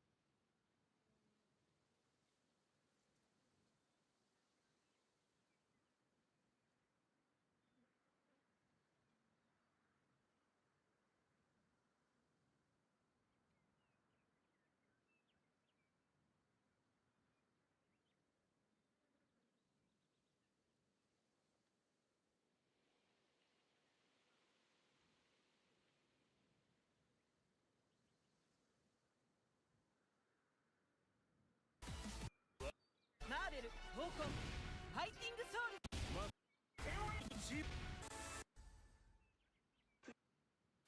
戦う君のこっているアーマーには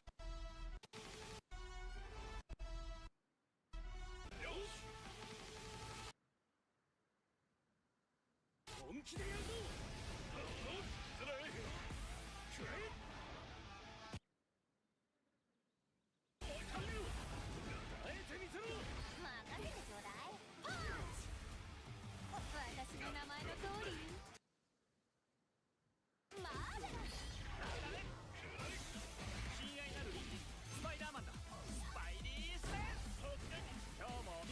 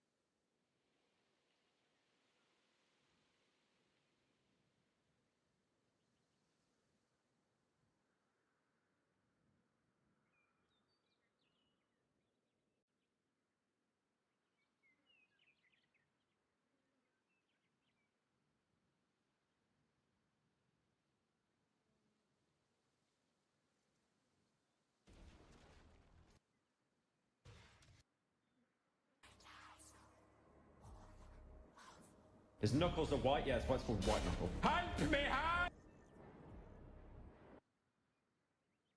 Ah! Yeah. I can't get a grip! I can't get a grip! My God! Don't freak out. Don't freak out. Stop it, man! I can grab onto something! Oh! It can climb? White knuckle, white knuckle, white knuckle, white knuckle. Yo, look at his little hands. Jazz hands. All right, I think I remember how most of this works. It's pretty easy, actually, the game. It's like really forgiving. Is Knuckles a white? Yeah, it's why it's called White Knuckle. Restore stamina with food. Okay. Ooh, a hammer. Oh, it's like Minecraft, right? And also, we have a merch restock, like this Server Blight t-shirt. We've got caps, tees, and hoodies. Link in the description, piratecynical.store. Please make an investment. I had someone buy 5 of the same t-shirt. If all of you could do that, I would be a trillionaire.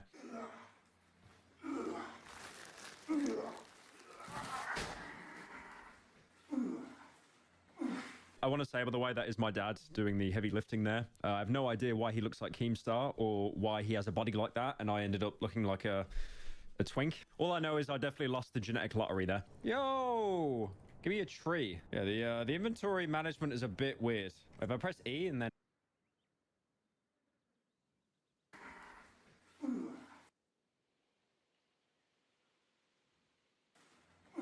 I want to say, by the way, that is my dad doing the heavy lifting there. I have no idea. A twink. All I know is I definitely lost the genetic lottery there. Yo! Give me a tree. Yeah, the inventory management is a bit weird. If I press E and then... Ah. Oh my god, this is like Peaks of Yore, but it's pixels. The only thing that scares me is like, you can barely hold on in this game. If I pick that up, then I swap hands, and then I do that, and then I can... Yep. I'm so smart. I'm so smart. I'm so smart. Damn, the game is actually really forgiving. Bug. I stepped on the bug. Rebar can be thrown to make a handhold at a distance. It will ricochet off the... Let's not do that.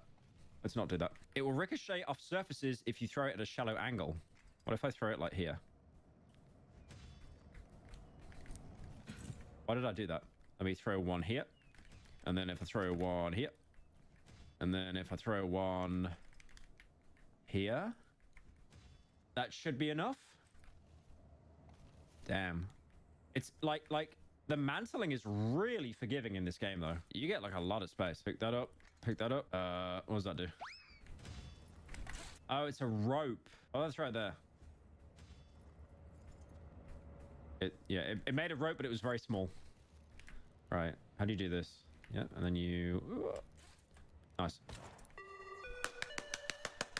That was the whole game. The whole game. Super easy. I like how I did the little confetti, like if you get a YouTube video that's 1 out of 10. From what I remember is this game is like endless. I don't think it has an ending, or maybe it does, but it's all randomly generated as well. Nah, I'm right-handed, so that goes left hand. Where'd the hammer go? Bro, did I lose the hammer? No, I need the hammer. Where'd the hammer go? Dude, it dematerialized. I dropped it on accident. No, you saw that, right? Dude, you need the hammer. You need the hammer. You don't get another one. Oh my god. I can't make that jump. Okay. Oh, this isn't good. No. No, okay. What's that noise? Is that gurgling noise? Gurgling noise? Don't like that noise very much. I need a hammer. How am I soft locking? No, dude, I dropped the hammer and it fell. It like the concrete ate it. Doesn't mean it's my fault. I need a hammer, man. Oh, whoops. Open. Open. Oh, that's great. Yep. Help! Help me! Help! Yep. Great.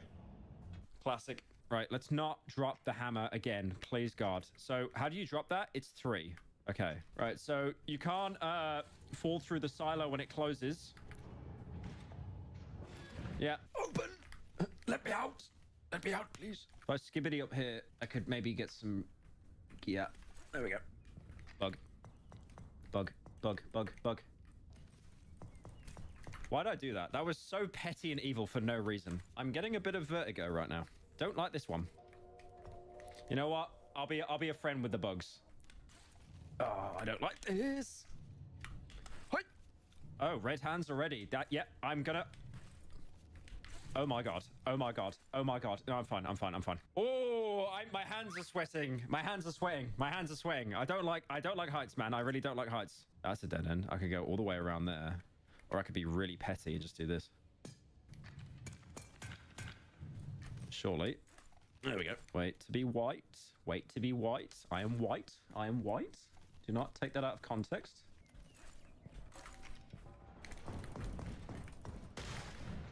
Okay. Level 3. Level 3.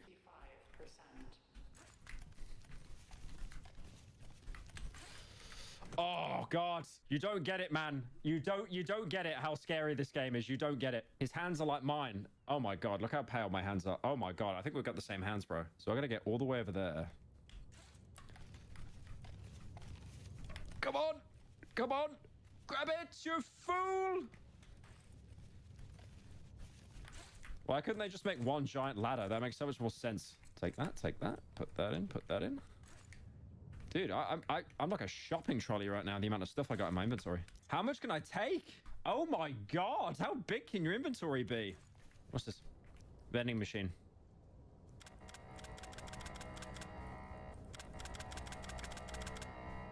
Great. Why is the mouse there? That's so annoying. The mouse is so annoying, man.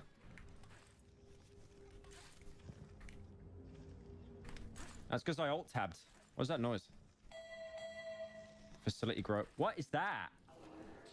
Containment breach in Research Lab 5. Do not approach the lab without proper clearance. Almost dead now. Get me up, get me up, get me up. Oi, oi, oi, oi. We're up, boys, we're up. Happy days, happy days, happy days. A golden bug. Oh. What do I do with it? He's my friend now. He stays in there. Are you kidding me? The bug made the inventory too fat? The bug did that. Okay. Sure. The bug did that of all things. Oh, another bug. Another friend goes in there. You sell it? The vending machine. Ah.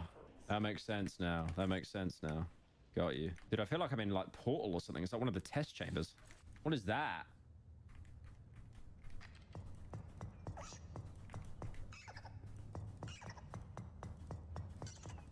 What is that?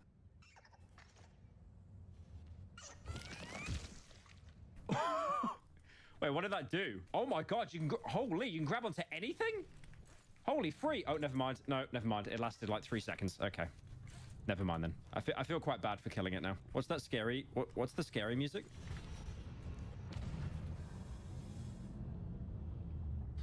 The paying attention to the Game Awards. Okay, man, I gotta quit the game. This cursor actually ruined the run for me. If the cursor wasn't there, I would have won that. It's not cope, by the way. No cursor equals no deaths. You heard it here first. A world first. A world first. I'm just not taking items. I'll be honest. I'm just not gonna take them. Oh, a bug. Oh, a bug. A bug. Oh, money. I send it 250 miles. That is bait. Tom Hardy gif. Bait used to be believable. All right. Yep.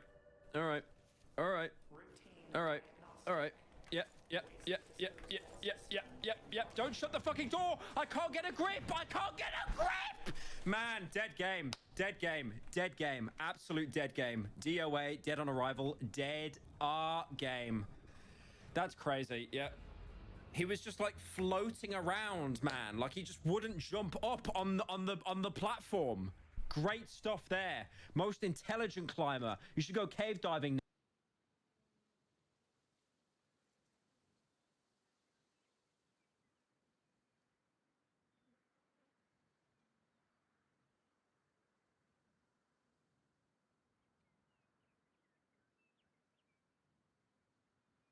Next, bro. And your family are like, oh, how could he have died? He only went in that cave that was like 2 by 2 centimeters. Can I climb that? Or is that bait? That is bait. Okay. Is that enough, though? It is enough. Ooh, what's that? I want to climb up there. I need to get up first. Okay, don't fuck with me, man. There we go. Oh, there was a box in there. Ah, whatever. I mean, that could have been an item. If I take this. We stick that in. What would you call this game, chat? Climbing slop? How is it AI gameplay? What does that even mean? Right, this is the one that fucked me. Mental how that was close again a second time. Mental. Dead game. I don't really want to get tongued. I don't want to get my... No. Go away. Piss off. Right, the problem is... Wait, a brick? I didn't do anything. Don't you touch me now. Don't do it. Good boy. Some food there. Oh, this is the same layout as before. Okay. I'm just going a different way, I guess. Lamau. Oh, okay. Oh, that would have been funny if I fell there, wouldn't it? LOL. Shit. Okay. Didn't really want to use the last one, but... Mein Gott und Himmel! It's okay. We can recover. We can easily recover from this. We can easily recover from this. Very easily. Just don't freak out. I freaked out. I freaked out. I freaked out. I freaked out. I freaked out. I freaked out. It's over. It's over. It's my own personal 9/11. Wait for the hands to regen. Wait for the hands to regen. Don't freak out. Don't freak out. Don't freak out. Don't freak out. Don't freak out. Don't freak out. My hands, man. My hands are so greasy. My hands are so greasy. You will now not do what you did before. Okay. Right. Do not get tongued. Do not get tongued. Do not get fucking tongued. Okay. Oh my. Holy recovery. That needs to be studied right there. Oh my. Oh my. No. You guys shut up and chat right now. That was a recovery. What am I grabbing on now? Hello. Hello, Squid Games. Squid Games. I'm losing my mind playing this. Oh, nice. New ascent. I wish I was a little bug, a little cockroach, then I could just crawl on the walls and I just wouldn't be having any issues here whatsoever. Right, this one. Do not fuck with me, man. Do not do it. There we go. Oh, bug. Goes in there. What, the skibbity? Oh, that works. Ventilation area now. I'm so good at this, though. I'm actually cracked. Just let's go for no reason. Just let's go for no reason. Has he got like muscle spasms or something? I don't understand. Like the hands weren't even red and he just couldn't even do a jump there for some reason. Stop it. Stop, man. Stop it, man. I'm never saying I'm good at the game again. It's obviously just, it's creating some like black voodoo magic or something. And I just instantly start falling off. I'm terrible at the game. I'm terrible at the game. I'm terrible at the game. I'm terrible at the game. Oh, God. Okay. Are we doing this? Are we doing this? Are we doing this? Grab onto something! I'm gonna touch you, man. Come here. No. Grab me. I'm gonna touch you. I'm gonna touch you. Got you.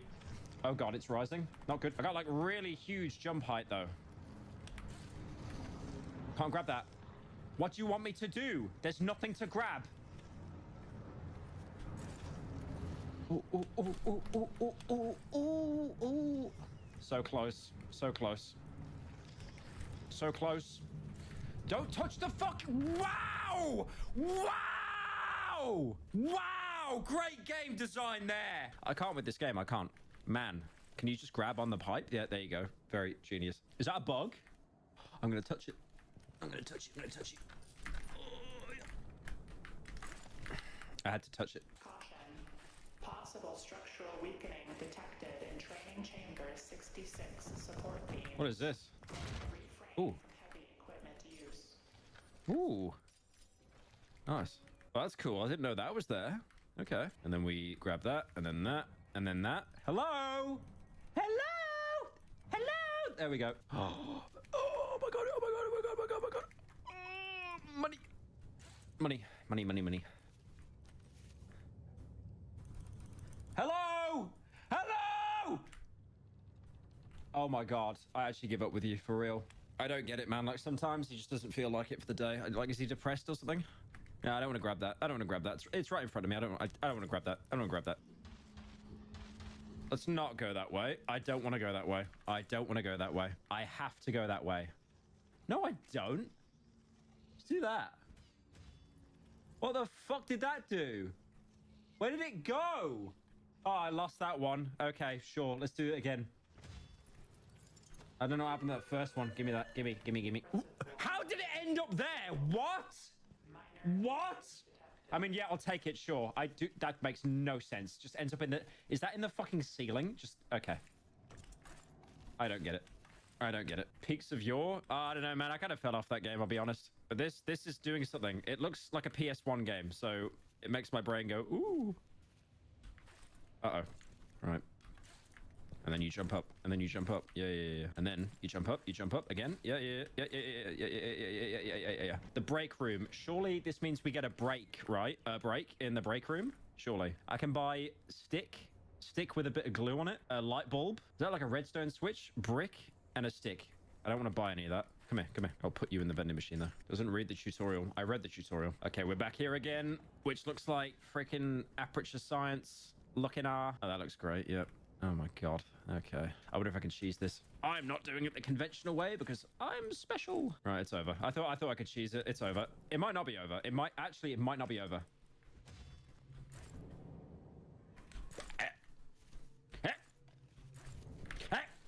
Oh my god, that worked. Hands are getting a bit sweaty.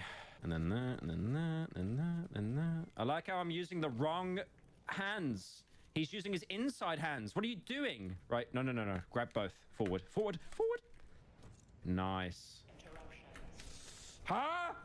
I don't know what that's going to do if I touch it. It'll probably kill me. I don't really want to fall in it. Dude, the fact that if you die once, you die forever? Like, holy strict game. Wait. This is bait. I can't reach that. No, that's bait. It's not bait. It's not bait. I was being a little silly. Okay. Right, I'll keep that. That seems really important. What is this? Holy alcohol. What did that do? I don't know what that did. Oh, no. Back up. I hear it coming for me. Oh, fuck that. Climb! Oh. Holy climb. Okay. All right. Doing all right. Don't feel sorry for the grub, man. He gave his life for the greater good. Oh my god, that is the biggest bait. Give me. my hands full. What do I do? My hands full. I hate how you have to put it in your fucking inventory. Like, you can't just stick it in your pocket. Why not? You gotta keep opening your inventory to grab it. Right. How about I stop being stingy? Yeah, just do that. I'm being like Scrooge McDuck with the resources because I keep thinking I'll need them. Okay, not going that way. Just straight up not doing it. What is this? Oh, nice. Radio. Surely I can cheese that. There you go. Perfect. Oh god, I hear it again. The funny toilet water. Is it there? Oh, yeah. It's rising. Okay, hand regen, please. Oh my god. Regen. There we go. Raven team leader, Gaiat.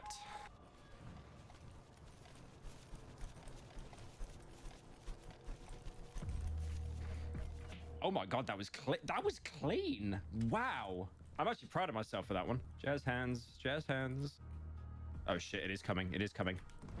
Can I close this? Oh, yeah. Bye-bye.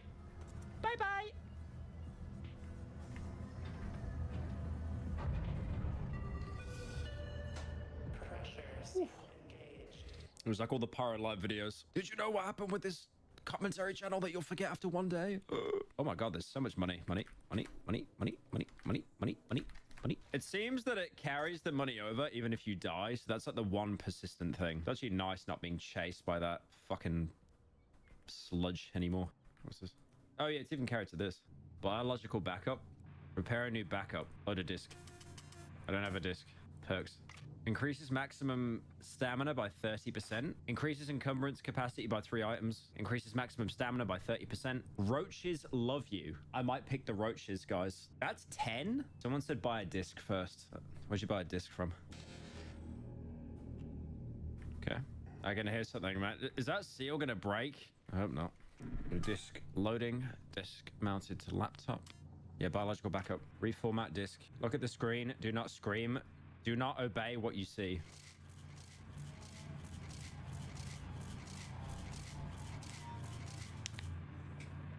P-space backup complete. If you feel any side effects, report to your local substructure authority. So that was my one save. Oh, I can't. Oh no, I can afford it. I might buy that. Roaches love you. That one is so much better. Like 30% stamina, but also roaches love you. Kind of funny. Pull the lever. Keep your left hand still. Do not flinch. Yeah, apparently roaches love me now. Do you love me? Do you love me, little guy? Right. Did I actually get scammed? Did I get scammed? Roaches love you. Clearly not. There's that door, but I see up here. And you see that ladder? I could get there, I think. Is that enough to get up there? Ah. Nice. Okay.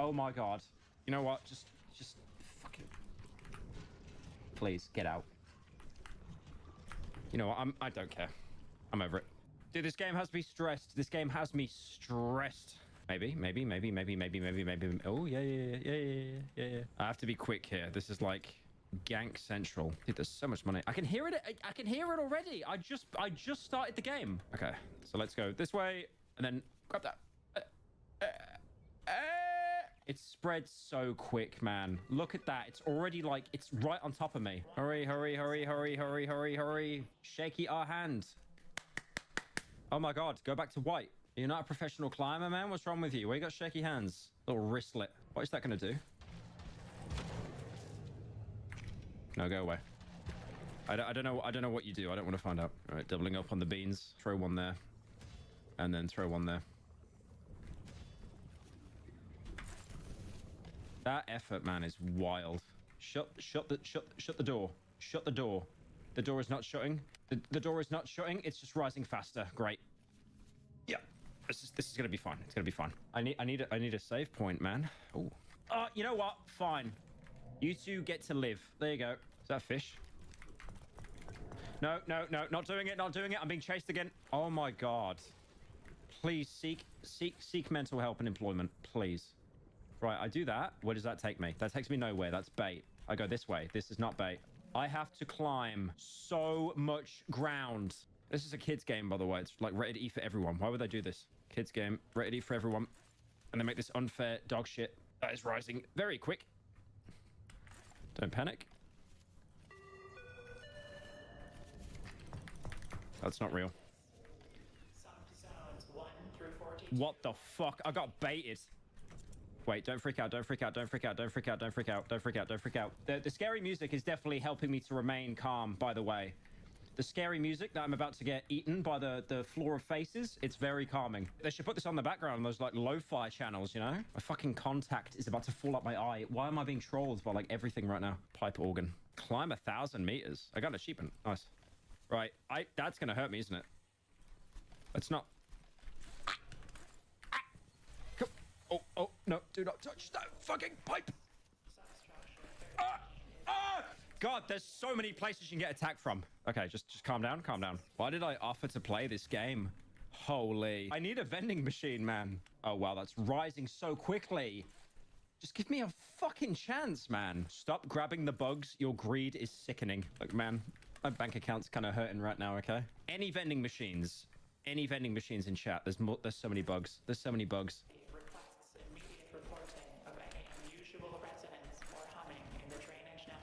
You're fucking kidding. No. Oh, God, my hand broke. Oh, my God. I had to crouch to fit in there because I kept hitting my head off the pipe like it was Mario. Wait for this. Yeah. Quick. Okay, that. Wait. Swap hands. Yeah. We're good. Okay. Kind of freaked out there. Kind of had a little bit of a tumble. I'm fucked. It's over. It's not over. It was so over, but then it was actually not over. Okay. No. I need to regen. There's no way I'm making that with these hands. Okay. All right. Okay. Any pipes? That pipe there. Yep. Oi. You get to go free, but I keep you. Now this is the bit where if you freak out, you're gonna die. I got pushed by a pipe. Okay. Jesus Christ. This game is not easy, man. This game is not easy. Please tell me we're done. It's playing the fucking music again.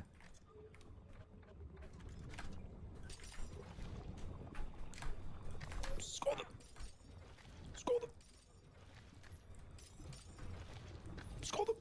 Quick. Put them all in. Put them all fucking in. Quick. Oh my God, I never want to do that again. You are en route to Habitation Yellow. Please enjoy your alert. Elevator security locks are still in place. Manual override will be required. Right, surely we've escaped it, right? It's not going to follow us. Is it moving? Oh my God, it is still moving. Ooh, I do like how there's no save point between here and now. I do like that a lot. I like that a lot. Very good game design there. I think the dev is a very nice person, and he definitely isn't depressed. Oh my god, my balls right now. Elevator security locks have been... We can come back from this. We can come back from this. Where did the rope go?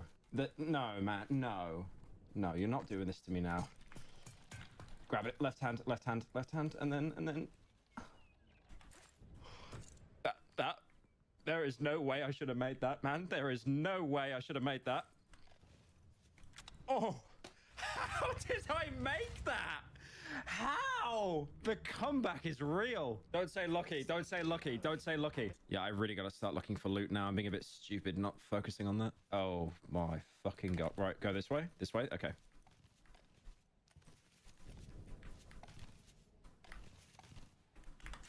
Yeah. Now what? I'm going to have to use these as like an emergency. Oh, not this one. It's already up to the fucking... Oh, shit. Yeah. I see you. I see you. I see you. I see you. I see you. I see you. Calm down. All right. Calm down. Yep. Yeah. I can't make that. I can't make that. I can't make that. It's over. I can't make that. I can't fucking make that jump. What am I hanging on by? It's it. No. I can't make that fucking jump. Ah, shit. Oh, the elevator! Might as well try it. What if I try and swing? Nah, there was no way. There was no way. There was no way I was making that jump. Should have came more prepared. What do you do now? You have to restart the entire game? Oh my god. That's brutal. If I go bold, I'll just look like Gollum. We will beat this game. We will beat this game. All right. What do we do before? I feel this is one of those games you cannot take a day off playing. Also, someone was roasting me, by the way, in chat the other day. Well, yesterday when I was streaming this, they were saying, stop jumping around so much. You're wasting your stamina. So I kind of get it now. Look how slow you move, though, when you're not jumping. This sucks, man. How could you play like this? Nah, I'm sorry, bro. I'm going to be jumping around a lot here. Grab that. And then jump. The crates are useless. The crates are absolutely useless. I do need to get a lot of supplies, though. I've came this way before. I have played these games before. You can hold shift while climbing for faster climbing. I think, dude, I'll be honest with you. I think I've been holding shift the entire time. Is it just me, or did the game get harder? Like, there's less to work with here. One day, those boxes will have a use. One day. Today is not that day, though. Okay. Holy climbing, man. What is wrong with you? All right, don't grab me. Don't go away. Go away. Nearly slipped off that. Nearly slipped, and I would have been sealed in. We're probably nearly over encumbered now. I might take some food, actually. I haven't really used the food before. That could be a good lifeline. There's a bug there. I'm going to go touch it. All right. How do I touch you? Let me grab that. And then... Oh, there's a disc in there. Even better. Holy. Give me that disc. Give me the disc. Give me that fucking... Are you serious? There we go. There we go. Now I'm starting to get over encumbered. Let's just drop one of these. Wow, that save disc will be absolute lifesaver. Right, I gotta keep an eye out for little hidden crevices and stuff then, because those save discs are like everything. Like, you need them. Oh, what's that? Somebody's been here. Art enthusiast. Climber, I saw you. No more pills. Everything fades. What have we done? In their home, meet with the mother. She's kind. Interesting. Oh shit, let's get out of it. Let's get out of it. No, no, no. He was taking time enjoying the game and reading the lore. Now he's being punished. Perishable rations are recommended. Okay, let's stick these in. We got a lot of money. Can I use this? Oh, what's this? Oh, okay. Okay. Can use that. Okay, let's be quick. Let's be quick. What could I buy with it? Employee motivator, climbing speed, mass speed. I don't know what mass speed is. Double stamina lasts for 10 minutes. Oh, something there. Oh, another one. Oh. Guys, this could be the run. Oh, there's one. Oh, you little shit. What? That killed it by the... Okay, sure. Okay. Yeah, it's rising. It's rising. It's rising. The slop is rising. The slop is rising. Dude, my hands are sweating, man. My hands are sweating. I hate video games. I'm not risking that. I'm not risking that. I'm not risking that. I'm not doing it. Look at that angle. Forget that. I'm not risking that. Is that going to over encumber? That will. Okay. Let's do this then. Oh shit, it's already here. It's already in the fucking room. Okay, yep, grab that. Simpleton. Shit. Okay. All right. Don't freak out. Don't freak out. Don't freak out. Fine. If you're gonna hit me on the head, I'm gonna cheat.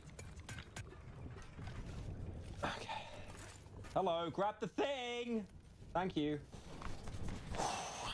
My hands are greasy, man. No. Don't do it. No. Some fence. Give me that fence. Give me that fence. Give me that fence. I don't know what that does. Oh, nice. Oh, nice. Okay. Speed. Score it. Score it. Score it. Score it. Score it. Score it. I'm about to die. Score it. Fuck me. Ah! Stop jumping around, man! Minecraft Bed Wars. I was baited. I was baited. There was nothing there. I was baited. Okay. The slime is coming to kill me. Slime is coming to kill me. Hello? Oh my god, I put it out the fucking hotbox. Sanitation restrooms in Block C. Miss. Oh man. Cleaning for It's too stressful. It's too stressful. It's too stressful. It's too stressful. Anyways, I could go over here and then go here. Grab that. There's something there. What is that? Why did I do this? Right. I don't know what that did. Grab something, idiot. Okay. Okay. Oh. Okay. Okay. Let me out. Let me out. I wonder if there's anything here. Anything. Surely.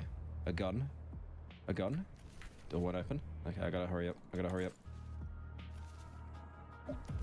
Oh, we made it. We made it. We made it. We made it. Slam that door. Is that the only bit in the game we actually get to breathe for a second? It will bug.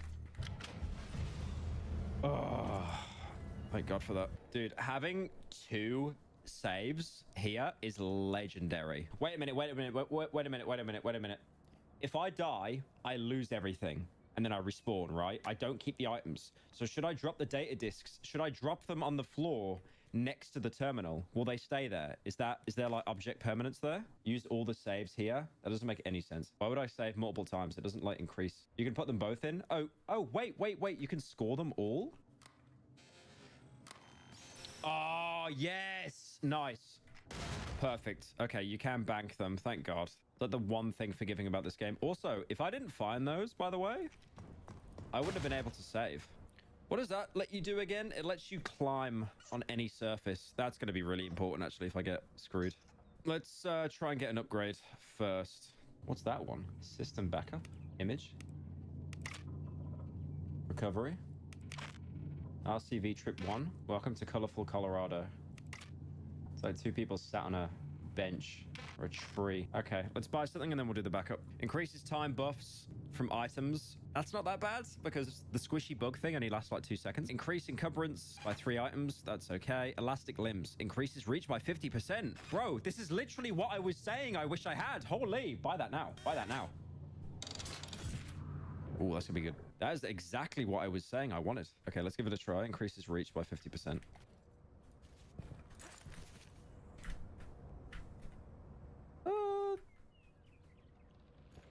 That's actually pretty good. Buy a disc? You can't buy a disc. You can buy a disc? Why did no one tell me this? Oh my God. Someone said buy a disc first. Where'd you buy a disc from? Okay. No one told me you could buy a save disc. Chat, you guys are asleep today. What's happening? Reformat. Oh, I see. We're wiping the discs. So these are going to all be formatted now. Look at the screen. Do not scream. You can save and exit while in this room. No discs detected. Please load a disc to continue. I don't understand. Does that mean all the discs are gone? Should I have held onto them instead? Wait, if I respawn here, right, and I lose everything, can I buy another disc from there? Because I got a ton of money, by the way. All right, anyways. Holy climbing. Woo! You are so much faster now. Oh, wow. Oh, my... Dude. My character's grown to be, like, over 6 feet tall. He's no longer 5'11". Right, let's do a bit of cheating. Oh, wow, bro. This reach is actually incredible. Oh, my God. Wow, I'm just skipping entire segments now. Wow. Didn't need to do that. I'm just being petty. Was there a downside? Not that I saw. Look at this reach. Oh, man, God.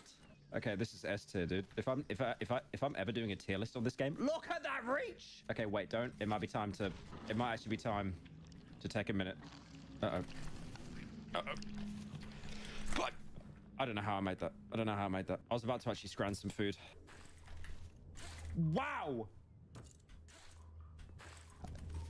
Wow! The reach, the fall on has to be studied here. No. No, piss off. Oh my god! What is happening? Fucking climb up it, man! Oh my god! Uh-oh. Eat the food.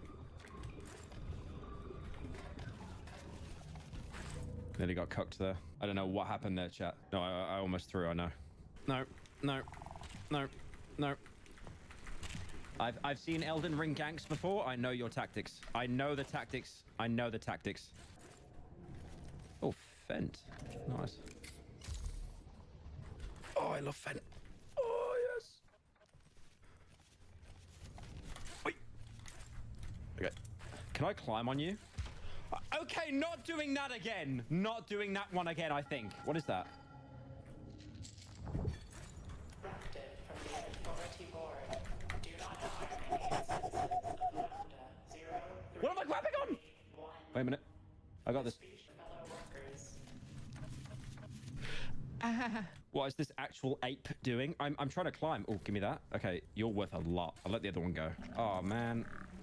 Here come the time wasters. Here come the time wasters. I like how they're camping all the points I need to make progress. Come on. Waste my time. Waste my time.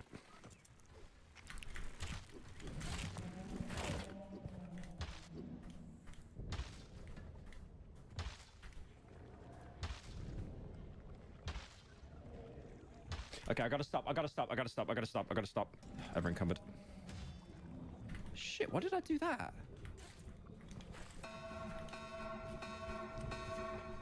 I get it. The world's ending.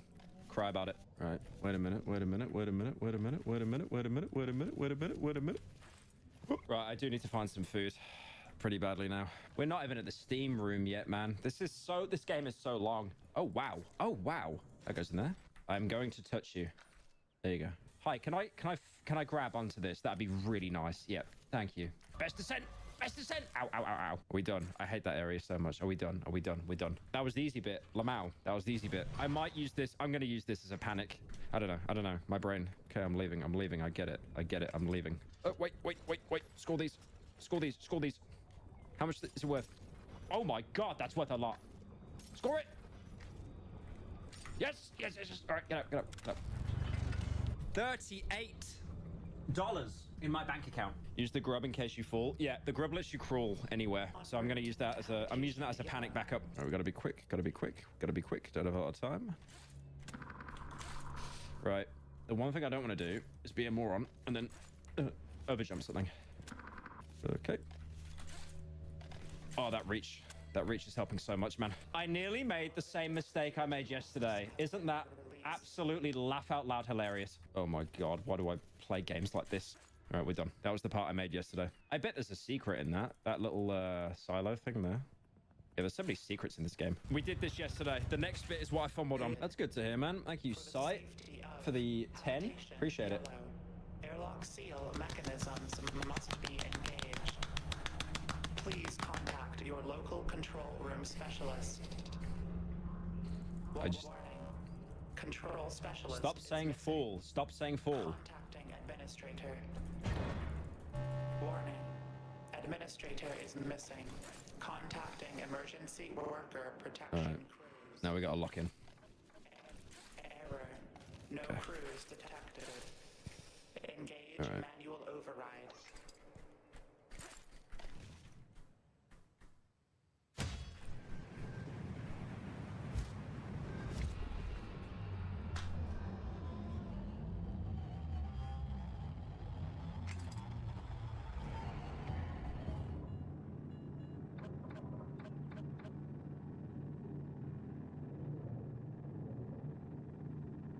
Anyways. No discs. Can I buy one? You can't even buy a new disc. So I gotta do all that again with no items and no saves. Maybe I should have just left the discs on the floor. Maybe I should have just done that. You still have 2 more saves? No, I don't. Oh yeah, you don't get how bad that was for me. I can't even get angry over that. I can't even, like, what? Why did that happen? I mean, I scored some of the stuff at least, but I guess we're back to square one now. Lol. You know what? The run isn't dead, boys. The run isn't dead. We still have the funny super speed thing. You can actually grab onto their bones. My least favorite part, because one pipe sends you 20,000 yards away. All right, the computer's having a stroke. That can only be bad news. God, this 50% more lean though, man. I really don't want to lose. I'm giving a really riveting commentary here, like, Are we on interlude now? Oh, another one. Great. My favorite area in the game. It really is. Apart from the rigged pipe throw that just launches you into the next map. Very grateful you can climb on these pipes, though. Very grateful for that one. Someone said Dying Light 3. Dying Light parkour if it was good. Ow. Ow. Bug. Bug! And now I'm slow again. Shit. I'm gonna drop something. Okay, climb up. You're free to go. Enjoy your freedom. That's a pipe! That's a pipe! Oh, it just launched me onto another pipe. That's hilarious. My right arm is about to actually just give out, though. Oh, this one is awful. Okay, to be fair, we're getting to this point faster and faster each time. That's the benefit. But man, I gotta find a way to like actually get past this part. How much are these worth? 41, 40. Oh, they're worth 5. 8. I got middle class as an achievement. Bank 50 roaches. The game knows what I am, boys. The game knows what I am. Middle class. Can I bag these? I can. Can I bag that? No. Okay. Okay. Probably scram one now, actually. God, the movement in this game is so satisfying, though. Minecraft. That bit over there, I'm coming to get you. I failed too many runs at this part, man. I failed too many a run. Right, hands. Right. Yep, we stick that there. And then, yeah, calm down. Shaky our hands. We gotta do the same again. I'll stick that there to be safe. Yeah. Okay, now what? Done? We done? You have 30 seconds to return to the emergency personnel lift. I have a plan, John. Good day. Oh, God, fuck me. That's risky. Fuck it. Oi! Unlucky! Bye-bye. If I didn't have the reach upgrade, I wasn't making that.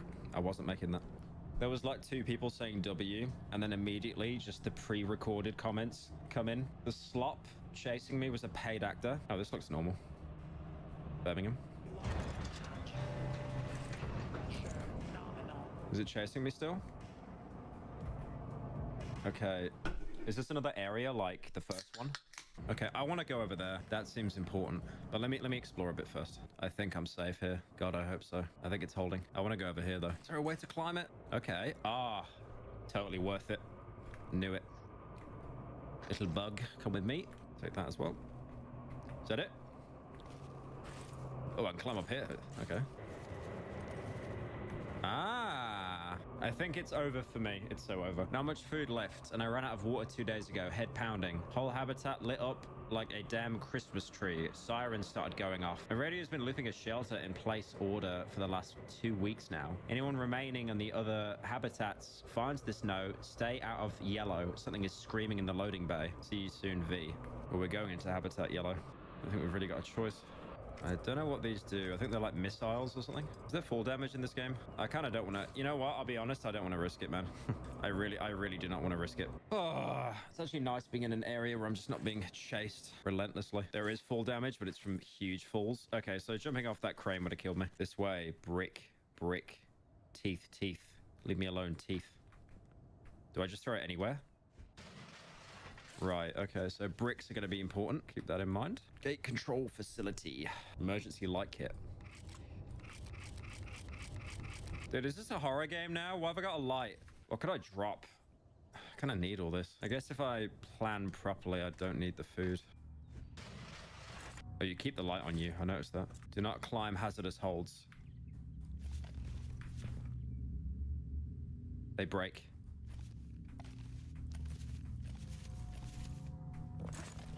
Well, that's terrible. They've actually made the game somehow even more hard. Thanks, guys. Appreciate it. It's got to be a save station, though, right? Like before the next area, surely. There we go. There we go. There we go. There we go. Okay, nice. Put that in. Now, is there another one? What is that? Is that a save disc? I don't want to buy it if, like... I don't know what that is. Oh, for fuck's sake. Wait, there's a flare as well. I don't like this very much, boys, I'll be honest. I gotta drop a lot of stuff. Let's see if I can upgrade first, though. Oh, what we got? I need something that lets me carry more. Walking and running speed. Climbing speed by 10. That's okay. Increases maximum stamina by 30. That's okay. Increased jump height by 30. That's really good. So, well, I can't actually test it because I'm capped right now. I hate to admit it. I think I gotta get rid of these. Explosive rebar added to vendors. Yeah, it's probably best I got rid of those. Am I still ever encumbered? Yep. I'm gonna double juice up, boys. If only you could move this fast the whole game. What does this do again? That's like, I think that's like infinite stamina, the bottle. I think it's infinite stamina for a little bit of time. Kind of useless, actually. I'll keep one brick on me. I will need a brick. All right, how does the flare gun work then? Got 3 shots. I kind of want to save that, I'll be honest. I feel like I'm really going to need that. Ooh. Oh, wow, that's good. Holy. Actually just gone full monkey mode. Wait, you can buy a disc, can't you? You're selling 2? Why is it red? Using flare gun is the bad ending. We are not doing the endoparasitic bit again. I know exactly what you're referring to. That happened years ago. Absolutely red-free obsessed. We're not doing that again. Right. Untitled disc capacity 2. Let's do that one. Explosive rebar is used to kill the thing inside. I just got rid of it, though. Why did you wait until 5 minutes after I threw it to then tell me that that's what it's used for? Most helpful chat moment there. Didn't think to tell me. Didn't think to tell me about that. All right, we got 3 saves. What I'm going to do is I'm going to do a little test here. I'm going to dump this on the floor here. Leave that there. We're going to remember this. And if it's still there, then items have persistence. So I need to actually start leaving stuff here. Okay. Okay. That way. Oh, there's blood on the wall. I'm sure that's... Yeah, it's not going to indicate anything. Yeah, that's a great noise. Great noise there. Loving that sound there. Need to really get this. What the fuck is that?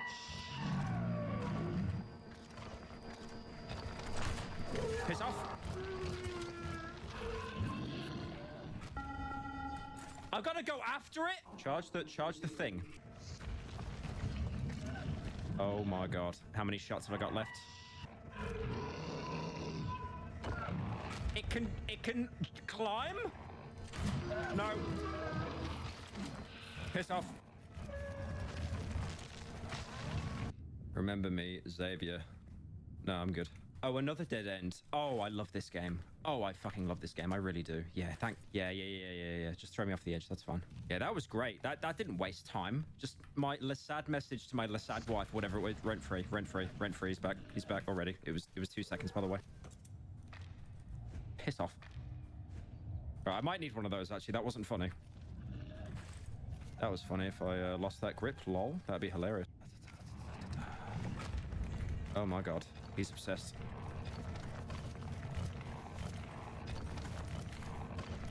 That it? Out the way out.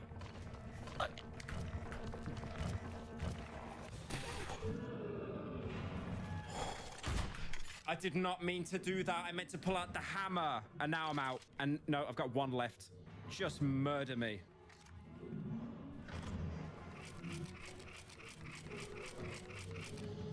No, don't drop it! Oh my god. I'm actually, dude, I can't do this. I'm freaking out.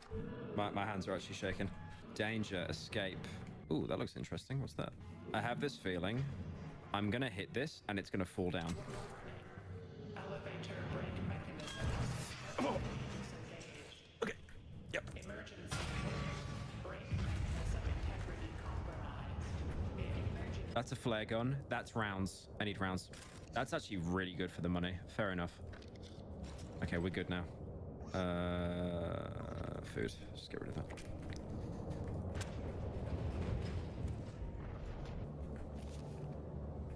Yeah, I don't know. I don't think I'm going to go down there. I don't think I'm going to go down there. Oh. Hello. Little secret, perhaps? Could be a little secret here. These aren't stable. Shit.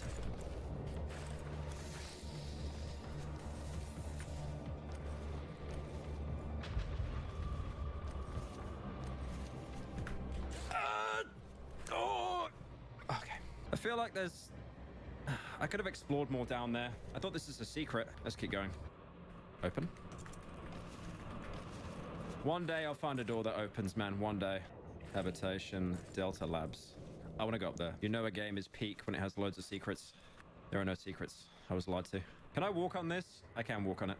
Holy bait, guys. Guys, nothing up here, really? Nice bait. I'm really low on resources now, but there might be a vending machine in here. Oh, finally a shower. Your safety. Congenital treatments are mandatory. The future of science. Oh, there's... Oh, there we go. I just don't want to get jumped here, man. There's got to be... Dude, there's got to be a vending machine here. Vending machine. How is there not a vending machine here? There's one. There's one. There's one. Woohoo. 28 coins. That's the explosive rod that I bought. I don't know if it's worth buying, though. Fuck it. I'll buy it. I'll buy one. Oh. Trying to flush the toilet for him, but... What is that noise? Oh my god, dude. The water fountain made me thought that slime was following me again. I fully freaked out. I feel like I missed a lot of stuff down there. Can I really be asked to go all the way back down there just to risk it? That's hilarious. Can I grab on that? Yeah, this is really... Oh my god, dude, my butthole right now. Oh, I can't do this. No, get me off. Can't do that. Can't do that. Okay. I'm not rage baiting, man. It's a very overwhelming game. When it grabs, don't let go. Oh, okay. This thing eats. Don't look away from them. Hang on. Don't let go. Don't look away. Oh, shit. That's new. Save disk. Okay, I don't know what this does. Oh, I need to keep looking at it. I need to keep looking at it. Should I really be going this way, bro? Oh, shit. That thing's fast.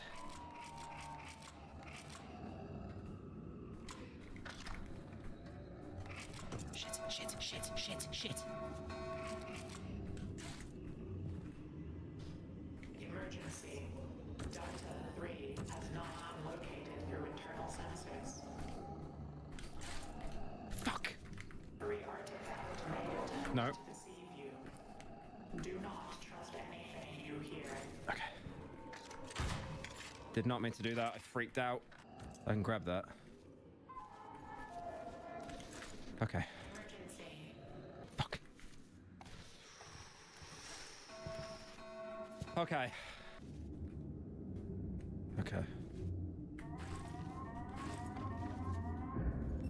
Fucking hell! I'm gonna try it.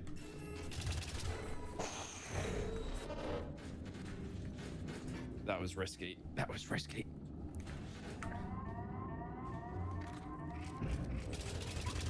Oh my god, chill out, man. Alert. Move to Delta 45's research chamber in Sector 13.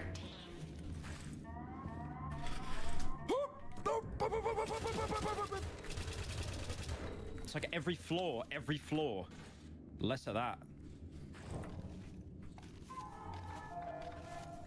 Not going that way. You are missing a birthday party just for you.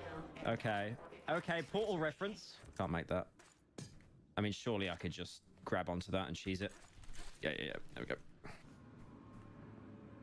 Okay, I think we're in a safe room now. I like the little portal reference that was thrown in there. Was that meant to be a hard bit, by the way? I feel like I kind of cheesed it a bit. To be fair, we're not done yet. There's nowhere to save. What's that? TV? Notice. I will kill you if you do not follow Delta 45's research chamber. Oh, great. There's turrets. Fuck me. Okay. Gotta be pretty careful here, I think. Look the other way.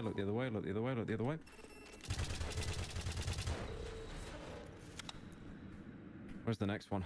Ooh, it's not very good. About to lose by fucking... Get up the thing. Thank you. Don't push me. Don't slowly push me. Stop it. Oh, bug. Can I keep going that way? No. Okay, let's keep going. We're making it. Home free, boys.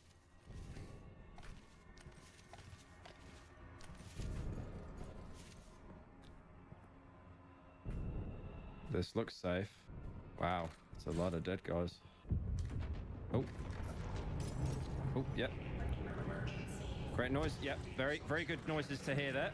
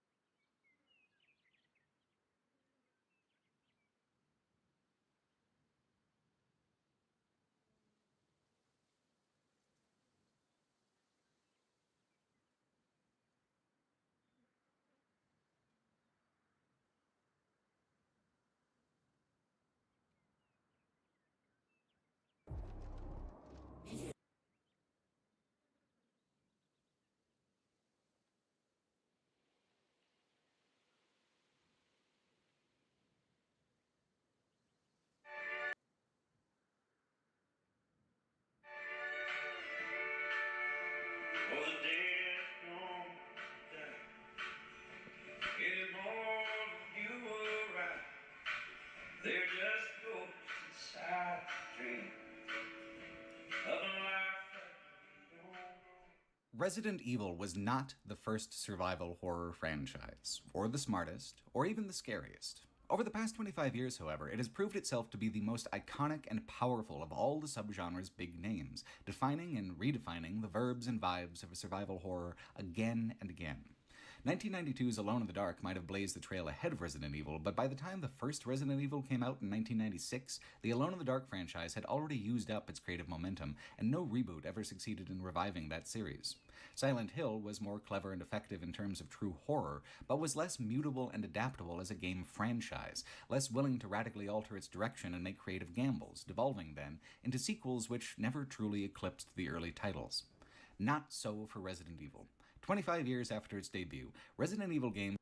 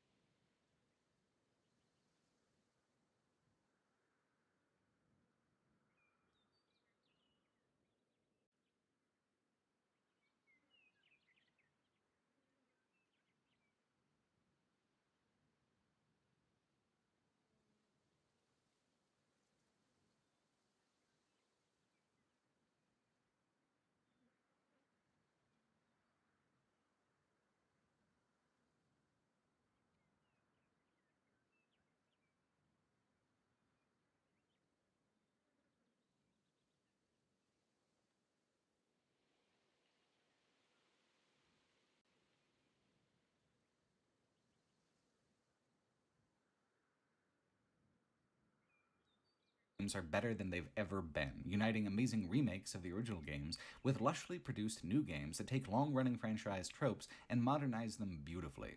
I've hardly ever played any franchise with such amazing, fascinating peaks and valleys of quality, intention, and execution. A history of Resident Evil is necessarily a history of survival horror in general, the franchise acting as a driving force to spur both imitators and deliberately contrasting designs. It moves from innovation so powerful it basically codified what survival horror still is today, to corporate stagnation, to AAA excess and bloat so exponentially bad it's almost self-parody. Then, to an introspective recentering that allowed the franchise to move back towards excess anew, smarter this time, more controlled. And along the way is side project after side project experimenting in the margins, playing with and reconfiguring the tropes in ways later reflected back in the main numbered titles. I found the games so compelling that I played them all back to back to back over about 2 months without really needing a long break, so well-paced and varied they are from title to title. By never abandoning the B-movie frame, even working with AAA budgets, even the Resident Evil games that are atrociously bad are bad in that popcorn-munching, can't-believe-your-own-eyes way that something like Wes Craven's Wishmaster is, just dated and weird and dumb enough to be tremendous fun. There are 8 primary Resident Evil games, and this video covers 15, plus 3 remakes, while still having left out quite a few titles. There are light gun games, a game for the Game Boy Color, multiplayer-only titles, whatever Operation Raccoon City is. Can this video really call itself thorough, ignoring them? I think so. There's always deeper you can go. You can get yourself well and truly lost in the franchise's prolific output. That's been a lot of why it took me so many years to actually play the franchise. I had no idea where to even start. I played them in narrative order, but organized this video in order of release because of how many years and how many styles of game design you bounce between across the span of releases. Resident Evil is an intimidatingly huge and confusingly labeled franchise on top of its individual merits as actual games. It's not required of you to play all of them to be a fan, or even to get the best experience from the modern franchise. While I'm sure Resident Evil would prefer me to describe it as a journey into the heart of terror, the experience of playing all of the games and their glories and gambles is closer to being on a roller coaster of game design. You stay on the track, but it certainly doesn't seem like it will, climbing to the tallest heights before plunging directly downward and around a blind corner. Like all good roller coasters, what's to come is built off the tension of that long first climb to the top, clacking inch by inch to a peak of quality, at which point the momentum and inertia will take over and then the ride really begins. Even in 1996, little was truly original about Resident Evil, or Biohazard as it's alternately titled. It began life explicitly as a remake of a 1989 horror title called Sweet Home. Tokuro Fujiwara, Sweet Home's creator, approached a man named Shinji Mikami about remaking it with better technology for a more immersive and effective horror experience. Huge chunks of Sweet Home still exist in the foundation of the first game. Sweet Home has a team of multiple protagonists with unique items investigating a puzzle box mansion for valuable artwork, fighting monsters with a limited inventory, fighting environmental traps, and getting frequent game overs. It's a top-down RPG in that Super Nintendo style, though, so it makes perfect sense that Fujiwara longed for a more viscerally frightening perspective. Famously, there's a widely repeated story that Fujiwara chose Shinji Mikami specifically because Mikami was not a huge horror person. He was scared by a lot of it, and as such, Mikami was better suited to create something genuinely frightening than someone more blasé about it. Fujiwara wanted Mikami to create a game where the poor guy scared himself constantly, and Mikami went about that mandate with great creative diligence. These two things together form the foundation of what's so compelling about the original game. It used a basic template for horror that was already proven. It was a simple structure that anyone could pick up on right away, even if the controls took a little getting used to. Then the creator of that template handed the keys over to someone with a fresh set of eyes, someone who could mutate Sweet Home's art-filled mansion into a much stranger, more immediately terrifying game. Shinji Mikami has said that he lifted the idea for the fixed camera angles directly from the Alone in the Dark titles, but the feature became more associated with Resident Evil because of its more masterful, unnerving use of them. Not only was an improvement over Sweet Home's SNES limitations, the creative choice to layer simple 3D models over pre-rendered environments allowed the early Resident Evil games to look more impressive and much more lush than many of the full 3D games released for the original PlayStation as contemporaries. It's a fascinating bit of technical sleight of hand. On the surface, the game isn't much more complex than something like Myst, a slideshow of still images with interactive puzzle elements. However, Enemies, the player, and objects are rendered in a more active 3D. They're the only live elements of the game. Because of how undemanding this arrangement is on the hardware, they can be rendered clearly with high fidelity. While the very first game has the feel of a prototype in its art style, by the second and third Resident Evil, it had evolved into an extremely distinct style that gave the games a strong identity, visible in screenshots alone. You can tell an early Resident Evil game immediately apart from a Silent Hill or an Alone in the Dark by scene composition, by colors used, by the angles chosen for the fixed perspective. The early Resident Evils have a well-deserved reputation for being cheap-ass, cheeseball productions when it comes to voice acting, script, and general plotting. This just adds to the mystique, because despite genuinely having some of the worst dialogue of all time, none of it can touch the colossal sense of style that even 25 years later still oozes from the dilapidated walls of the Spencer Mansion. The game's structure has less in common with modern digital game design than with a classic tabletop RPG module, which even tracks when you consider that Sweet Home was an experimental RPG of sorts. Taking place in a sprawling manner with a large outer estate and hidden basement laboratory, with multiple paths to success through a carefully arranged series of interlocking puzzles and dangerous, unpredictable enemy placement, the mansion is closer to Castle Ravenloft than to Castle Wolfenstein. You could absolutely run the entirety of Resident Evil 1 as a tabletop campaign if you cared to, or have a very similar experience with a board game like Betrayal at House on the Hill. The video game portion is a series of systems meant to proctor the module for you to provide friction and failure on top of what's essentially an absolutely gigantic lockbox puzzle. The 2002 remake, which we'll talk about in more detail later, even pitches its difficulty differences this way. Are you playing for the challenge, for the friction, or are you here primarily for a puzzle, a mountain climb, or a nature walk? Difficulty in the original is defined instead by character selection. Sweet Home had 5 protagonists you had to switch between, all of whom were critical to success. But Resident Evil 1 splits itself across 2 contrasting protagonists, with slightly different, wholly separate paths through the mansion. Easy mode, and this is a bit of a misnomer because the first game is quite punishing at all times, is played with Jill Valentine, a member of a special police group called STARS. Investigating disappearances in the Arklay Mountains, the STARS team is forced by zombie dogs inside of a mysterious mansion where they split up and meet violent ends. Mechanically, what makes Jill's mode easy is flexibility. She's weaker, not able to withstand as much cumulative damage, but she has 8 inventory slots and a lockpick used to acquire extra ammunition and extra supplies. She also has access to a grenade launcher, which deals huge damage to the game's later bosses and enemies. It's a fair balance. You can explore more effectively, for longer, but you're more vulnerable the whole time. Hard mode has you in the shoes of Chris Redfield, who would go on to become the most consistently featured character in the whole Resident Evil franchise. What makes it hard is less extra difficulty than it is extra inconvenience. Chris only has 6 inventory slots. A weapon and ammo take up 2 slots. At a given time, you're likely to have at least 2 story items to juggle for the puzzles. Chris can take a lot of damage, but he isn't able to get a shotgun until the mid-game and doesn't have another heavy hitter until the end-game, where you have to solve bonus puzzles to reveal the Magnum. Ammo is tighter, backtracking occurs more frequently, increasing your exposure. There is more necessity to have a plan, which Jill doesn't really need with her greater flexibility. I played the 2002 remake first, as Jill, so I thought that I knew what to expect with Chris in the original. I still didn't. This first iteration of the mansion is smaller, more straightforward than the later ones, but it's also much more cruel about errors. I had to restart the game several times as Chris before finding a path where I wasn't running out of ammo at the transition from the early game to the mid-game.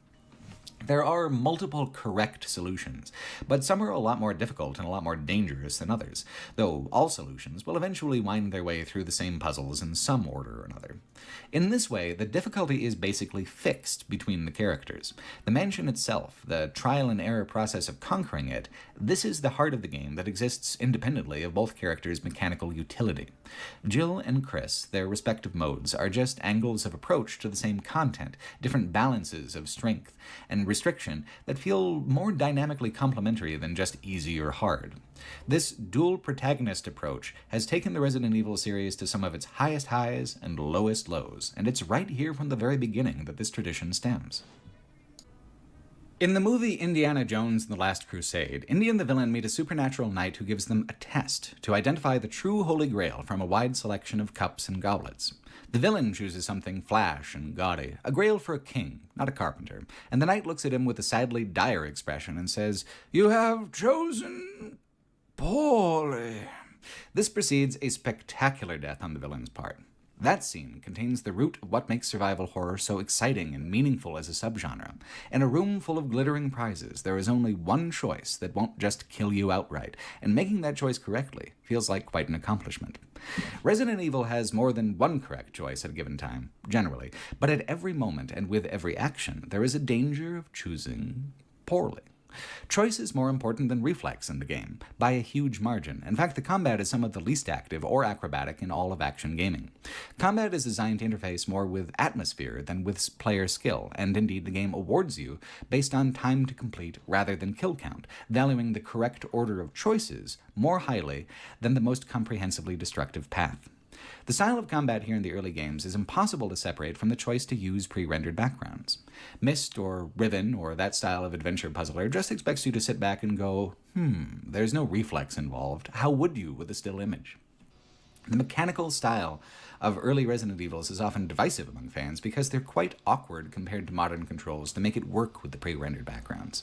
For the first games, they have what's called tank controls, which isn't actually very descriptive. What it means is that you can only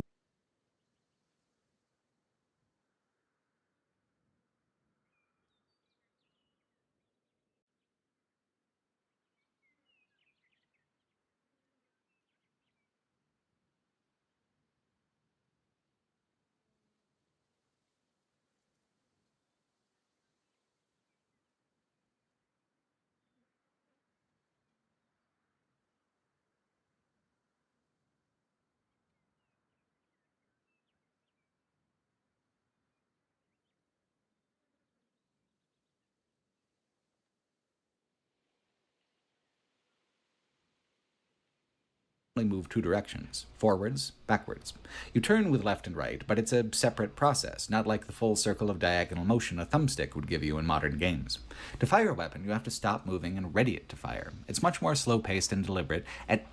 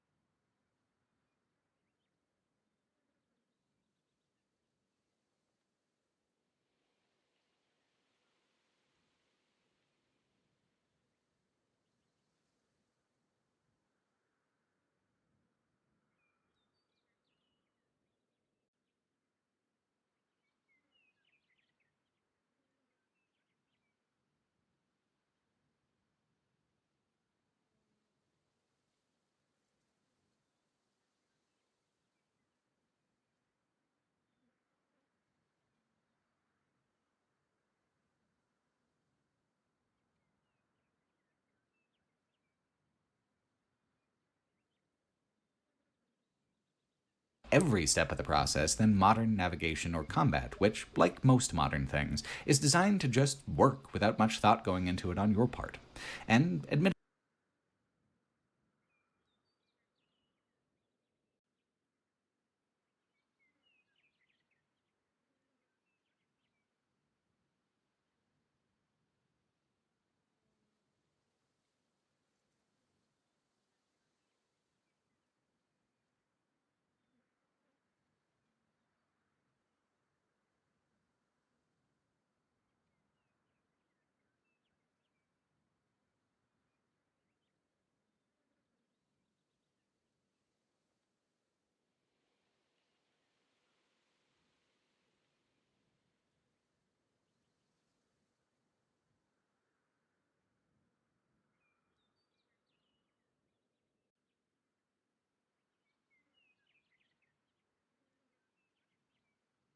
Admittedly, I've never achieved any kind of actual skill with the old tank controls. They are always some degree of difficult for me.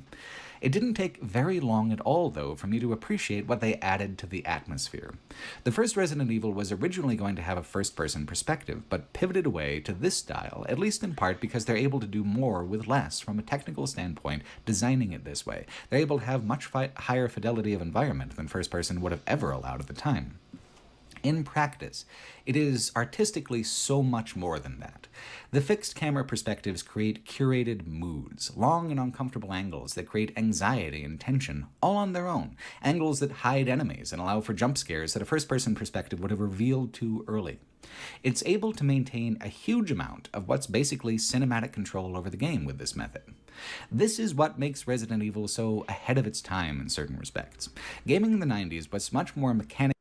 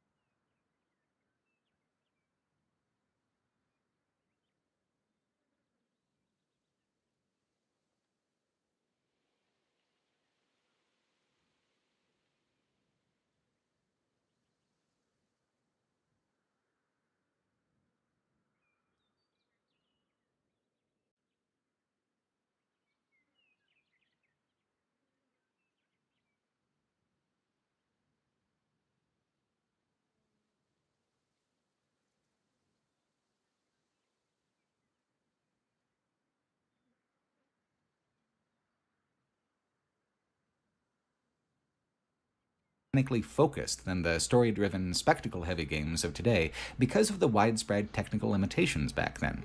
Mechanical engagement was what made them special, what made them better than a movie or a book in certain respects, whereas it was difficult back then for the medium to compete with movies or books on their home turfs of complex characterization or visual impact. Today, it is all so much more mixed together.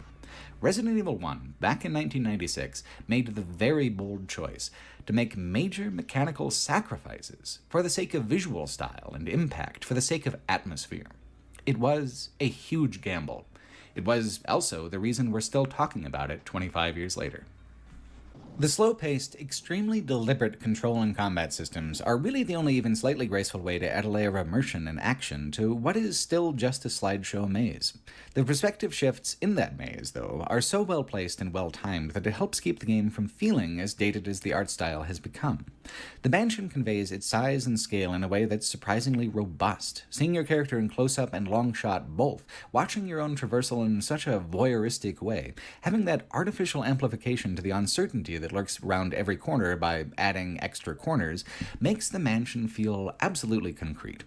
Having to stand in one place to fight back makes these camera angles tactical in a fascinating way. Some places are simply more dangerous to stand than others. Often it's useful to retreat to a position where you're facing the camera and letting the enemies walk towards you from the player's own direction. It makes running around a terrible idea. A zombie often lurks right at the hinge of a perspective shift, just waiting for you to cavalierly jog into its arms. Interestingly, Resident Evil 1 is notable for having the simplest and easiest boss fights of the entire franchise. Boss fights are some of the most memorable parts of future games, but here in the original, there seems to be a worry that the awkwardness of the controls would make a complicated fight too much of a demand on the player.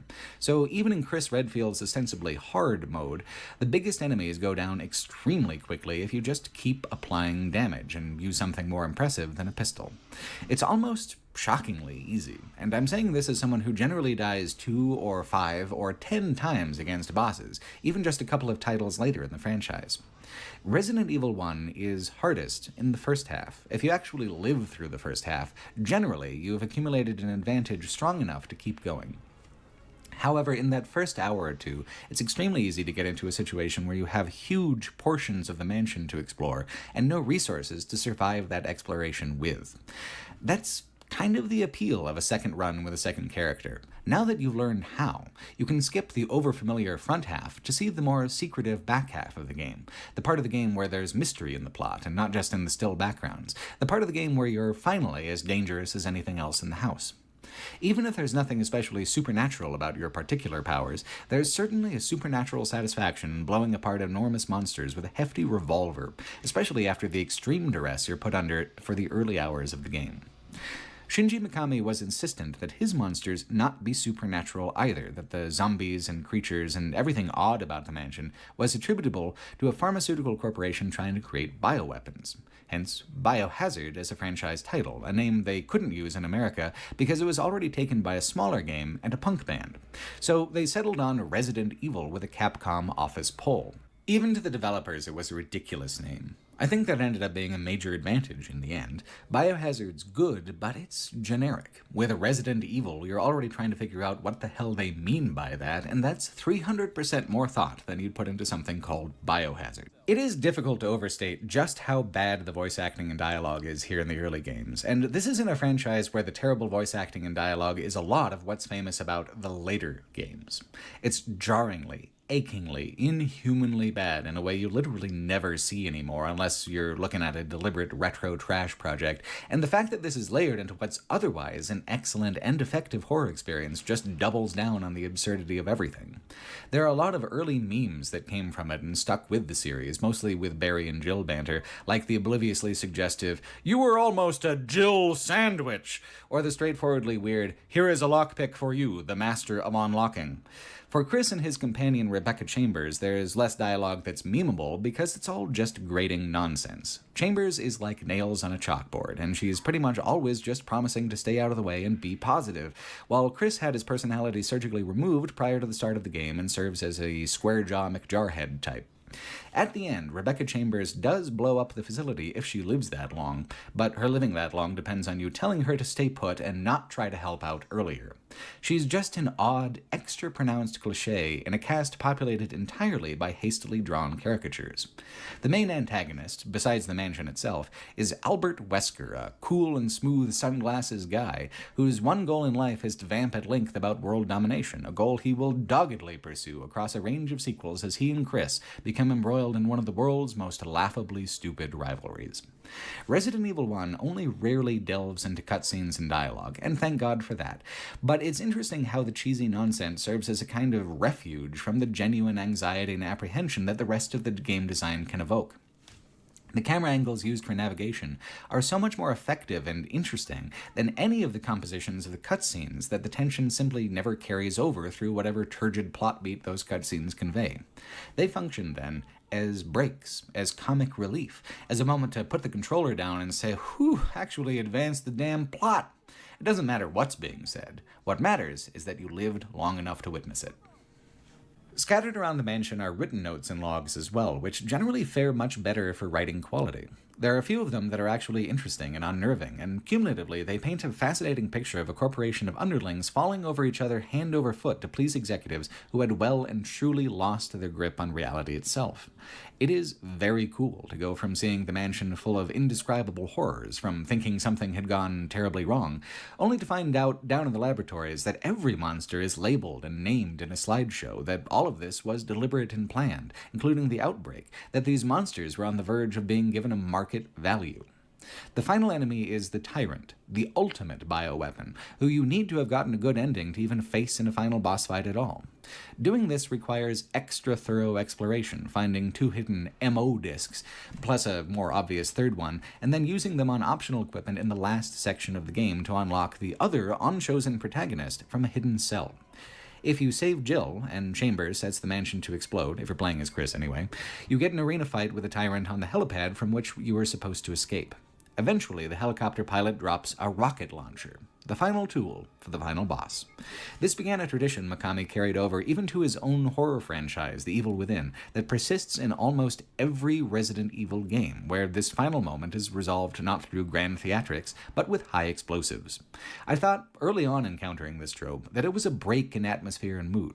I've since come to feel that a break in atmosphere and mood was exactly the idea. You only get the rocket launcher once you've basically already won. This is your prize. It's a victory firework in your honor.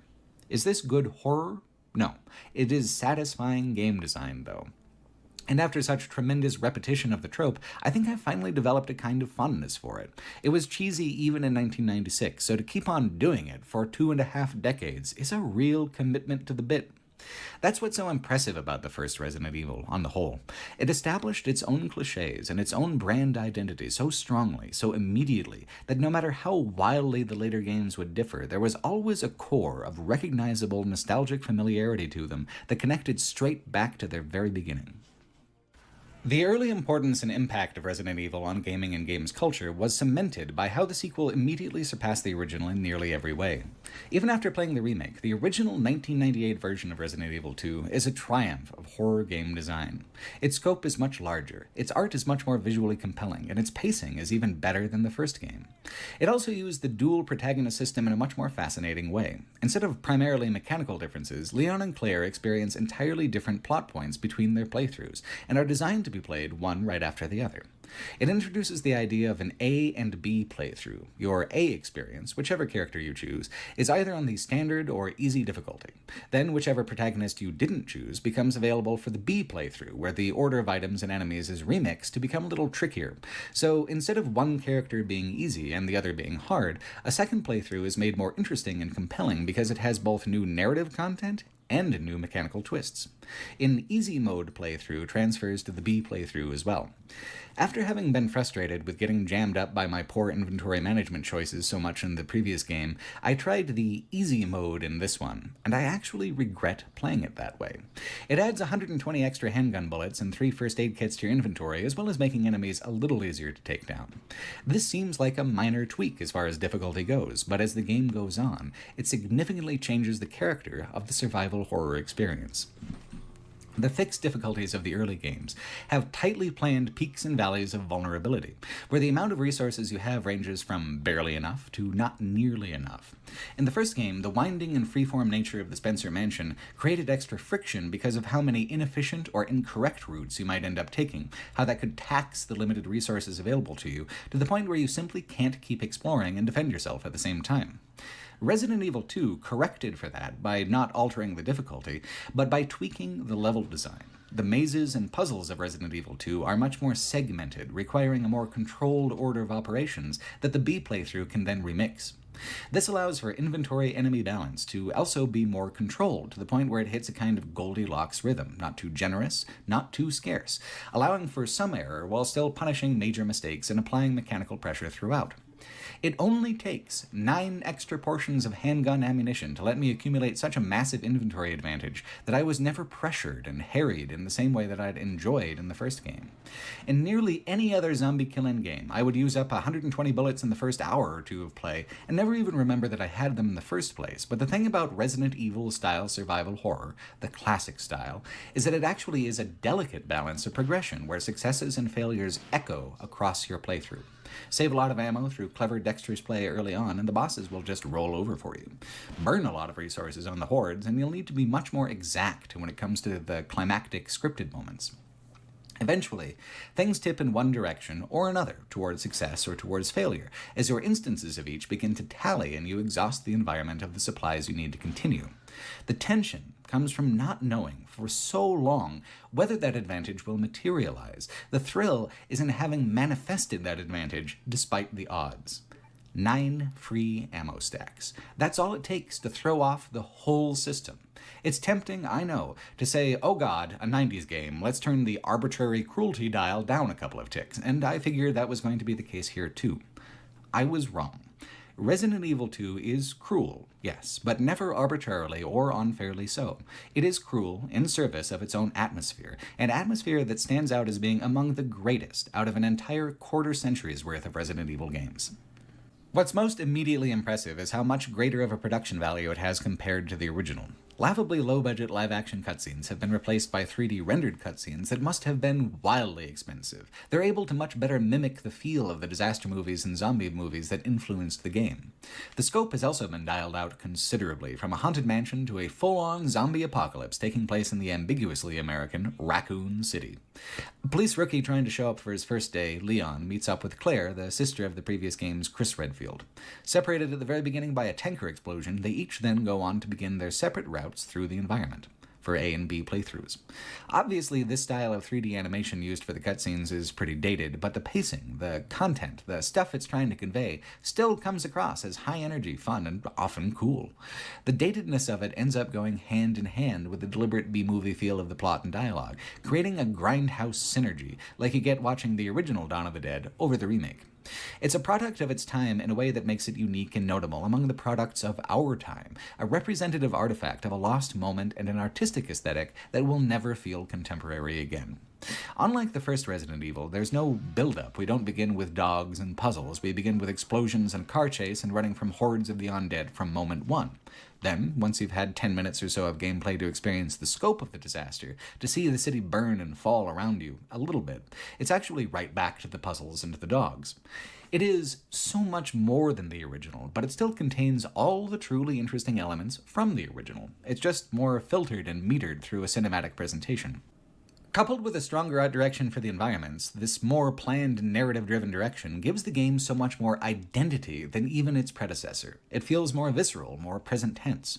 The first Resident Evil, even with its atmospheric accomplishments, is a mechanics-first experience. That's one of the reasons its failure states are so much easier to slip into. The progression is more open to player-driven jumbling and mixing up of what's intended to be the ideal order of progression, beyond certain event gates. Those event gates happen more often in Resident Evil 2, which not only reduces the chances to seriously screw up your save file, it also keeps the momentum of play moving much faster than the original game. Resident Evil games exist on a spectrum of horror-driven and action-driven design, with the first Resident Evil sitting on the edge of the horror side and, say, Resident Evil 5 sitting on the edge of the action side. The games begin to move steadily from one end of the spectrum to the other before ever beginning to move back again, but they do begin to move backwards in an attempt to find a sweet spot balance between cinematic bombast and self-directed anxiety. Resident Evil 2 might just be that sweet spot. Both the original and its remake are among the best games in the franchise, effortlessly compelling and incessantly stylish. Are they the scariest? Not quite. Compared to the first game, terror is less of a priority. There's more balance between emotions of fear and emotions of power than in the first game. It's a balance that the franchise would spend years trying to find again. While the game is essentially bookended with dramatic action-oriented sequences, the broad majority of the game takes place in a police station that is undoubtedly the least plausible civic building ever put in a video game. The Spencer Mansion got a pass for being unbelievable because that's the trope of the big haunted house. It's filled with secret passages, hidden rooms, and deep madness. When the person designing the house has more money than rationality by a large margin, like with the real-life Winchester Mystery House, you always get a fascinating result. The fact that the Spencer Mansion had an underground laboratory that wasn't just lone wolf mad science, but quarterly budget corporate science was a fantastic twist, an actual twist on the base cliché. The Raccoon City Police Department is the exact opposite, taking a place that is usually, by design, a utilitarian and bland government building, and then adding absurd, gothic, mad science twists that have absolutely no explanation for being there.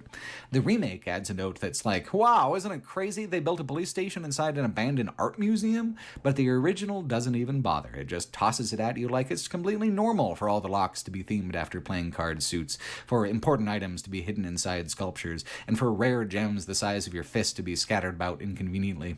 It operates on Legend of Zelda dungeon logic, and a lot of the same props of Legend of Zelda even, but blended with what otherwise is still mostly a police station. Locker rooms, offices, interrogation rooms, a jail, an armory, a morgue, a file room, all the administrative necessities. They exist in equal proportions with the video gaming nonsense, which is strange, but not entirely off-putting. There is a strong sense of uncanny, unreality to the entire thing, which also contributes to its strong personality. It's a Japanese game franchise, which makes its fixation on Americana especially entertaining because it gets a lot of the feel right, but struggles, sometimes, with the specifics. Raccoon City, for instance, is a typical Midwestern town that's near a desert, forested mountains, and the city of Chicago. Obviously, that doesn't track, but caring about that failure to track is like saying, you know, guys, I don't think 123 Main Street, Anytown, USA is a real address. Of course it isn't. It's a suggestion in your mind of a certain mid-sized Norman Rockwell-burg, with white picket fences and white picket people, and a lot of small shops where you can still get a malt soda and have your vacuum cleaner repaired. Leon Kennedy's police uniform, like the STARS uniform Jill Valentine was wearing last game with her little beret, just doesn't look especially American. The cars are from all sorts of different eras and styles, DeLoreans and Cadillacs and Crown Victorias, all crashed and burning in piles of debris. Saying it's pastiche doesn't quite express it, because it's a pastiche of things that don't always go together, and some things that never even were. It's a pastiche where imagination is filling in a whole lot of blanks I take for granted by growing up in the culture. The cumulative result is a setting that feels believable and real because it's so clearly not the world out the window, because it's such a strange and uncanny otherwhere and otherwhen that if Leon can look like this on his first day and no one comments on it, then hey, zombies, why not? This is intensified by the lushness of the backgrounds, absolutely packed with destructive detail. Not only is there more environmental storytelling per square inch than even the best Bethesda RPG, the fixed camera angles frame that storytelling for maximum impact. The game has a baseline of being unsettling and strange, which the game intensifies with its environmentally inappropriate touches of style, all the hallways and rooms of the police station which appear as grander and richer than even the Spencer Mansion did. It gives an impression that anything could happen. The chief of police, for instance, is a serial killer and a corporate collaborator who uses the chaos of the zombie apocalypse to sabotage his own town's defense efforts, ensure the destruction of his own police force, and to kill the mayor's daughter so he can preserve her corpse in taxidermy. And all of that is just a small background subplot in Claire's story only. He even has a whole medieval-looking torture chamber complete with a giant wood and wrought iron dungeon door right below his police station office. this would be treated in any other game as being, at the least, notably strange. In Resident Evil 2, it's just a casual detail. One of those things, you know? Sometimes the police chief is a bribe-taking, daughter-murdering psychopath with a tremendous dramatic streak. Why not? Many instances of horror media obsessively establish a sense of normalcy and then pull tension from how that normalcy is subverted and eroded into the unthinkable. For Resident Evil, the horror comes from the sense that there never was any normal, and, in turn, anything that happens now will just intensify the insanity already present. No guarantees, no expectations, just a swirling mouth of madness, unhinging its jaw and turning, smiling, in your direction. As you get deeper into the game, you move away from the human cost of the zombie apocalypse and pivot towards the perpetrators of it, the ever-nefarious Umbrella Corporation. Underneath the town sewers is a tram system leading to a sprawling underground laboratory network, the Nest, a much larger laboratory than the previous game. So there's still the secret basement thing going on, but since the scale has expanded to a city over a mansion, the basement expands to an equally metropolitan scale. Over and over, you'll find memos and correspondences and lab reports that all explain the motives behind the events. Apathy and greed. Nothing more. Umbrella has a majority stake in the town, in its industries and its services. It owns the property and the means of production, and so it goes to follow that if they own the town, they own the townspeople. While Resident Evil 0 adds an especially weird extra backstory for how the T-Virus was initially unleashed, the original backstory was notable for how generally matter-of-fact and blasé the villains of the piece are. Why make a zombie plague? Because it kills a population and leaves the infrastructure mostly intact. It's more civilized in a certain way than a bomb's indiscriminate blast. It's just obviously useful. Sure, it could end a civilization or whatever, but it could also make some serious money, which is the central dilemma of any Defense Department contractor. So, luring the STARS team to the mansion, that was one diagnostic test of the weapon system. Obliterating Raccoon City and recording its death throes, well, that can be another. Imagine having actual figures on citizens devoured per minute to put in the brochure, the free marketing of an internationally recognized disaster zone. On the one hand, no one with an ounce of human compassion would do any of this, but phrased in the clinical ways of the game's scattered files, there is a certain darkly, absurdly comedic sense to it. Even if it destroys the town and hurts the company some, how else to better debut a new arms race for bioweapons than by demonstrating how much a government will need one as a counter-deterrent? It waxes and wanes between different titles, but there is often an undercurrent of political context and commentary to most of the Resident Evil games. Often it's a campy exaggeration of obvious truths, like the bottom-dollar ruthlessness of the healthcare industry and defense complex, but sometimes it'll toss in a more jagged and direct barb in there, among the cheese and among the gore. It is an odd mix. Resident Evil is, for the most part, difficult to take seriously, and at its best when it's at its most wild-eyed and manic. By keeping any actual seriousness hidden in the margins like the extra ammunition jammed into drawers and cupboards, it doesn't lean on gravitas it hasn't earned.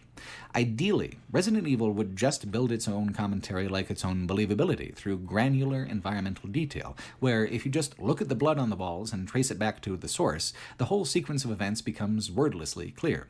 This is much more true of the early era than the middle era of the franchise, where the subtext becomes the actual text in a way that damages the credibility of both. Here, though, the blend is more even, more clever, more conducive to the work of building a media empire than to trying to maintain one.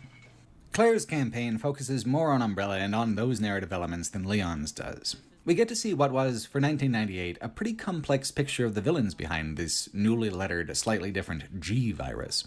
Besides the curveball of the serial killer police chief, these antagonists are more grounded than before. William Birkin and Annette Birkin are scientists who have worked on the virus simply for the professional challenge. When Umbrella comes to claim its property and shoots William, he injects himself with the virus and becomes, dum-da-da-da, a huge Mr. Monster Man. So you've got the T-Virus zombies up above and the G-Virus boss monsters down below, which is a compelling mix of old and new across the environments.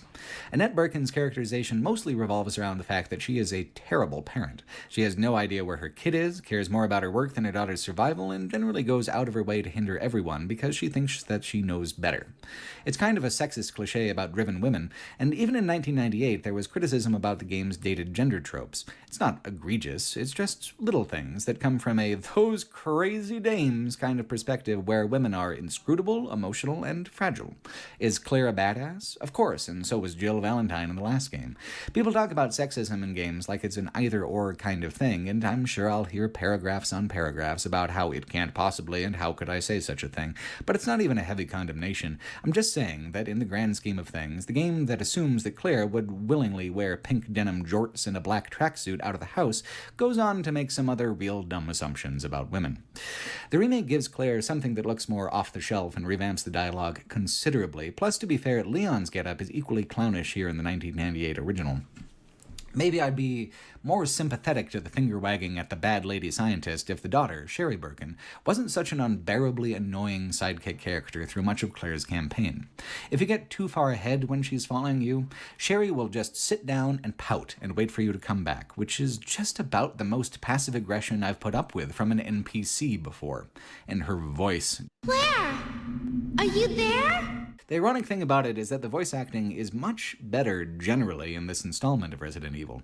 Not up to modern standards, but not nearly as memeably, bafflingly inhuman as most of what was in the first. Sherry is just a low point of dialogue and of tone.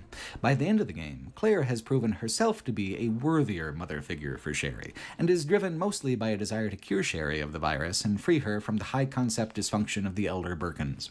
The significance of plot in the early games is less that the games are driven by the narrative. More that a narrative is a necessary tonal component of a grindhouse horror movie, that the blood needs at some point to be briefly interrupted by a dialogue, and if you don't have characters, no one will scream at the monsters. The monologue-laden melodrama of the Birkins isn't meant to provide emotional weight as much as emotional color, a dash of bright operatic tragedy to punctuate the otherwise moody, slow-paced on-foot progression. The most over-the-top character is the one that becomes most important to the series at large, popping up nearly as often as Chris Redfield and Leon Kennedy. Ada Wong, the super spy in the red silk dress. Always cryptic, always overdressed, never quite believable in a given circumstance. She only pops up here in Leon's campaign. Amusingly, she was foreshadowed, despite seeming so out of place with the rest of the game. She was mentioned in passing as part of a computer password on the secret lab back in the first game. Her lover, John, was a whistleblower trying to smuggle out information about Umbrella and the viral research they were doing.